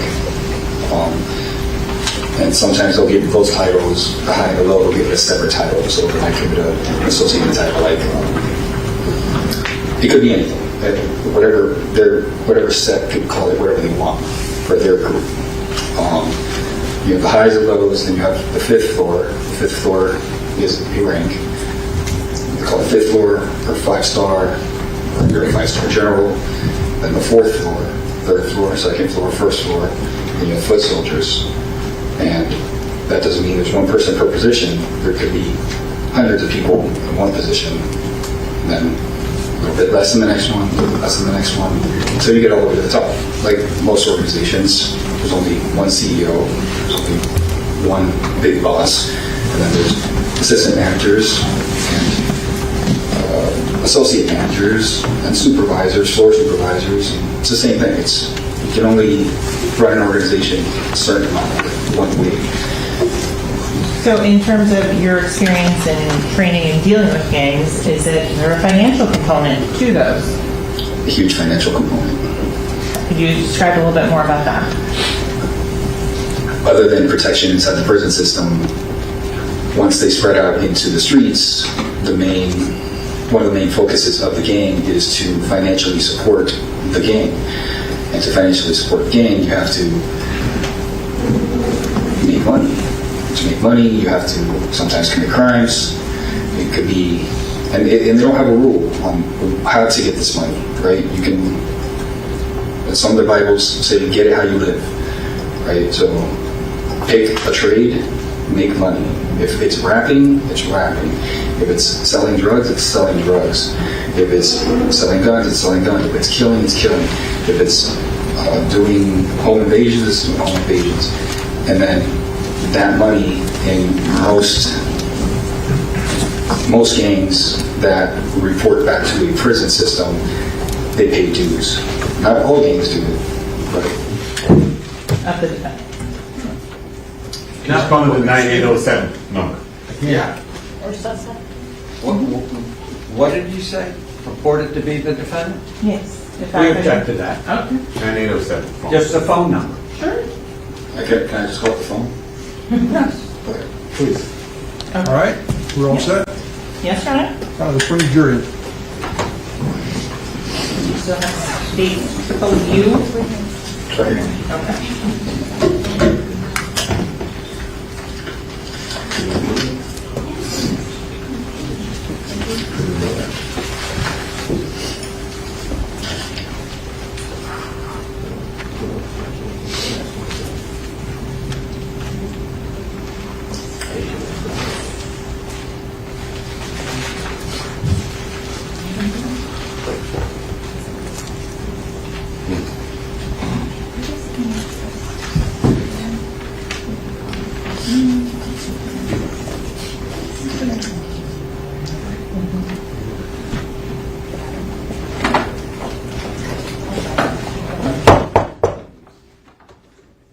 Jury entering.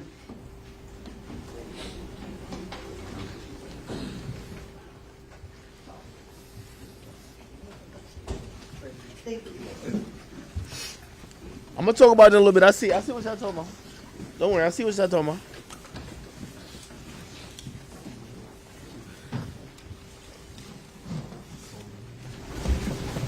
Ladies and gentlemen, thank you. Please be seated. Let the record once again reflect the presence of the defendant, Mr. Demons, his counsel, the assistant state attorneys, and ladies and gentlemen of the jury, our witness remains on the stand. Councilwoman Roach, we're still on your direction examination.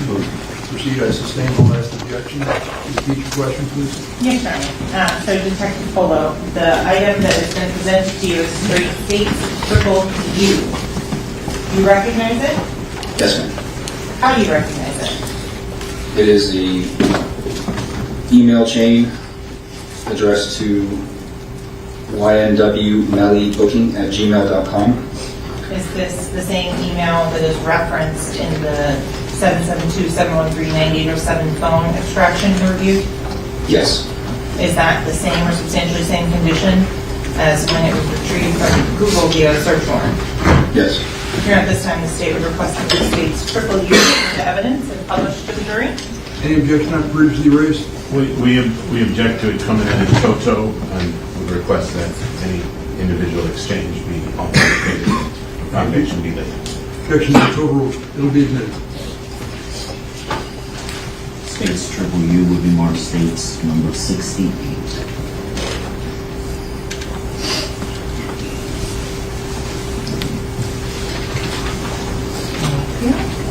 So, Detective Fuller, when I go through this email and the attachments that are on it, one by one.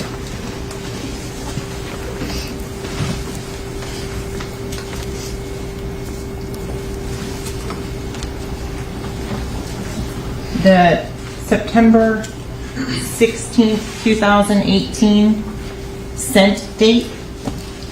Do you see that on there? Yes. Okay. Can you please say and read for the ladies and gentlemen of the jury what is the... Counsel, one second, please. Hey, sorry to disturb. No. Grab the chair. Trying to make it as big as possible as well. So the individual that is from on that, if you could read that aloud for the jury. My computer just stopped. Jaquan Burton at burtonjaquan@gmail.com. And who is it addressed to? YNW Melly booking at gmail.com. And before we get into all of the attachments, in terms of how many times this email was forwarded, is that also reflected on this page? Yes.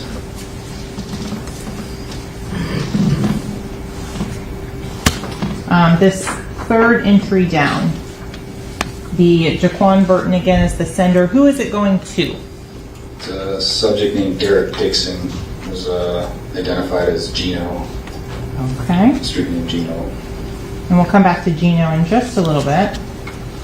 Continuing on.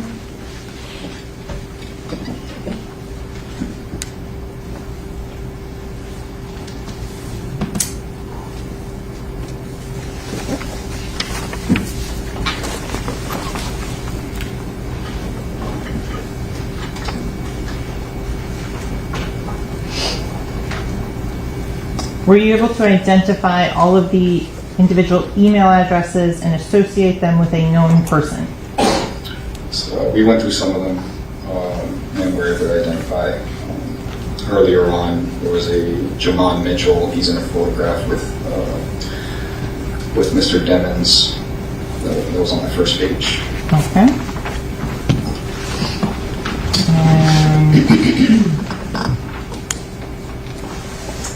Is that the one here? Is that what you're talking about? No, we got a copy. Was first page. I'm sorry. First page, the first one sent to mitchelljamon@gmail.com. Oh. So going through, continuing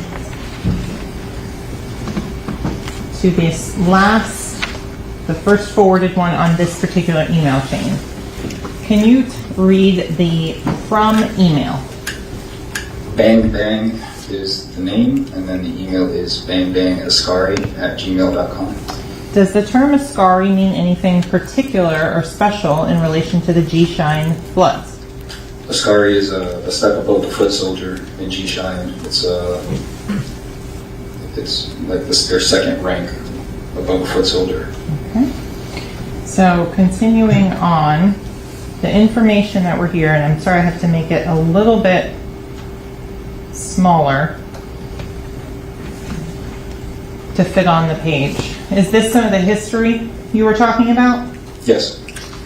In terms of the individuals that are listed and the dates and things like that.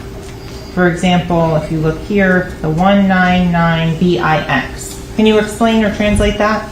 1996. I took the S out, put a B because Slav is a derogatory term towards blood, so they take out S's as well, put a B in it. In terms of some of the individuals that are listed on the next line, Corey King, Shaquelle, Hitman, Pimp, and Rob Lowe. Are those some of the individuals that you talked about that have posted on YouTube? Yeah, OG, Corey King, he was the original Godfather head, and he was one of the founders. There's a video of him in Tampa, I think from last year or the year before, during the G-Shine National Gathering. He was present, showing live streaming for everyone, showing the big turnout. There weren't just G-Shine members, there was members from all blood sets, but it was a G-Shine event. OG Shaquelle, he's the second one. He's a notorious G-Shine member, one of the original founders. He does a lot of videos online as well with Corey King, a lot separate, but some of the Corey King and some of these other names, Hitman, Pimp, and Rob Lowe, they're referenced. My apologies. They're referenced in these historical accounts from Corey King and Shaquelle and some of the other blood leaders that aren't listed here because they're not members of G-Shine. Okay. There's a word here, DAMU. What is that? Damu, blood. Is that something that you see throughout these records? Yeah. The Damu, or they call themselves Olas, O-L-A. It's just a way for them to, it's like saying bro or dude. Damu, you're saying you're a blood. I'm an Ola, I'm a blood. Any other blood would know exactly what you're talking about. Okay. At the last line, 3 districts, there's 3 godfathers. Mm-hmm. Is that some of the hierarchy you were describing earlier to the ladies and gentlemen of the jury? That was, yeah, that's how the original G-Shine set was divided. It was divided into 3 temples. We call them temples. And each one of those had their own separate hierarchy. Okay. And to continue on to the top of the next page where you said temples are on there, that's over here? Yeah, and it references the names of each individual set, so that's a common thing. Sometimes a lineup or a set will be named after the leader. Sometimes they just give a name. Nitrate Gangster Bloods had a set called the Hellraiser set. It's different sets, they just give them names. So here you see some of the names associated with the original 3. The most important one here is the 9.5 Killer Shine set. And the screen in front of you is a touch screen, so you can touch it and it will show where you're looking at. Yeah, so 9.5 Killer Shine, that one stood out to me. Why so? Because in the messages located on the phone between the 9807 phone number and between the 9807 phone number and G-Shine members that were identified, Gino being Derek Dixon, Herc or Q-Shine being Jaquan Burton, and the person they listed as their godfather being a subject named Stretch, who was identified as Keith Stevens. Okay. Yeah, Keith Stevens. His name is Stretch, and Stretch has been documented as in multiple federal indictments as the leader of the 9/5 Killer Shine blood set. So that corroborated past investigations. Okay. So when you were talking about like calls and responses, you mentioned that the information will have kind of the translation. Is that what we're looking at here? Okay, so right here, this is a way of asking who you fall under and the response you're supposed to give. Then you have, a code and NBA. So if they just wrote, if you find some ledgers or mail in the jail where they write NBA, they're not talking about basketball. They're talking about the National Blood Association. And then here you have what they gave as the name to the ranking system. So like GF is the Godfather, they call him the General Manager. And this is what I said, it changes from set to set, because there might be a set that won't call it the General Manager. They'll call him whatever, it could call him anything. It's up to each set to do it, and it could change. It's not written in stone. The high is the next step under that. Call him the head coach. In this specific Bible, the low is 5-star general, 4-star, 3-star, 2-star, and 1-star generals. Okay. In terms of, is there then laws that are set out for the purposes of G-Shine? Yeah, so the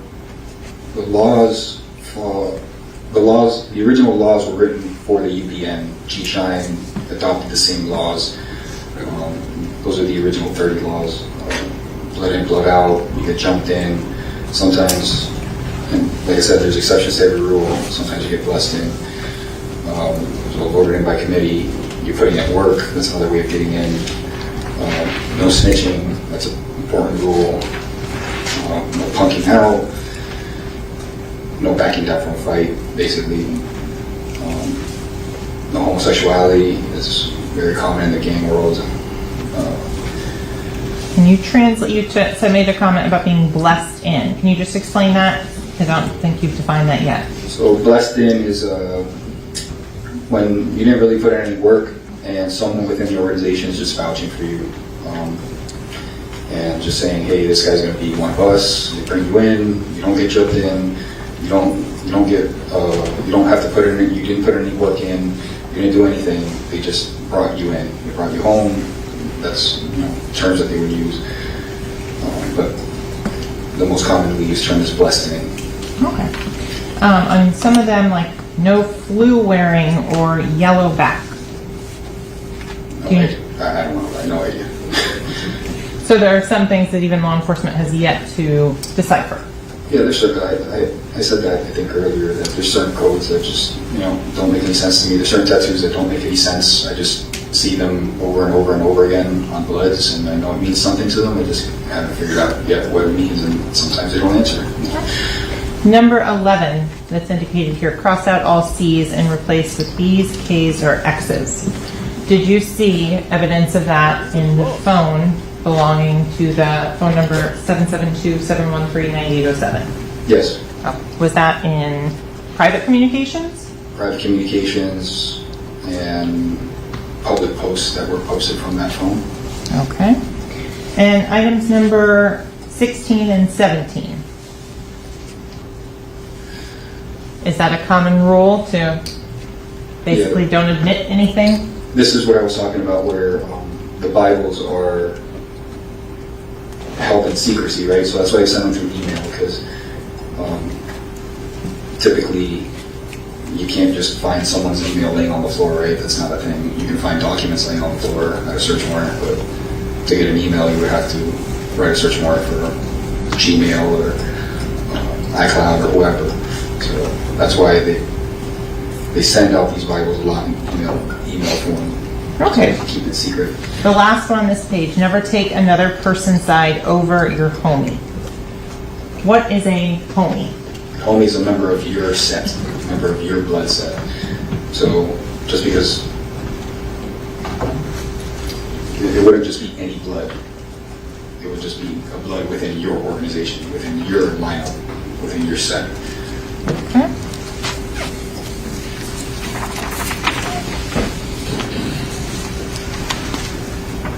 Again, more of the laws 20 through 30. Okay. And number 27 on this list. No black on black crimes unless someone violates your set, code, and colors. You gotta respect. That's like the biggest thing in the gang world is respect. With every gang, respect is. If you don't have respect, that's one of those things that could get you killed. And that's been documented over and over and over again. Okay. And next thing it says oath/red alert. What is that? The oath. It's one of the most gangs have that create an oath. This will be one of those things that you have to memorize verbatim, and when you're being quizzed, you're going to be asked to recite these things. This is one of the things you'll be asked to recite. At some point, you'll be expected to memorize all these rules. At some point, you'll be expected to memorize all your creed. They call it levels, so levels of knowledge.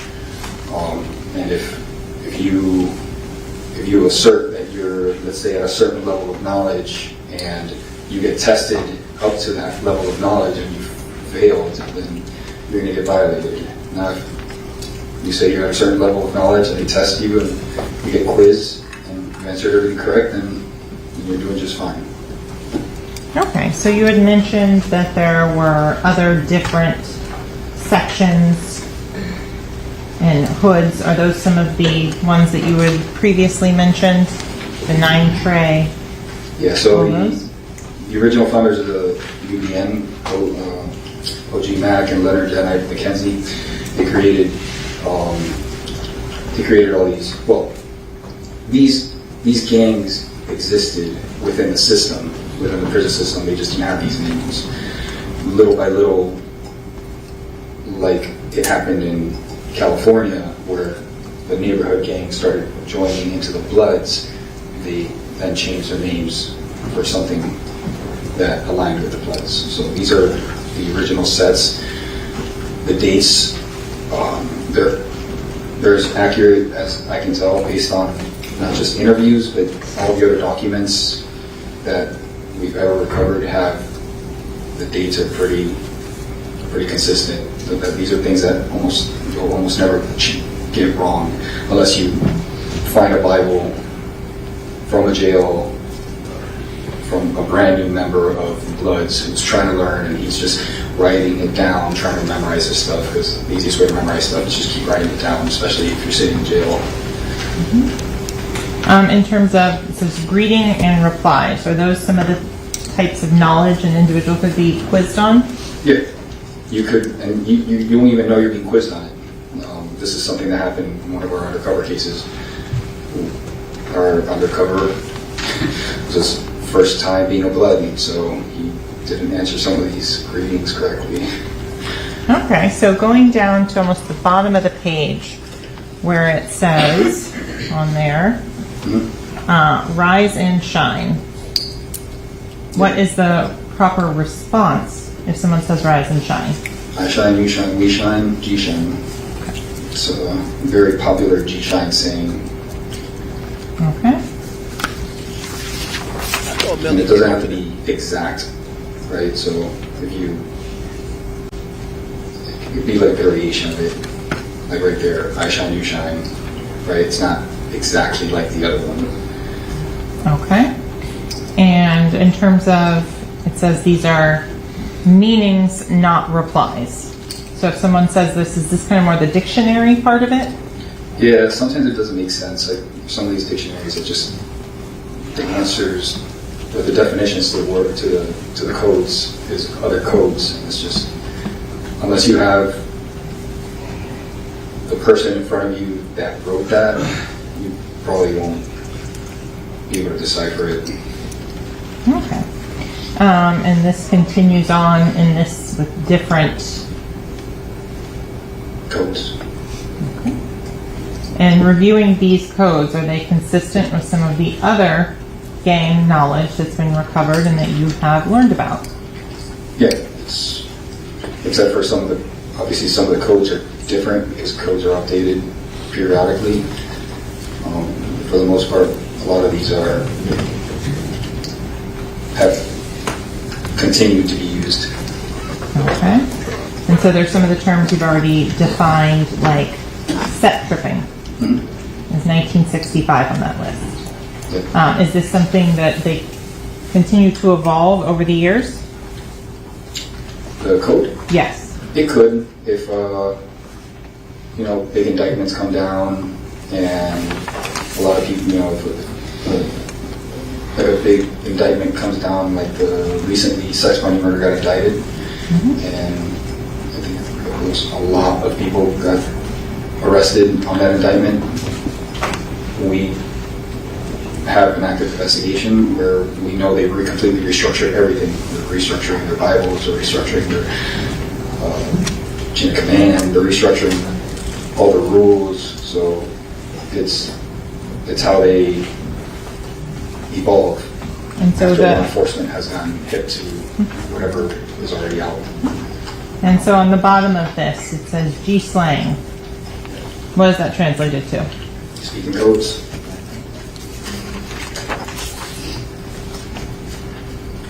And continuing on to the next page. Do you have all of these memorized? No. Okay. I've tried. Trust me, I've tried. Between this and all the other games, all the other games have the same thing going on. A couple hundred pages of that, it's impossible. No.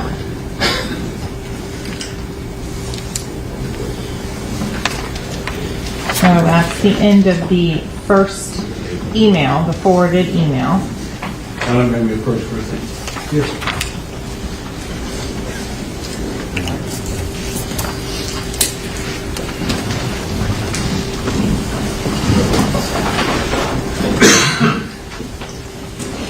I'm so sorry.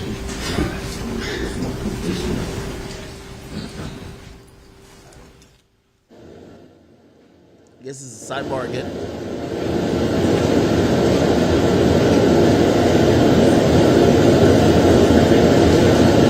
By the way, they should be wrapping up not too long from now. When they do wrap up, I see the topics y'all spamming. I know Jordan Poole got traded for a pack of Skittles. I definitely know that there's an arrest warrant out for Kodak Black. We're going to talk about it. Don't you worry. But let me just try to get this wrapped up because, you know, we be jumping back and forth a bit. If this continues, the sidebar continues too long, we'll just kind of we'll just kind of jump into a few other things. But it seems to be brief, and I know, you know, again, all right, here we go. Back in the short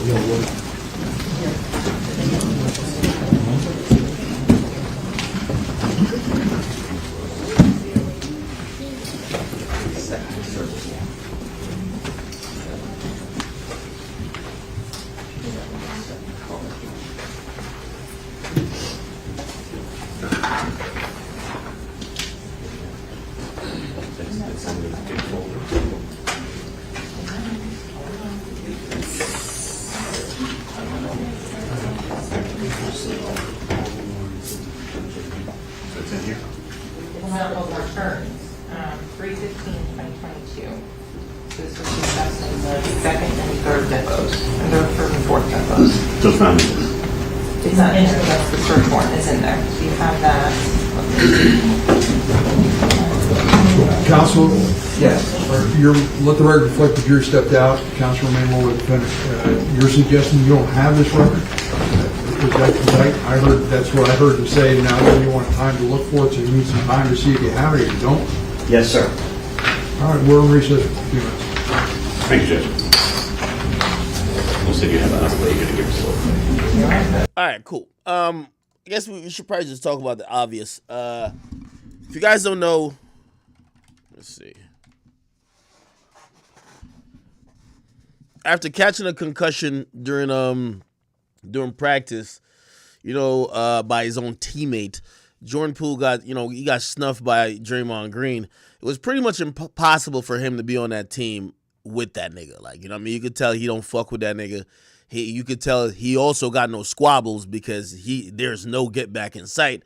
So my man Jordan Poole kind of been in limbo. I think he is more valuable to the Warriors roster than Draymond Green. However, bro, it's clear they ain't no vet on a team that's gonna catch the fade for him.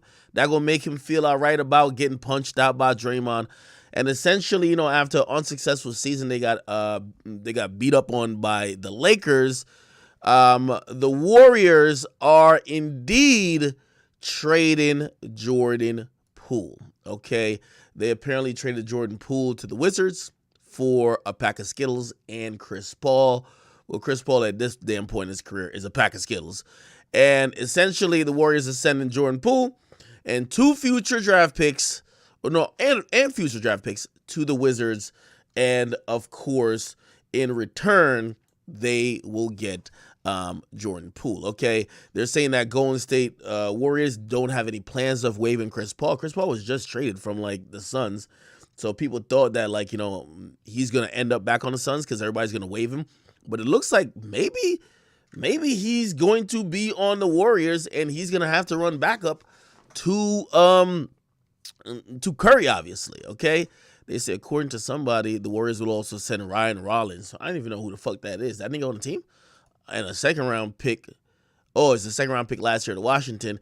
They'll be sending a protected 2030 rounder and a 2027 second-rounder, sources tell them, okay? Yeah. Essentially, I think everybody could kind of get what it is. Man, Jordan Poole not fucking with this shit, man. Y'all had Draymond Green snuff him. To be honest, y'all should have jumped Draymond to make him feel good because I don't think nobody could really squabble with Draymond Green on a one-on-one on the team. Y'all didn't do it. Poole never felt aight the whole time. It felt like every time he got on, it was no pool party no more, nigga. That nigga felt like he was in the kiddie tub. And essentially, for him to get back to the pool party, he had to leave, okay? If you can't beat him, leave him. Fuck it. So, again, you know, Draymond Green, I think Draymond Green's an unrestricted free agent. He opted out. I thought he was finna dip, but clearly he's going back now because the nigga he snuffed that they would be mad at him for is leaving the team. So, damn, you know, I guess it's all good for everybody. By the way, Jordan Poole has signed a big-ass contract. They said he has a 4-year, $130 million extension. I think it kicks in this offseason and he's getting traded. It just shows you that, bruh, there was a lot of tumultuous moments that, you know, he made it work, right? They got through the season, but he basically probably told him, like, nigga, I ain't finna keep doing this shit because I'm not fucking with this nigga. That nigga dislocated my jaw, and in reality, unless y'all want me to be on some John Moran shit and bring a gun to shoot this nigga, y'all got to get one of us off the team. I got to imagine that's how the convo went, right? You know what I mean? Like, it don't look like Jordan Poole had the hand game, so he probably gonna have to bring a pistol in like John Morant, shoot that nigga, and then, you know, it would have probably went left anyway. So, you know, good thing it's kind of been resolved.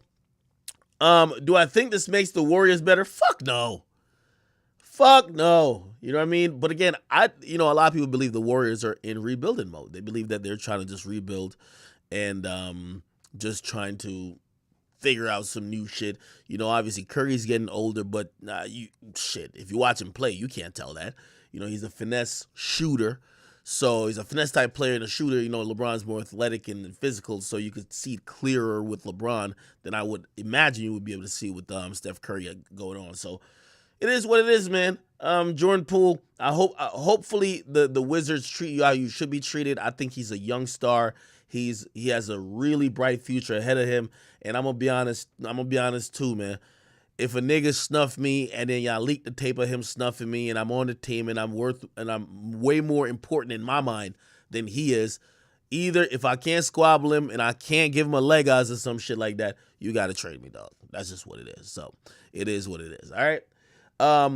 Other news that's popping up, and let me see if we got time to do it. We probably do. Okay. Other news that's popping up. We got my man Kodak Black. All right. Kodak Black. There's a new warrant out for his arrest.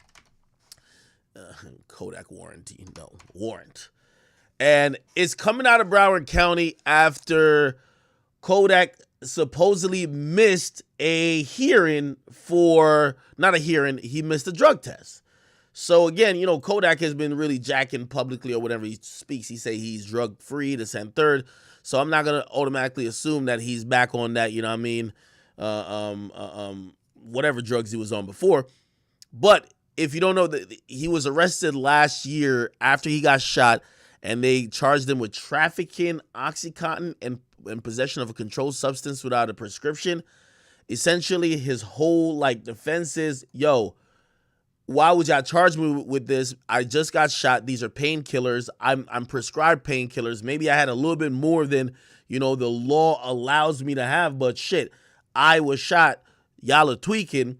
And I kind of agree with him. Like, you know what I mean? Shit, the dude was shot in the leg, and I ain't gonna lie, he ain't miss a beat. He been performing, so I'm guessing he probably is on a lot of painkillers. But clearly, after he got bond, they're trying to make sure he's not on other drugs. Regardless, he had to take drug tests. They said the 26-year-old, damn, Kodak been locked up for so long. He's only 26 though. They say he had a court appearance scheduled for Monday, and also, hold on. He missed the drug test. Okay, yeah, so he missed the drug test, and that was part of the condition for bail. And not only that, he had a court hearing for Monday. I'm not sure if he showed up, but I'm guessing he didn't show up if they're saying there's a warrant out for him, because they're probably thinking, all right, this nigga just not coming in, period. But he was ordered to rehab for 30 days earlier this year after missing a drug test before. So you can imagine a judge at this point is like, yo, nigga, you just playing with us. Like, you really think we pussy or something like that. We're giving you an opportunity to stay out of jail, do things positive. Also, it probably weighs on them positively that Trump, who was a former president, or is a former president actually, pardoned him. So they're really not trying to send Kodak to jail, but they're like, yo, bro, you got to work with us, dog. Take your fucking tests, which is these drug tests, and they're hoping he's staying clear off drugs. I don't know. Maybe Kodak was just had he had something in another state. Maybe he forgot, even though I kind of see that hard to believe, but whatever. Hopefully it's just something minor and it was a mistake, because his future does lie in the balance, okay? The lawyer suggested during the hearing that the starstruck drug lab technician may have mixed up a sample. Yeah, because he did have another test that came back for positive for fentanyl.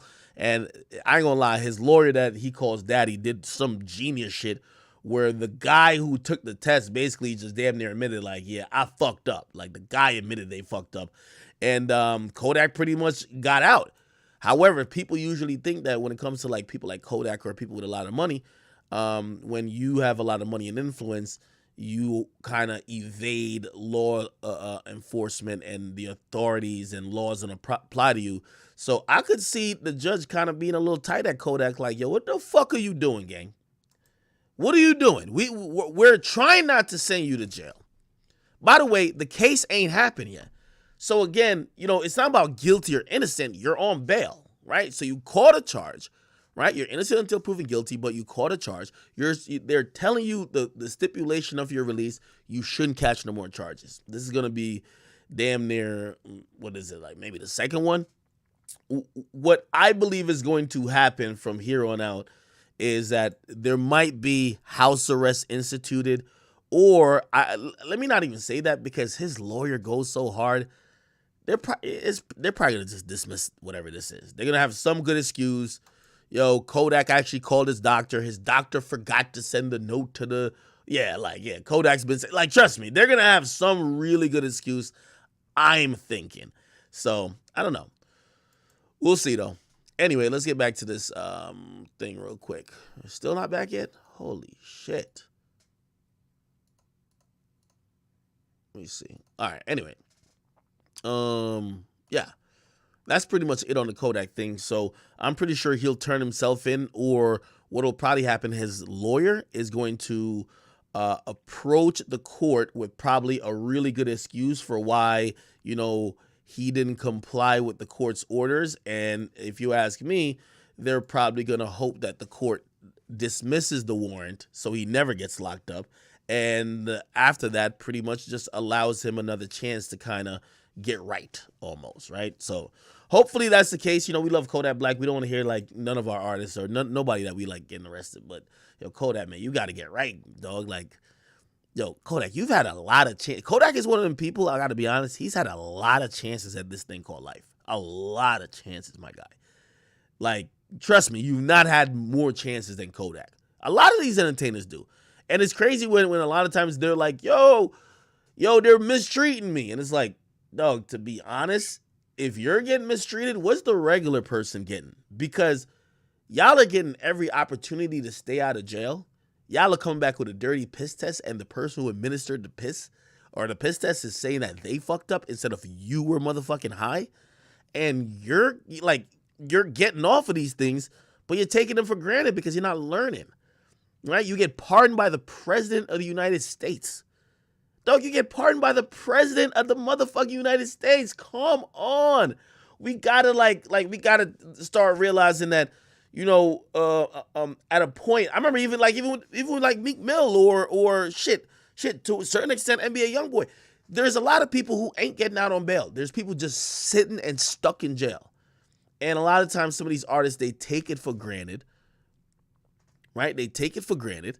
And then when the judge finally stands up to them as this rich, famous entertainer with powerful lawyers and says, you're playing in my face. You're fucking with me. You know what? You're going to go sit down. You know what they say? The judge is racist. And we love these guys' music so much. You're going to be like, oh my God, why would a judge do that to him? You catch a case and see what happens. Like, most of these guys that we really care about, they have incredible privilege. And I mean, it goes from Kodak to even like Gunna and Thug. I know you might be like, oh, look at Thug, he's suffering. Come on. Thug had five bond hearings.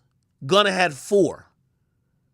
Gunna had 4 bond hearings in 6 months. There's niggas who was locked up who get 1 bond hearing or get listened to for 1 motion for bond in a year or 2. Like, these guys got the best attorneys in the fucking world, so like they're making shit swing. I'm just saying that I wish they would not abuse the privilege that it looks like they're playing in the face of everybody else, because at a certain point a judge is gonna say, dog, you're not bigger than the program. You're not bigger than the system. All right? And you can tell when the justice system is tired of these motherfuckers, because look at Boosie. Unless they have some other case going on with Boosie, man, they probably have looked at Boosie as somebody who has evaded a lot of the repercussions that the system comes with. And now they got him again, and they're like, yo, we're just going to say some shit. He's a flight risk. He's this, he's that. So again, I'm, you know, we're going to obviously assume that Kodak is innocent, but nevertheless, my nigga, like, bro, why every 2 months they're saying they want to arrest you, dog? What's going on? Y'all ever been in a bad situation and y'all like start praying to God and you be like, yo, please God, you deliver me from the situation. I will never fuck up again. I would never do that. You get what I mean? And like, it's how fortunate you are to get delivered. I would think that would be Kodak. After Kodak said he turned Muslim, he had to go rock with another gang. He basically said he read 53 Bibles. He said, oh, the people in jail were picking on him. He finally gets out of jail because the president pardons him. I would think that he's saying, thank you, God, you have delivered me. I will never do anything to even remotely get back there. But it is what it is. Listen, I'm not judging anyone's lifestyle. Kodak could do what he wants, but I just think that when you have so much to lose, don't play in the face of the people who could put you in jail. That's it. All right. Yeah, let's just keep it short and sweet with that one. All right. We still ain't back with this goddamn trial. I don't know what's going on with it. Still not back with the trial. Let me see what else is going on, though, on the net. Oh, this was tonight. Jake talking about the Island Boys. I think we kind of heard about that already. The people in the submarine, they dead. They dead. That's what we have heard. So even from the manufacturer and shit, even from the manufacturer of the ship, they're saying that they're believed to be dead, which now changes the dynamic of this whole thing. It's now no longer a rescue mission. It's probably a recovery mission in terms of, let's see if we can recover the bodies of these individuals. You know, obviously try to return them to their family. Obviously, you know, see how they die, whatever the case is, even though it's probably like, you know, asphyxiation, which is like almost like choking or just, I forgot the term when you die because of lack of oxygen. I I don't know if it would be drowning unless like water like came into the cabin, but who knows? They said they found a debris field. We will figure out if that has any type of relevance, and also if they found any bodies. You know what I mean? Like, I have no idea what animals or like what creatures will be down at that depths. Okay. Anyway, let me see what else is going on. Fuck is this? A freestyle? Jocelyn Hernandez is speaking on some bullshit. Oh shit! Have y'all seen this? This was crazy. This was crazy. So if you ask me, I personally believe that Elon Musk, that Mark Zuckerberg don't like Elon Musk. He's sick of that motherfucker because he's looking at it like, yo, this dude, yeah, we're both billionaires, but this nigga, he wants to be the cool billionaire. And he's doing a lot of pandering rather than just doing the work. Mark always came across like a nigga, like that's kind of like a hybrid robot type of shit. He wears the same clothes every day. He's very simple, minimalistic. When he talks, he doesn't have too much pizzazz. It's not that he's boring by choice. It's just that what happened to be his job and how he got his wealth is just not the thing that kind of fosters great personalities. Like, he's not a person meant for TV. But Elon Musk, who I feel like I never heard about no Elon Musk before. Like, I'm gonna keep it muted till I'm done talking about it. I never heard about no Elon Musk before, like 6, 7. Let me say like 7, 8 years ago. But Elon Musk is not only kind of came on the scene as, you know, obviously his company Tesla has done amazing, but you could tell he wants to be like the guy. He wants to be a star type shit. You get what I mean?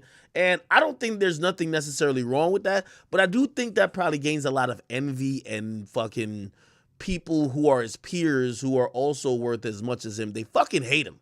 I can imagine they're like, yo, fuck that motherfucker, Elon type shit. You know what I mean? Now, I don't know how this turned into it. By the way, one thing we get to find out, I don't know if you've seen the videos, my boy Mark Zuckerberg, he got them hands, he got them paws. Like, you might call him corny, whatever. Like, he's weird, socially awkward, parasocial. That's the new thing I've been hearing people say, parasocial, whatever. One thing we know about Big Zuck, pause by the way, is that he get busy with that jiu-jitsu. He ain't playing. Mark Zuckerberg, jiu-jitsu. He be getting busy, okay?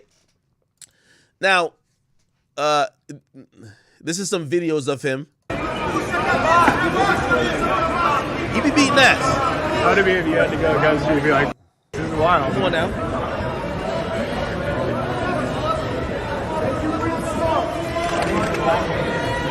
The man on the right here, Facebook CEO Mark Zuckerberg. In the end, at least in this match, Zuck would not be pleased. Okay, let me actually show you him with the pads or some shit. Okay, this is as clear. further proof that we live in the stupidest possible future. Doucher billionaire Elon Musk wants to fight fellow doucher billionaire Mark Zuckerberg in an. I want to show. Okay, watch him with the pads. Look at my boy. Look at my boy Zuck. Holy! Good job. Oh nah! Oh nah! Imagine worth 200 billion and you still choke a nigga out. That's Diddy energy, nigga. Yeah, Carter.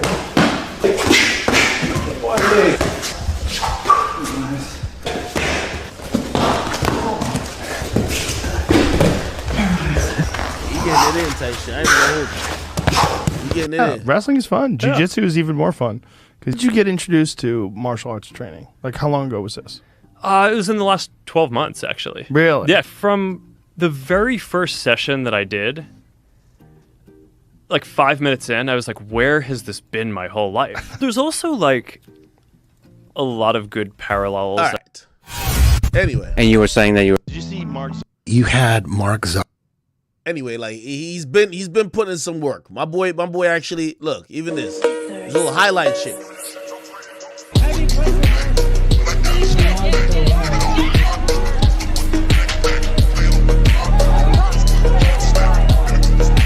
Big Zuck right there. Beat a nigga's ass.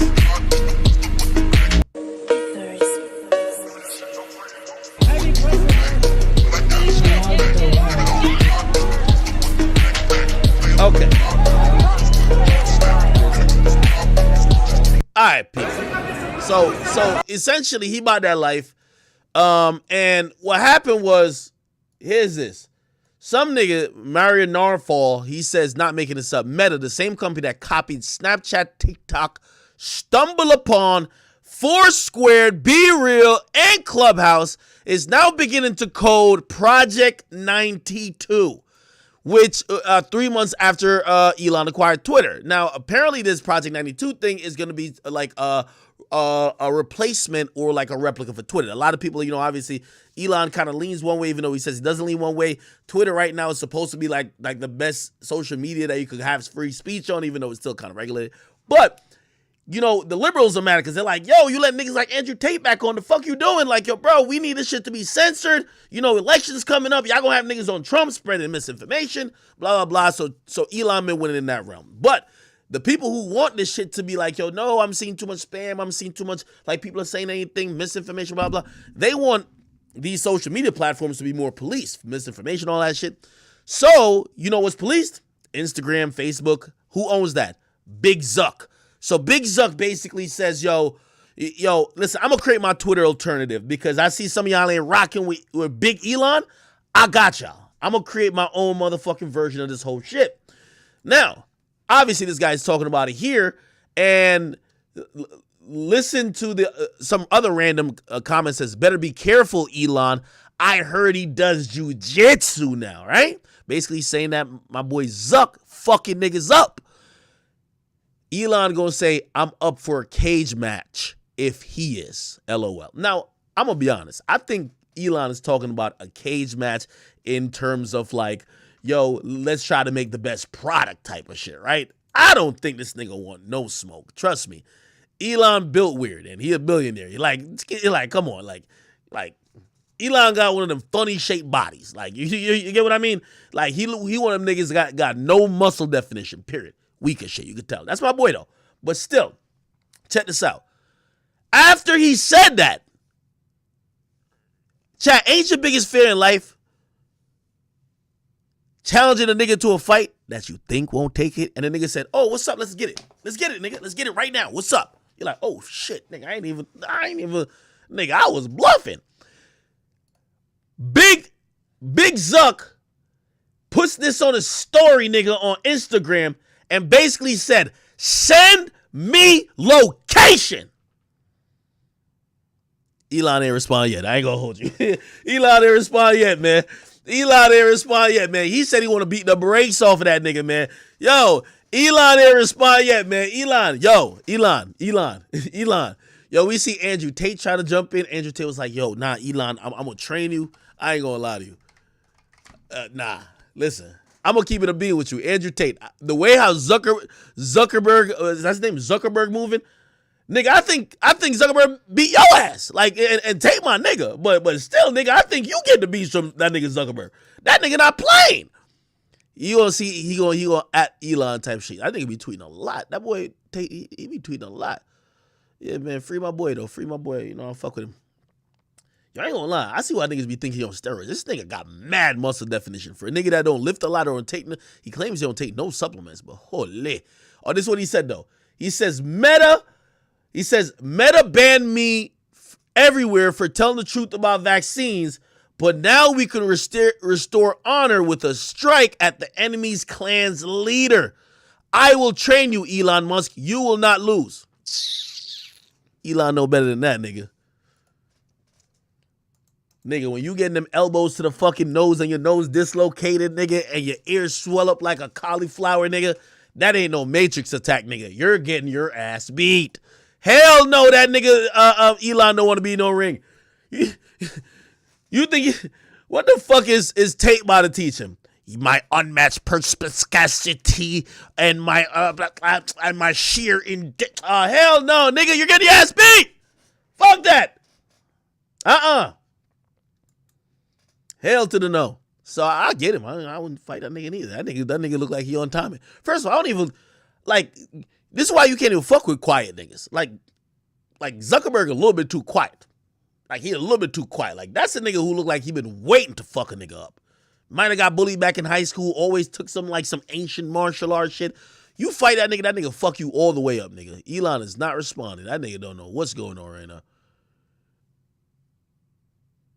This nigga Elon wishing he was on a submarine after seeing that type of shit. Holy. Yeah. Yeah.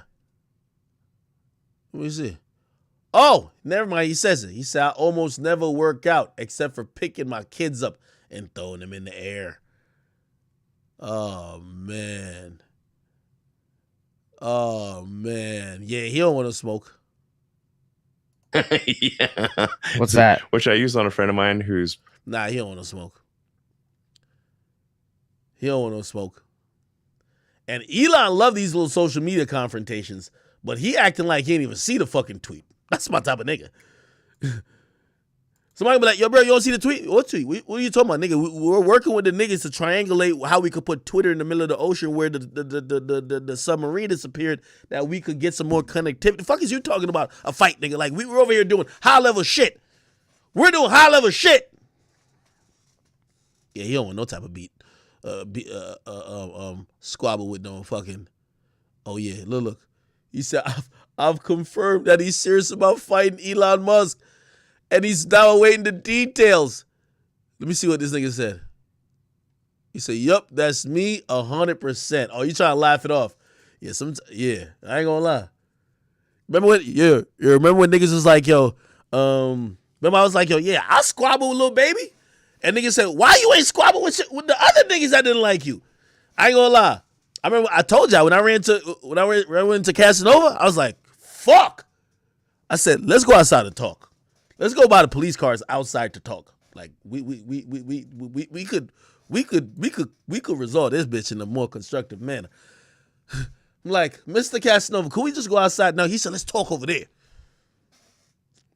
And I looked up, I seen 5 ape tattoos glisten. I look over, Casanova was rolling with some niggas that was 6'9", bro. Like, in height. Remember looking at them too, and I'm like, 2X. I ain't even gonna lie. Nigga, I seen so many 2X chains in the club that night, nigga. All I could see was the ass whooping exponentially multiplying, nigga. All I saw was your ass whooping squared. I said, I'm good. You know what I mean? I went by choice over to the section with Casanova. Good thing he had good vibes. We dapped it up. We took some shots, and it was peace ever since then. Cass been my homie since then. My nigga, man. Free that guy. Free that guy, man. You know another thing that fucked me about Casanova? I ain't even know how big that nigga was. You know half these rappers are midgets? Nigga, Lil Wayne is 5'6". Lil Wayne 5'6". Like, these niggas is short. The baby walked in. I'm like, oh, I see why you shot that nigga. I see some of this shit now. Which I gotta go look at Cam Coharder, because Cam Coharder got beat the fuck up by a nigga who's no more than 5'5". That's crazy. That is crazy.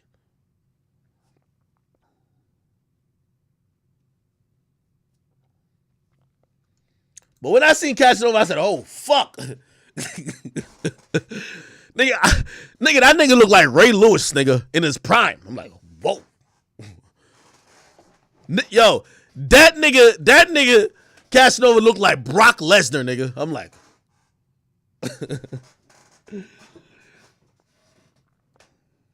Yeah, I thought he was going to hit me with the you academics. I was going to be like, nah, that ain't me. Fuck that pussy ass nigga. Fuck that nigga, man. Yo, my boy Elon just backed out. It's all good. Fuck it, man. Yo, Elon, if I'm you, I'd be like, yo, let's have a spelling bee or some shit. Let's do something else. Hell no, I'm not fighting no. I mean, by the way, I don't think Zuckerberg look intimidating, but Zuckerberg is a type. He looks so unassuming. That's the type of nigga that got you feeling pain in parts of your body you didn't even know. Real talk. So, it is what it is. It is what it is, man. Big Zuck gonna beat the brakes over this nigga, man. Yeah, this nigga, he got this nigga so shook, this nigga talking about wiper blades and shit. Yeah, hey, we have a smart wiper system. No, nigga, what about the fade? What about the fade? Ain't no more fade talk. Ain't no look. This would be hilarious. You can tell he's just trying to joke it off. Zuck like me. Zuck, let me tell you this. And let me tell everybody in the world this. A gangster is a dumb nigga. That's why I hold gangster to dumb nigga standards. A gangster supposed to keep the same energy for everybody. A pussy nigga is a smart nigga. We pick and choose our battles. That's how it goes. All right, let me get back to this thing.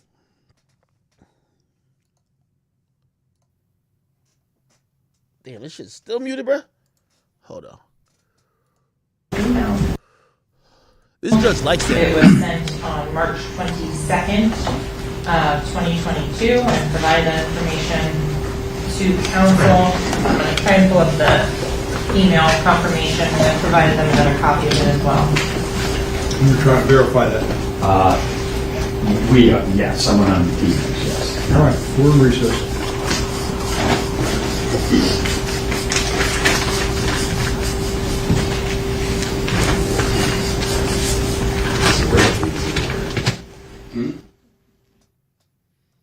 Here we go.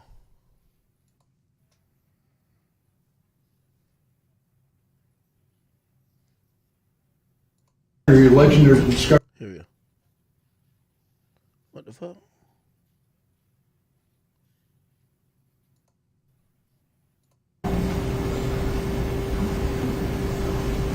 And it was also supposedly emailed to me. Yes. I can't, based upon this receipt, I can't. We have receipt, but no attachment. We have, they provided a receipt coming out of the office of the state attorney. I suggest you also look at the deposition and when she was questioned about this specific document. That would do it. So my suggestion is that she's not going to finish, or she's at this rate to finish her direct today. So we'll study this over the weekend. But at this time, you're not alleging there's any discovery violation. I don't need to No, conduct sir. a Richardson hearing. Is that correct? At this moment, no. All right. I can't. So we're going to proceed with the testimony. Is Yes, that sir. correct? Yes, Yes. Everybody agrees? Yes, Your Honor. Can I bring the jury in now? Yes, sir.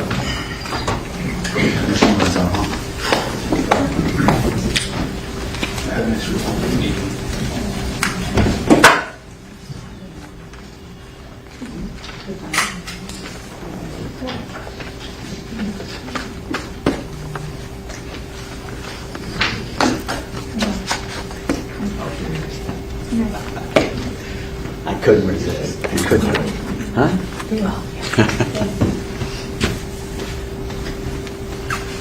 I'm afraid it'll make me a gang member. We get something. We get a verdict based on sin.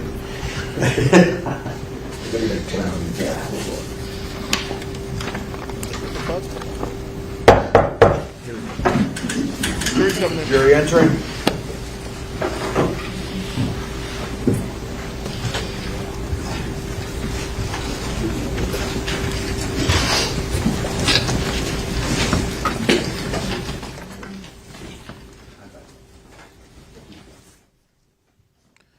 God damn. Moving on to the next, the meaning of G-Shine. You had mentioned that sometimes there are specific colors that individuals are told to wear. Is that reflected in this document here that was found in the YNW Melly booking email? Objection leading. Sustained. What does this say about the uniform or fashion statements? It gives directions on the colors of the organization, what they mean, and as with other signs and symbols that they have, like the 5-point star, they gave each point of the star a specific meaning. They do the same thing with the colors. They'll come up with initialisms of what each letter of that color means and why it means something to them. Okay. In terms of the colors that were identified in this G-Shine document, what were they? the colors I already mentioned, red, green, brown, black. I mentioned black, but red, green, and brown.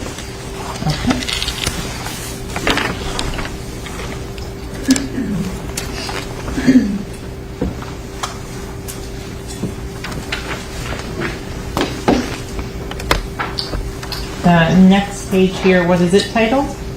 Meaning of G-Shine Ascari. And then it says in here you've been, what does DMV mean? The Department of Motor Vehicles? No. It would be the, like the council. I'm not sure exactly what that acronym is, but when you move up in the ranks, you would be reassessed by your higher ups, by your council. Okay.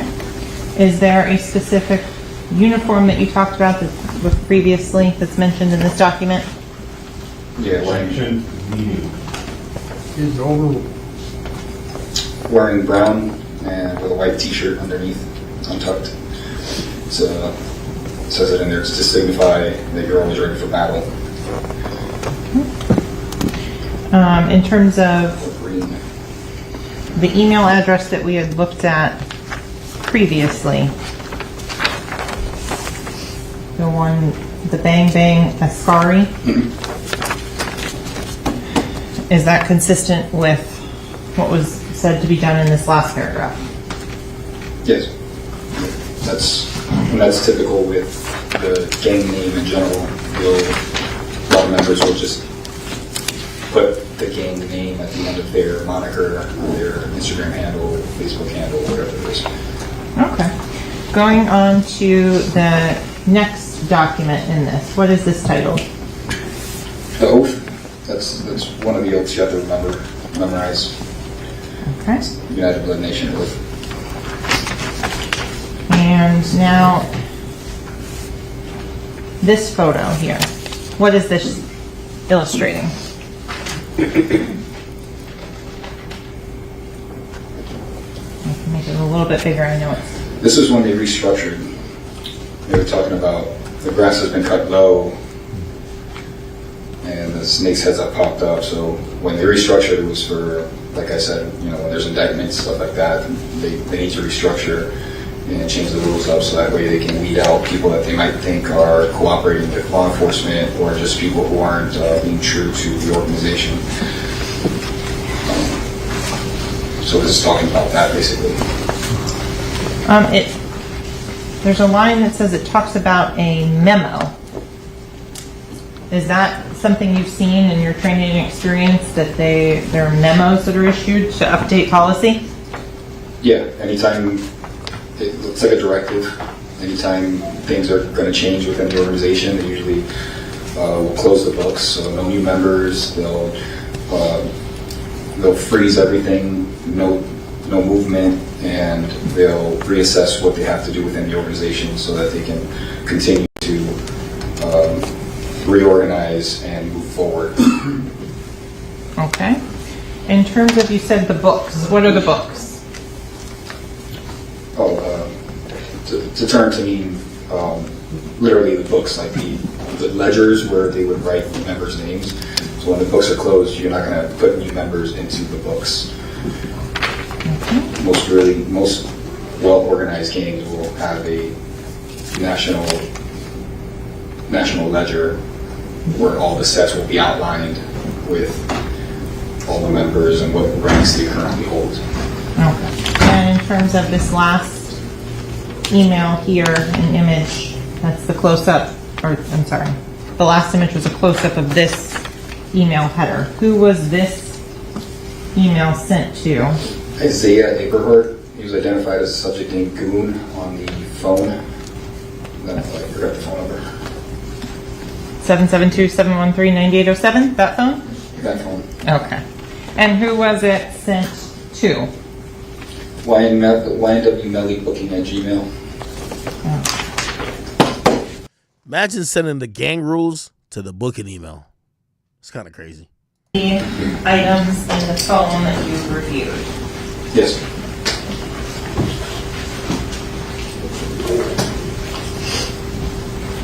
going to start out with what's been labeled as states triple V for identification purposes. Going to defense.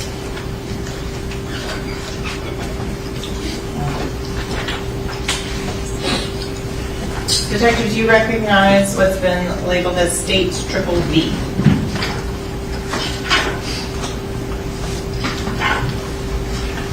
Yes. How do you recognize that? This is a extraction report from the cell phone ending in 9807. Messages between that phone number and a contact saved as GF stretch with the C crossed out using an X instead of a C. And does this really accurately depict the conversation that is on that cell phone? Yes. Here at this time, the state would request to move states triple V in and publish to the jury. Same objection. Objection's overruled. It'll be admitted. States triple V will be marked state 69.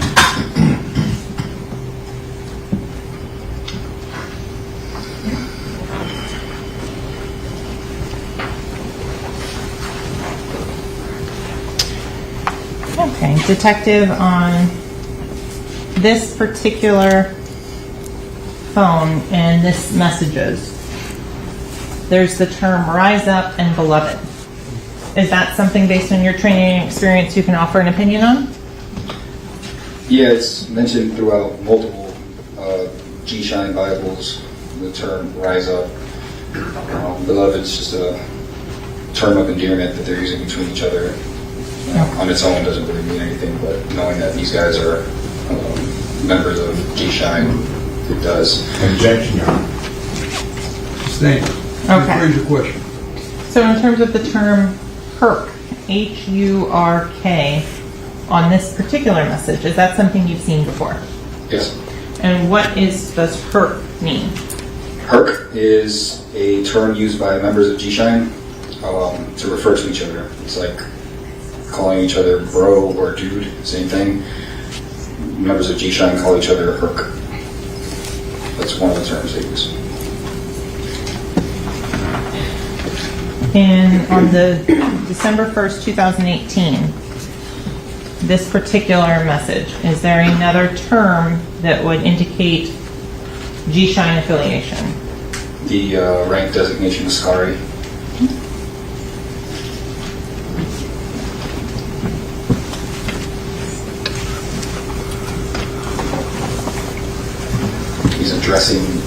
He's addressing the person receiving that message as an Ascari. Okay. He's not just saying the word Ascari. Understood. In terms of the last message here that looks like December 29th of 2018, you could read that one aloud, please, and I can make it bigger.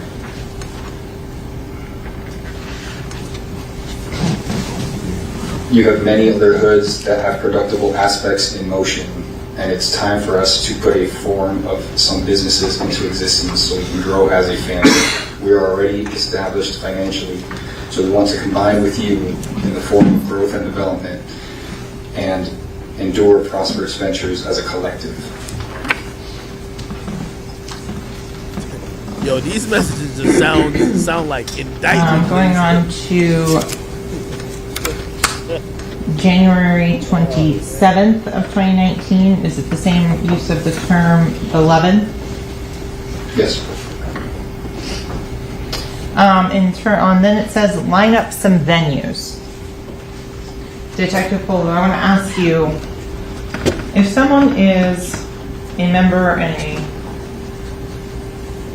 any sort of music group, yes, why would they be talking about venues with someone who is identified as a godfather? Because they would need to get sustained. So, Detective Fuller, I want to back up and go into your training and education and experience on areas of control by specific areas under the blood gang hierarchy. You mentioned that there are different sets in different areas of the country. Correct.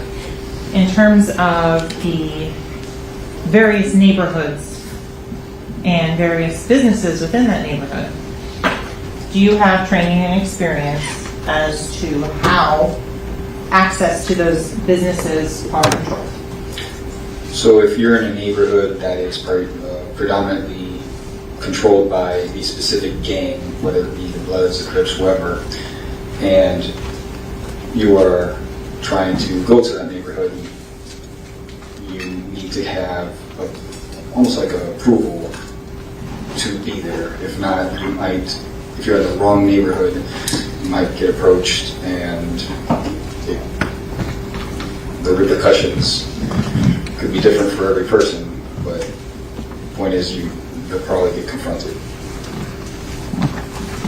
So I want to move on to some of the other messages that you've gone through, what's been marked as states W. It's been previously provided to defense counsel.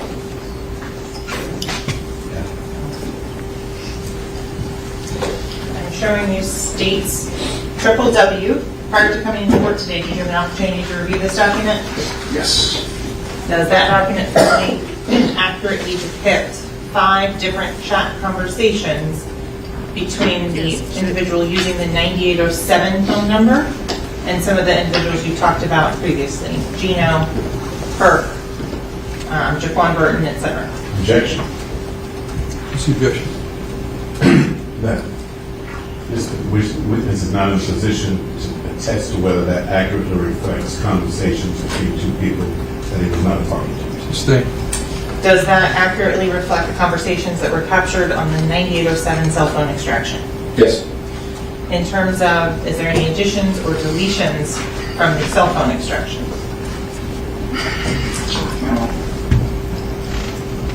I don't believe so. I didn't see any in red. Usually when they've been deleted. Do they fairly and accurately depict the conversations on the 9807 cell phone? Yes. Here at this time, the state would request to move states W in and publish to the jury. I object, Your Honor. Improper foundation, insufficient foundation. Objection overruled. It'll be admitted. No. States W. States W will be marked states 70.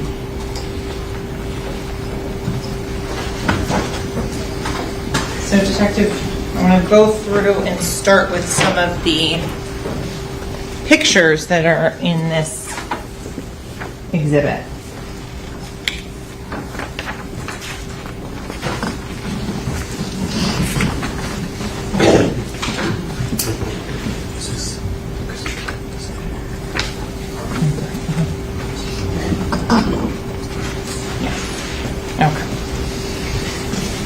Reference the pages as you go if you don't.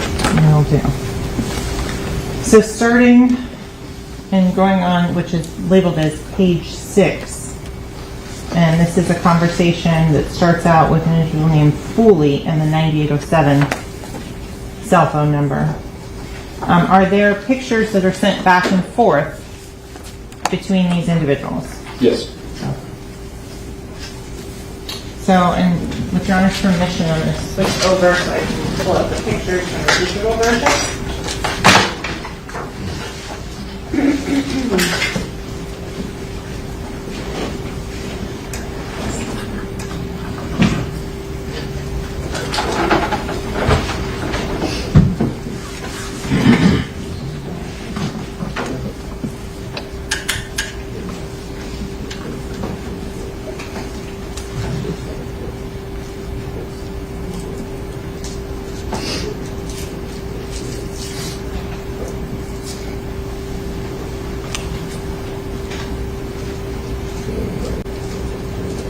So the record's clear, counsel. What's the exhibit number? This is still the same exhibit. This is just the digital copy so that we can access the photos. So exhibit 770, Your Honor. Yes. Thank you. So in terms of the images that were sent, were you made familiar with Jamel Demons? Yes. Can you point him out in this particular photograph? I'm sorry, it's no longer a touch screen on that, I don't believe, because it's now on this. The subject of white shoes jumping. In the center of the frame? Yes. conviction, Your Honor, may the record reflect that the state pointed to it and he identified the person to whom the state pointed. I fuck with my man's coach. You don't let him get nothing on. Do you see the defendant Jamel Demons in this photo? Can I stand up, Your Honor? Yes. Thank you. In terms of the hand gestures or signals that he is making, is that anything that you can comment on with your expertise? It's an East Side sign, he's an East Side blood. That's a whole blood sign, that's a blood sign. You have to speak up. I'm sorry, sir. Well, I'll talk to you now. And so you first said the east side one, is that being done with his left hand or right hand? I don't know if the pictures. East side is being pointed forward. Okay. And then the other hand is kind of crooked, so I can't tell if he's doing another east side or if he's doing this, which is a blood hand sign.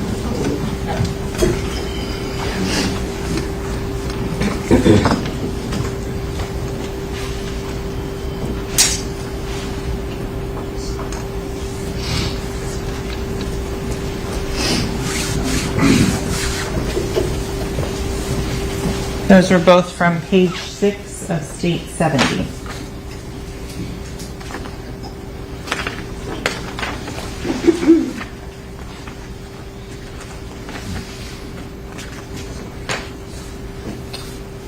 Going now to page 14. You indicated that some of the emails were identified as a specific individual. Who was that? Derek Dixon in the emails was identified as Gino, and Gino, this phone number was identified as Derek Dixon. One and the same person. In terms of the messages here on page 14 of State 70, the first message on September 16th of 2018, what does that say? I'm sorry, say that again, which one? The first This one? Oh, Sorry. Gino locked me into love, and then took out the C and put an X. Okay. Then the next message, the response from the 9807 phone number. What is that? 050, that's blood code. He, later on in this text thread, he explains it. Okay. Down to the next one from the number that's identified as Gino. Mm-hmm. And what message does that say? Me and the Godfather, the GF, talked about you till we come into your show in Orlando. Okay. Moving on to page 15.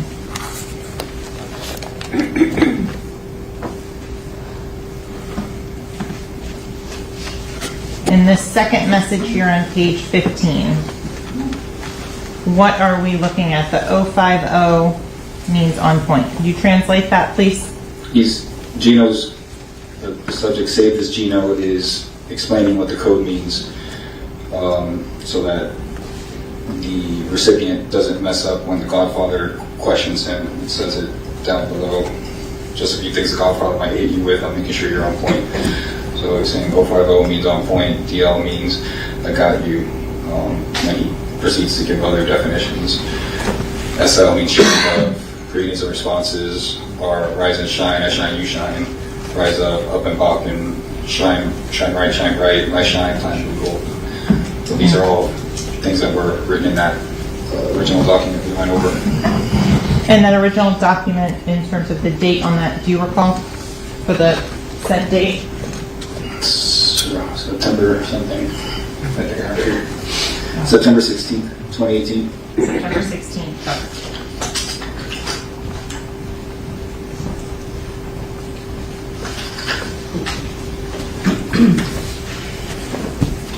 So in some of the responses from the 9807, again, that term perk. Again, it's just a term used between members of G-Shine. He's just responding, recognizing, just using G-Shine terms. Okay. Continuing on through the month of September on page 16. In terms of the message here from the 9807. Clear so we can see. What does it say there? Just checking in. The C is taken out. And the Just checking in. And can you explain what, or translate the September 21st, 2018, 11:26 p.m. message from Gino? Just asking if he's all right. If everything's good. He responds that everything's good. 450.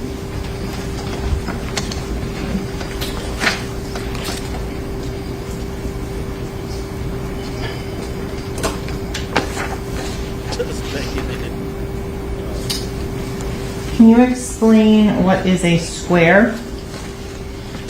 It's reference to Page 19. a square is a narcotic slang for typically a kilogram of any type of narcotics, so cocaine, heroin, whatever. Objection, Your Honor. What's the objection?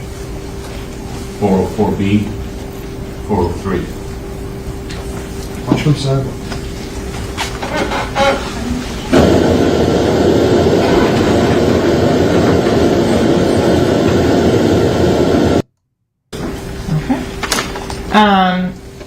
Continuing on to September 25th, 2018. Another message from on page 23 for Defense Counsel. Thank you. Is this again referring to the same image name from the previous? Yes. Okay. Do you know what the baby is? Only the brick. Okay. Small like a baby. And the response? Haven't heard from him 20. Oh. So then moving on further down that page on 10:08 p.m. What does Gino ask? The member identified as Gino states, DL, did you get your date for the Savannah State Show? And the DL, what does that mean?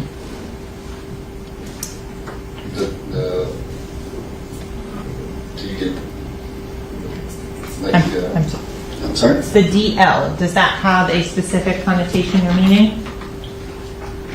Yeah, it does. I'm drawing a blank right now, sorry. That's okay. It's been a long day. We'll come back to it. So with regards to the next line on that, what does that one read? Yo, the GF, Godfather, gonna call you, take out the C, all you today, make sure you UAV, you're on point. And the response was? Everything's good. So I want to go then again to the digital version to reference this picture here. So Gino the number identified as Gino ending in 4281 sends an image, and this is on page 24 for counsel.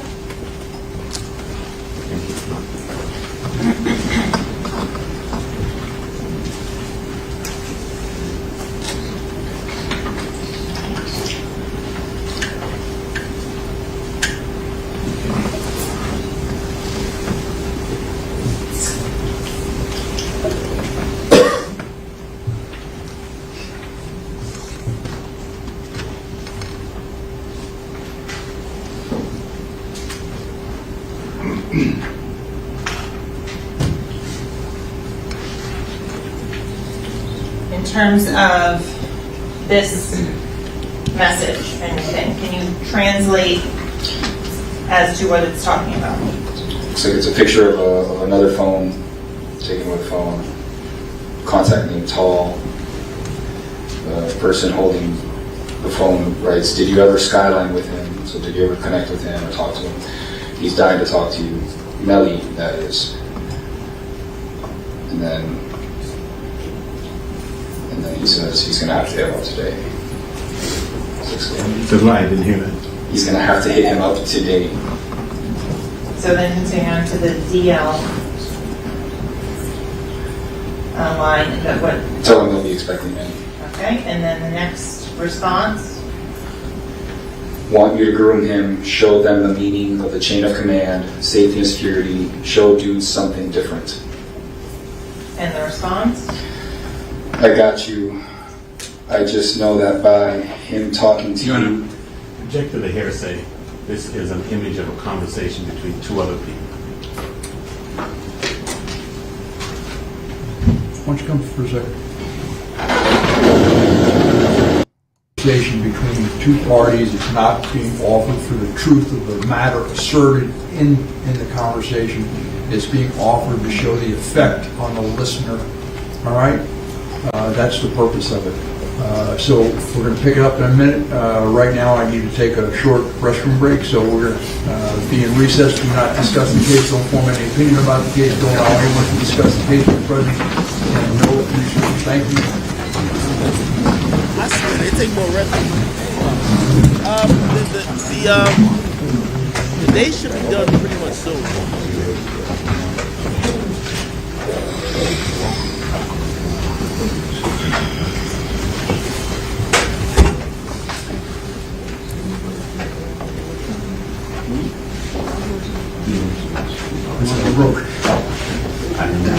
Let the record reflect the jury stepped out. Counsel remain along with the defendant. Can we get a restroom break for Mr.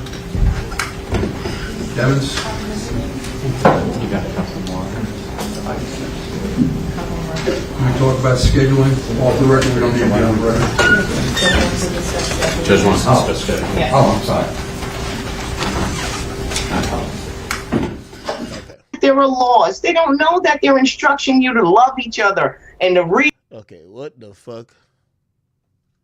Fuck is she going on about? All right. Yeah, the day of trial should be almost over. Again, this guy, I believe he's on the stand to kind of decipher certain type of well, he's there for the death penalty, honest. So the reason why this guy is there with the mask, he's there to make the death penalty happen. Without him, there is okay. The prosecutor believes they're proving their case already that Melly did it. Now, for the death penalty happen, it's not only that he did it, is that he did it in furtherance of him being in some type of gang. So they're trying to decipher that this was all a gang thing, regardless, and that the death was part of maybe even furthering the status in the gang or handling the gang issue, whatever that is. That's what the prosecutors are trying to put forth in the air with this guy with a mask on. And by putting him on the stand, they're hoping that the jury is going to believe that, and also believe that the death of these guys, Melly did. If those two things are being believed, Melly gets sentenced to death. So you're going to see a very long, drawn out analysis of boring conversations, because if this person convinces the judge that Melly is a G Shine Blood, I believe that's what it is, G Shine Blood, that's what it is, and they successfully then argue that he was doing things like, for example, whatever with this, like killing these guys to kind of further his reputation, or doing it because it was a gang issue or a gang beef, this will be enough for Melly to be sentenced to death. Okay, the death penalty in Florida requires that to be one of the electives when you're going for that, right? That's not the only elective. Obviously, if it's such a heinous crime and, like, you know, if you're a school shooter, it don't matter if you're in a gang, whatever. But in the affidavit they filed to say he should die, they filed that not only was a heinous crime, that this person committed this heinous crime for the furtherance of a gang. So we'll see how it goes, man. It's gonna be a long, drawn out kind of situation. Someone said thank you for breaking it down. Yeah, the person on right now is not gonna tell you anything about is Melly innocent or not. You get me? There's no confession. So I don't know if you guys thought there is no confession here. There's no snitches here. It's only forensic evidence and circumstantial evidence versus Melly. However, they are in belief that Melly did it, and because they're going for the death penalty, they're introducing this factor of him being a gang. Now, it was previously agreed upon that they're not going to be touching certain type of subjects. For example, his music, right? So Murder on My Mind will not be played in court. He will not be referred to as the Murder on My Mind rapper. The timeline of his music creation after or before the murder that could possibly allude to maybe say he did it being premeditated or that he was bragging about it. Those things will not be included at all in this trial. So he gets a break with that. But his gang affiliation and all that stacking shit he used to do will definitely be considered. And they think it's very pertinent to try to figure out what the fuck, the outcome of this whole case is going to be. All right. What else is going on in hip hop while we kind of wait? I don't even know if this is coming back. They didn't dismiss the jury officially yet, but it's pushing 5 o'clock, and usually around 4:30, they usually let people finish their last thought, last argument, or last train of questions, and then they said, "Yo, catch y'all niggas tomorrow." We will see what happened there. Anyway, let me see what else is interesting going on online today. What else is going on? Y'all put me up on game.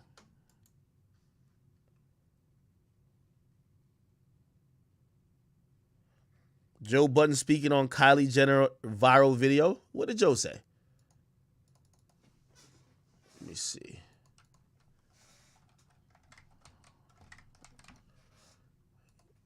Joe Budden, Kylie Jenner.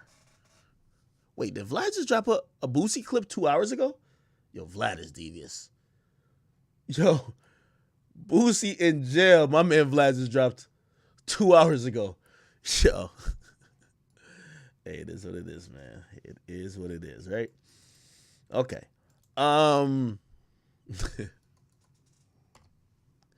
By the way, Vlad's interviews had nothing to do why Boosie's arrested. So just to let y'all know. So I don't want y'all incorrectly blaming Vlad. I think he takes a lot of heat. I think unnecessarily a lot of times. Don't give him extra heat. When the fuck did Joe say that? Or when did episode 367? Joe Budden podcast. Episode. You mean 637? You're dyslexic. Okay, where does he talk about it?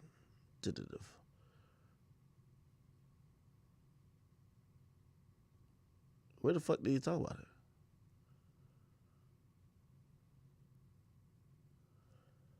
What's the timestamp on him talking about it?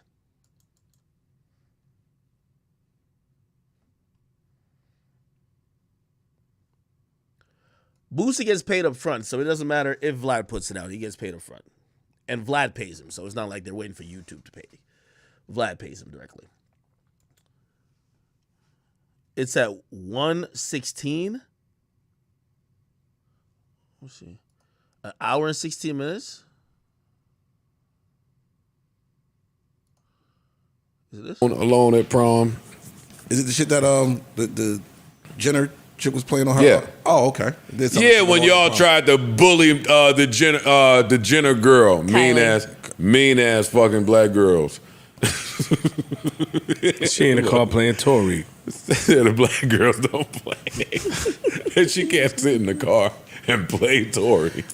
Yeah, you can't. Yeah, just read the room, I guess. I don't know. Read what room? There's a lot of people that don't believe that bullshit. You gonna force somebody into believing something? That's a good one. She clearly is in support of Tory. That is true. Mm-hmm. They was in my house. I seen a little more than y'all. I might know a little bit I'm more. rocking with him. I'm supporting him through this. Good You point. niggas gonna they're gonna shame somebody out of getting support. By the way, I agree with that. Now, did Tory do it? I still don't know. I'm in the mindset of thinking that he wasn't the one that pulled the trigger. But that's just my personal thought. The verdict says otherwise. I'll say this, though. Kylie Jenner's opinion shouldn't be anti-Tory other than if she wants to just blindly support Meg. Remember what Kylie saw.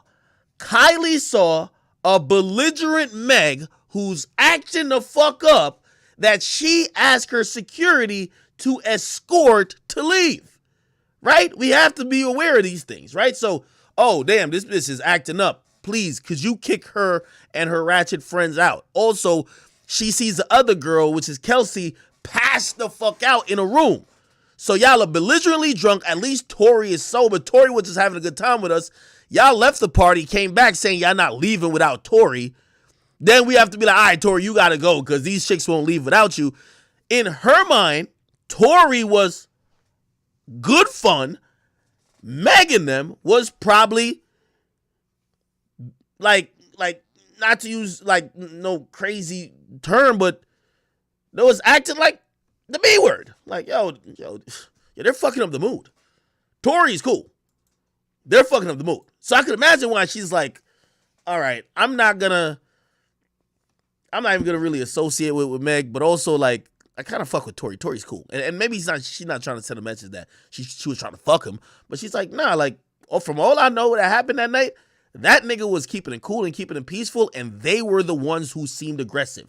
They were the ones who were arguing. They were the ones who were loud. So, just going off of what I know, shit, let's bump this song. I mean, that kind of makes sense, right? I don't get that. And then Tori puts out this long shit. I don't get that. Thanking the fan. Y'all want to thank y'all. There's a lot going on. I got new music. I got new merch. I got new everything coming. And then the next day, his ex-lawyer just miraculously puts out the clip saying, I told him not to blame Kelsey. Mm-hmm. More high-stakes games. Mm-hmm. More big money games above my pay grade. It's a never-ending court battle. Yeah. We're never going to hear the end of this shit. Yeah, What? not at all. No, I don't got the song. Got you right. What did you say you ain't get? If that's her way of support. Just playing your music in the background on a video? Yeah. That's support. That's I'm independent Kylie and I'm Jenner? dropping a song in 2 days. Yeah, dog. I'm a billionaire And with a Kylie brand. Jenner is playing it in the background? And she Are has, you shitting me? like- I'm And that's the same girl that I was trying to fuck that night that y'all was acting crazy That in here part. that I didn't get around to fucking because you pulled me out of here. I ain't even talking about that. Ice. She I'm has getting back to that. She has $1 billion brand. I'm staying there. So the 'cause fact that I'm niggas willing don't to lose that. risk some damage to my $1 billion brand, that's support. I guess I looked at it differently. Yeah, Okay. that's definitely support, in my opinion. I'm just looking at if you're going to support, or like you said, I got some more information. I don't believe this, then say that. Someone with 395 million followers on Instagram playing your music in any context is a fucking That is She don't have to say a thing. Just press play. Okay. Listen, I'm open to being wrong And I about may that. not fuck with you that much where I got to good, Campfire. publicly come out, but yeah, That's enough. Yeah. That's enough for That's most people to enough. get a start. People be speaking in codes. Of course. I seen that. I just was looked like, it up. all right, she calling y'all fave line ass bitch. All right. I don't know if this Melly child coming back, but what also happened is so Double XL put out this thing. They're putting out freshman content now, and apparently they just dropped the.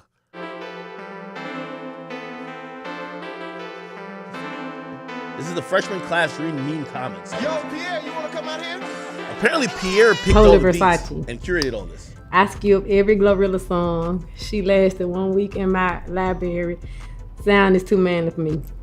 First of all, you look like you listen to what's the name of that TikTok where they where they be recording the people and they be like, what? Y'all know what I'm talking about?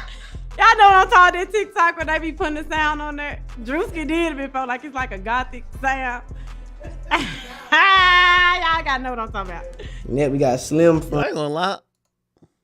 Yo, Glorilla be looking like a sexy avatar, bro. Low key.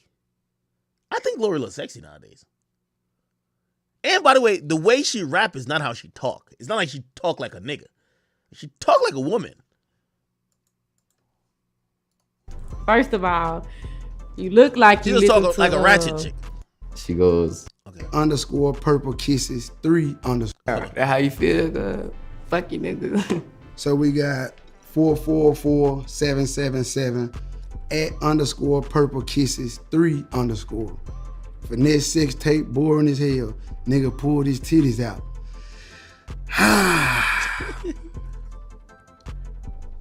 You just had to been there that day. Winnie did that. She goes, Central C looks like a white soldier boy. I've seen a lot of comments like that.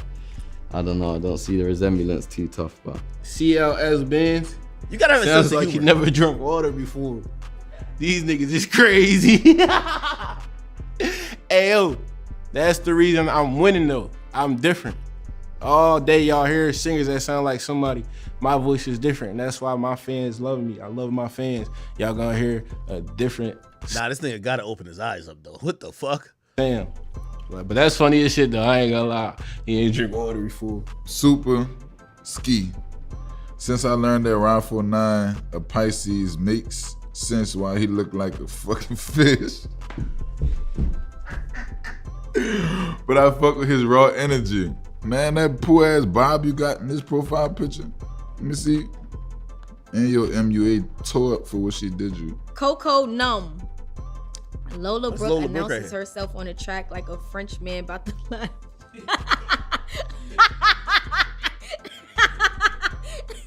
Wait, let me see.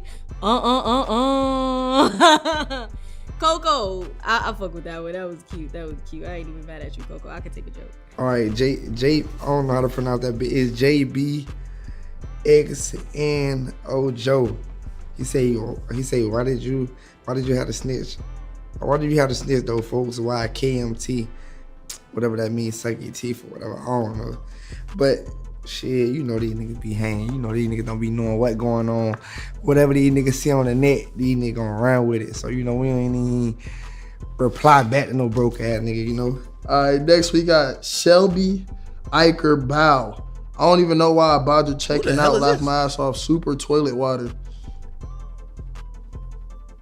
Damn.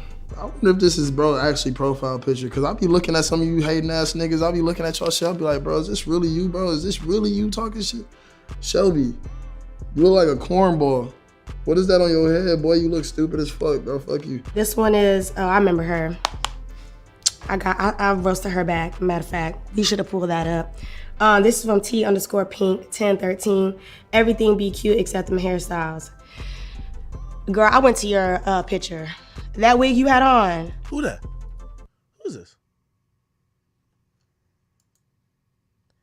Is this Tia Corinne? It's not Tia Corinne though, right?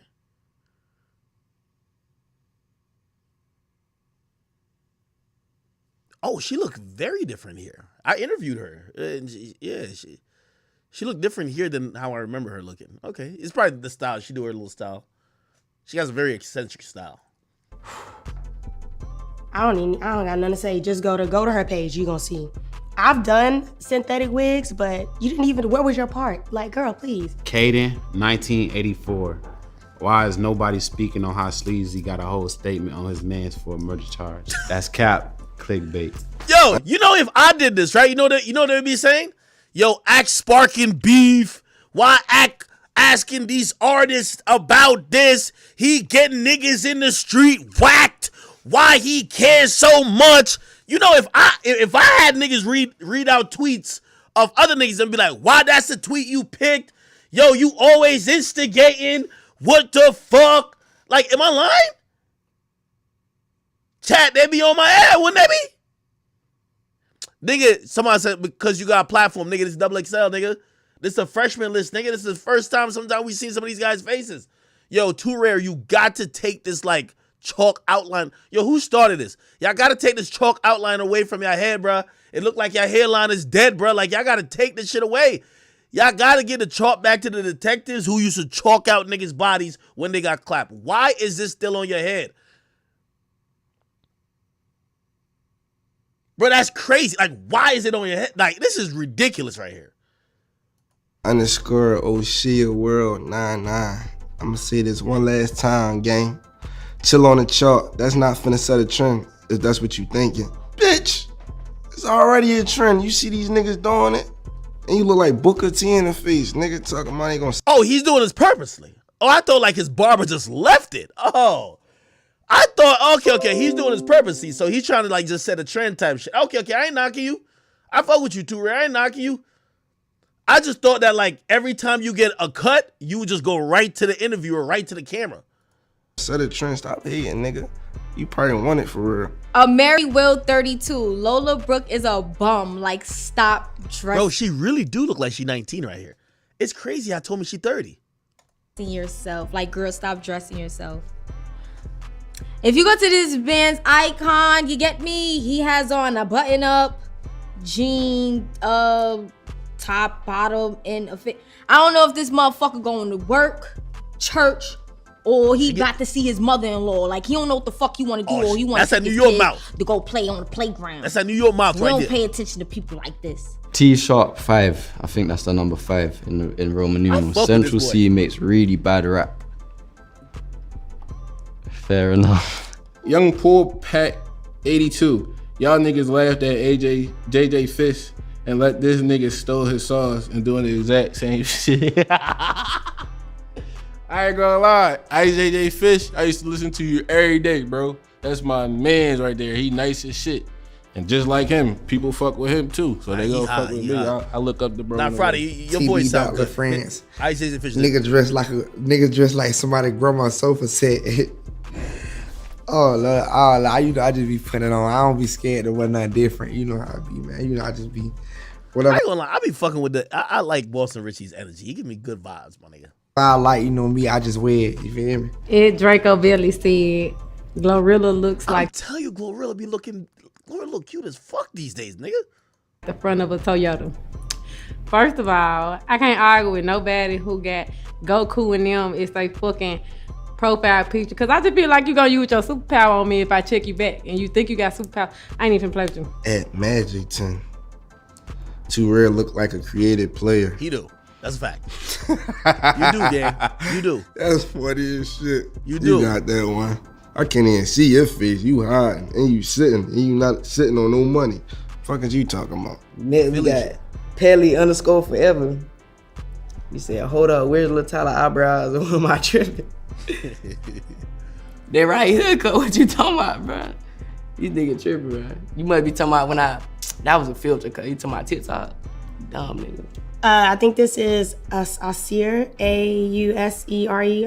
It says, you look like you needed a stylist. I don't really pay attention to anybody that doesn't show their real face in their profile pic, so yeah, you're a dub. Laughing ass loco. Shaking my head. Y'all fall for anything. Real industry plant. You ugly as hell. Why you got that weak ass fitted on your head, boy? Y'all see this shit? Zoom in on this. It's HBK 4KT 38. Damn, boy, you ugly as hell. I got 3 women that say otherwise. CC exclusive __. Round 49 looks like a Ninja Turtle to me. I like the Ninja Turtles. So, and if I jump in your DMs, you gonna get me play. CC exclusive. Bianca said, niggas is not actively looking for a DC the Don album. All that sneak dissing is not changing the fact that his music is still ass. And you still broke. Damn. Ain't that crazy? Damn, some things just don't change. That's crazy as fuck. I'm gonna give I think this is a respectful critique of DC the Don. His style and from what I don't know too much about his music, so this could be all the way wrong. And y'all can tell me if I'm all the way wrong. It feel like a lot of people, their personality, their aura, their music matches their style. I feel like the reason why he got this half black, half this, I think one day he said, I gotta be different, and just created the shit. You know what I mean? Like, I feel like this is a style just to have a style. Not saying I'm knocking it, but I'm just saying it feels like a style just to have a style. You get what I mean? Somebody say, oh, he's an ex-clone. Nah, I heard his music. He ain't no motherfucking ex-clone. Maybe with the hairstyle, I guess you're trying to say, but I don't listen to his music and get X vibes at all.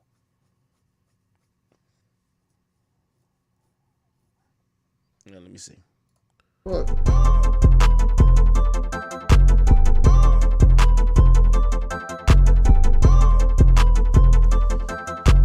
All right. Holy. Let me see. Oh, this one there now. Tennessee, Philadelphia, PA, Tallahassee, Florida. Brooklyn. From Milwaukee, Wisconsin, and I'm a XXL freshman. Are you from Milwaukee? People are into me because I'm relatable. Can't really put me in a genre. Through the progress, through the struggle, know who I am. Don't nobody else sound like me. My style, my flow, how I carry myself. I put everything I have into this. Get money to my music. I bring different energy. I want people to just feel good. Try to help as many people as I can along the way. It feels great to. That boy Central C is a whole star to me, gang. I think Central C is that guy. I like Central C. All right. Is this case coming back or what? I think it might be done, right? Yeah, I think that shit might be done.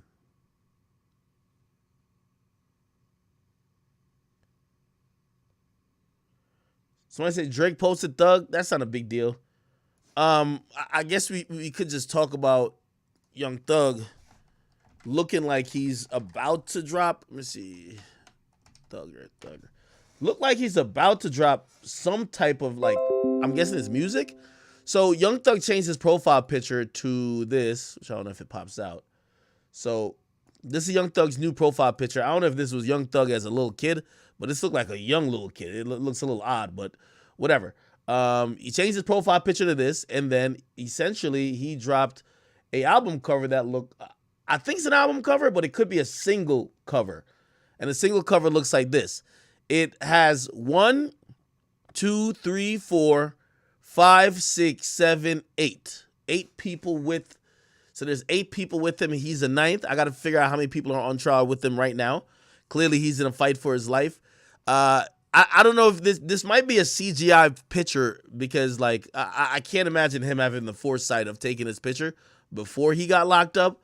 So I'm guessing this could be Photoshop or, you know, some AI type of creation. But regardless, he said business is business tonight. Looked like he's dropping some music. It got to be music because tonight is music night. So I'm guessing he's dropping some type of music. And I'm wondering what it will say. I see people in the comment section. I see, you know, everybody who wasn't in Gunna comment section. G Herbo, miss you. Who else? Wasn't this guy like the camera guy? You got this, bro. Enough music to drop an album every day of the year. No pressure. Free to go. So it looks like he's basically dropping something, right? Free Thug. Okay. Spider Whiter. Okay.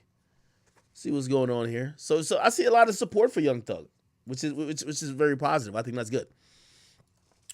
We'll see what his project amounts to or is his song. I would imagine it's a song. Do I think he needs to put out music because he's locked up? Is it for money? Is it for nothing? No, I think honestly, you know, his team realizes that this isn't, you know, they pushed for a speedy trial. So they wanted to get this over with, whether it was going to go south or north. They wanted to get this over with, but the judge is basically telling them that, yo, this shit's going to drag on for so long. It's going to drag on for at least a year. And I just think Thug and his team probably just said, yo, we probably got some songs that ain't really mentioning nothing about nothing. Let's just put them bitches out. You get what I mean? Let's put some music out. And by the way, it's better timing to put those music out now because in reality, Gunna is out here trying to act like he's cool with Thug. And from what I'm hearing, Thug ain't cool with him. It's kind of odd because, like, Gunna's jacking Thug is like his friend. He's like, yo, free Jeffro. Free Thug. I love him. But Thug can't say, nigga, fuck you, nigga. You get what I mean? He can't say shit. So I think he just realized, yo, hey, you're going to be in court for a long time. You can't say shit about shit. You got music. You know, he's one of the hardest working musicians in the game. He's recorded songs for days, songs for weeks, songs for years. He has so much music, they can find some songs that ain't talking about nothing. Some where maybe he's not screaming out slime or slat 50 million times or saying he'll put money on people's head or doing something criminal. Maybe some cool song, maybe talking about some women or some shit like that. Even though this picture would kind of hint that either, I don't know if he'll be talking about the case, but this looks like a courtroom, right? So if this is your cover art, I would imagine you're either talking about some shit serious, but if you recorded this before you got locked up, I don't know, man. I really don't know. So again, I'm excited to see what he eventually drops. I wonder if Gunna posted it. I'm telling you, like, Gunna, the one friend that got deleted from the group chat, he still don't even know yet. Watch. He gonna post it too. Watch. I see everybody been posting it. People pointed out that Drake posted it. Yeah. Oh shit. Drake gave it a feed post. Holy. You know, Drake don't really post nothing on the feed type shit. Maybe he's on a song. Maybe he's on a song. He said, "You owe me this time." Midnight. Thugger. Oh shit, what does that mean? You see a bunch of people in the comments here. He said, "You owe me this time." What does that mean? Kind of one of those ones, right? Posted this 14 minutes ago. All right. Let me see. Did Lil Baby post it?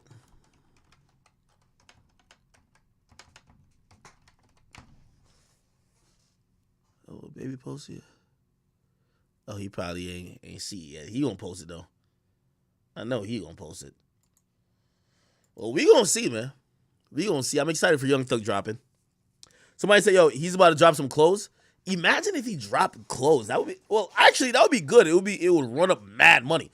A free Thug or I support Jeffrey shirt would go ridiculously crazy. And actually probably would do better than the music in terms of people would just buy it. The music, people are just streaming it. And it takes so many people to stream some shit that it actually becomes, well, not profitable, but that it can make the same money as opposed to just few sales. I don't know. We'll see. Somebody said it was confirmed to be an album by the engineer. Oh, okay. Now, I'm going to be honest with you. That album going to do, if it's an album, well, I ain't hear it yet, but I'm thinking it's going to do exactly what Gunna's album's going to do, because there's probably no visuals, unless there's visuals.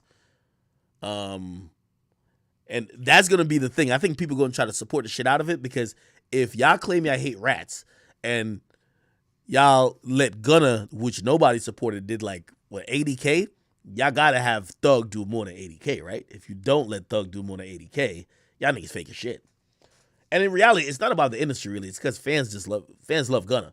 But Young Thug has been selling a good amount recently. Like, I mean, So Much Fun did great numbers. So, given the timing, I think it should pay off. I think it should work. Somebody said, I got him doing 100K minimum. Y'all want to do a listening party tonight? I don't think I got shit to do tonight. I ain't gonna lie to you. Only thing, all right, let me not promise y'all nothing, because y'all probably get mad at me.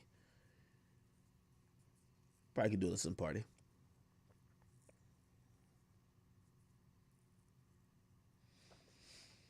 All right. What else is going on? We've been on for 6 hours and 30 minutes. We still ain't get to, well, I mean, we pretty much finished the Melly case. This shit is a wrap at this point. Yeah, this is over. I think the jury's been let go for the day, and we could click out of this. Is there any topics I should get to? If I'll get on at like 11 o'clock. Let me just kind of tentatively schedule for that. I'll get on at 11 o'clock. All right, I get on at 11 o'clock, and I'm off by 1, so don't think this is a long stream. Get on at 11 o'clock, talk about a few things, play the album once through, maybe go back to a few songs, see if we hear anything, see what everybody else is posting, then I'm off of that bitch. So I think that's the thing we'll do, all right? So I get on at 11, I'm off at 1, 11 p.m. Eastern. Anything else I should address before I hop off? Somebody said, don't cap. I got y'all. There's new Vaughn as well. Talk about a submarine. That nigga's dead, bro. Like, no disrespect, they dead.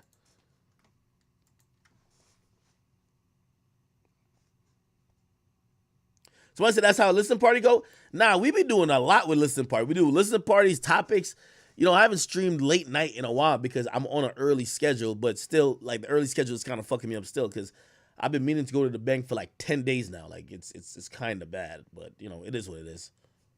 It is what it is. Did I talk about Kodak Black's warrant? I did talk about Kodak Black's warrant. That new V-Roy. All right, so we'll be bumping some new King Von as well. I know new Top 5 is coming out, so we're gonna listen to that as well. By the way, the homie, he hit me from jail. You know, he's like, yo, act, man. It's like, let me know if any of these pussies need to get whacked playing with you. Nah, he ain't say that. That was a joke. Before somebody put that in the court document. But yeah.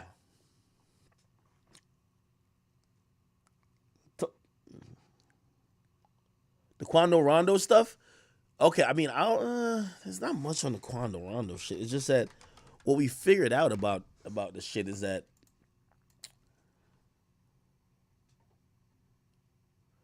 I realized this whole fucking stream, I did not check on my dog at all. Oh man, Pluto gonna be on my ass. They did raid his house supposedly, but this is a video of them raiding Quando Rondo's house. Video. The WJCL 22 News gathered at the scene of a raid of a home in Savannah to collect evidence as part of an ongoing investigation into the Rolling 60s gang. Now, this is the same gang that the Chatham County District Attorney described Rondo as a manager in an indictment that was just released. And tonight we have learned that this is not the only home that was raided by a joint team of city, county, and federal law enforcement.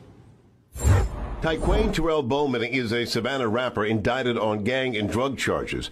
A Chatham County grand jury indictment accuses him of being a leader of the so-called Rolling 60s gang. He tweeted this message to his family on Friday after turning himself into police. I'll be back with 2 C's. Yo, this is getting out of hand, man. Yo, it's like niggas love jail, man. Like, come on, you gonna have a gang expert with a fucking shiesty on talking about when he says I'll be back with 2 C's, it's not that he can't spell back, it's because he's in the gang. Like, come on, bro. Well, it's a video, the WJCL 22. All right. Anyway, they kind of, they basically raided his house. Hey, let me just say this. I wonder how this case is going to go on, because if I'm Quando Rondo, I'm 100% saying, yo, y'all know I'm not no fucking gang member. I dropped my flag a long time ago. Like, I was on social media dropping my flag before trouble. A lot of times these artists, like even Casanova, they wait until they catch the charge, right? And then they're like, oh, I'm not in the gang no more. Well, too late, my nigga, right? Like, you was repping the gang, doing shit with the gang all along. Now you want to say you ain't with the gang. At least with Quando Rondo, he randomly said it months ago, right? And maybe he had like some type of inclination. Maybe he knew this was coming. But he basically said, yo, I'm not a part of that gang shit. So again, this is where if I'm him, I'm using that as my defense. Yo, man, I've been told y'all I'm not in no gang, even though they're going to probably say, yeah, you're denouncing it now, but all the crimes we have you committing is when you were part of the gang. So that's going to, whatever. But regardless, I'm going to use that in terms of like possible bail. Like, yo, hey, there's no need to keep me in jail. I'm not no risk of anything. I denounced the gang before I even got locked up. I'm not with them niggas anymore. You get what I mean? So again, I have all the reasons to show up to court, and I'm not no more threat to the community because I ain't in the gang no more. So I'm wondering if he takes that angle. And by the way, I'm wondering how the politics going to play out. Now he's locked up and he denounced the gang. You know what I mean? Like some people are speculating that the whole thing with what's my guy named Casanova happened because he denounced the gang in a letter to the cops. Who knows if that's why it happened? But apparently, like, dropping your flag is like a huge fucking deal. Like, you know what I mean? If you're gonna say you're not part of the gangs, most of these gangs like you're in it till you die. We'll see what happens with that. But salute to Quando Rondo. I'm pretty sure if there's a bail that gets put out, I definitely know that what do you call it again? NBA YoungBoy is gonna pay for it. He's gonna support his guys just like his guys supported him.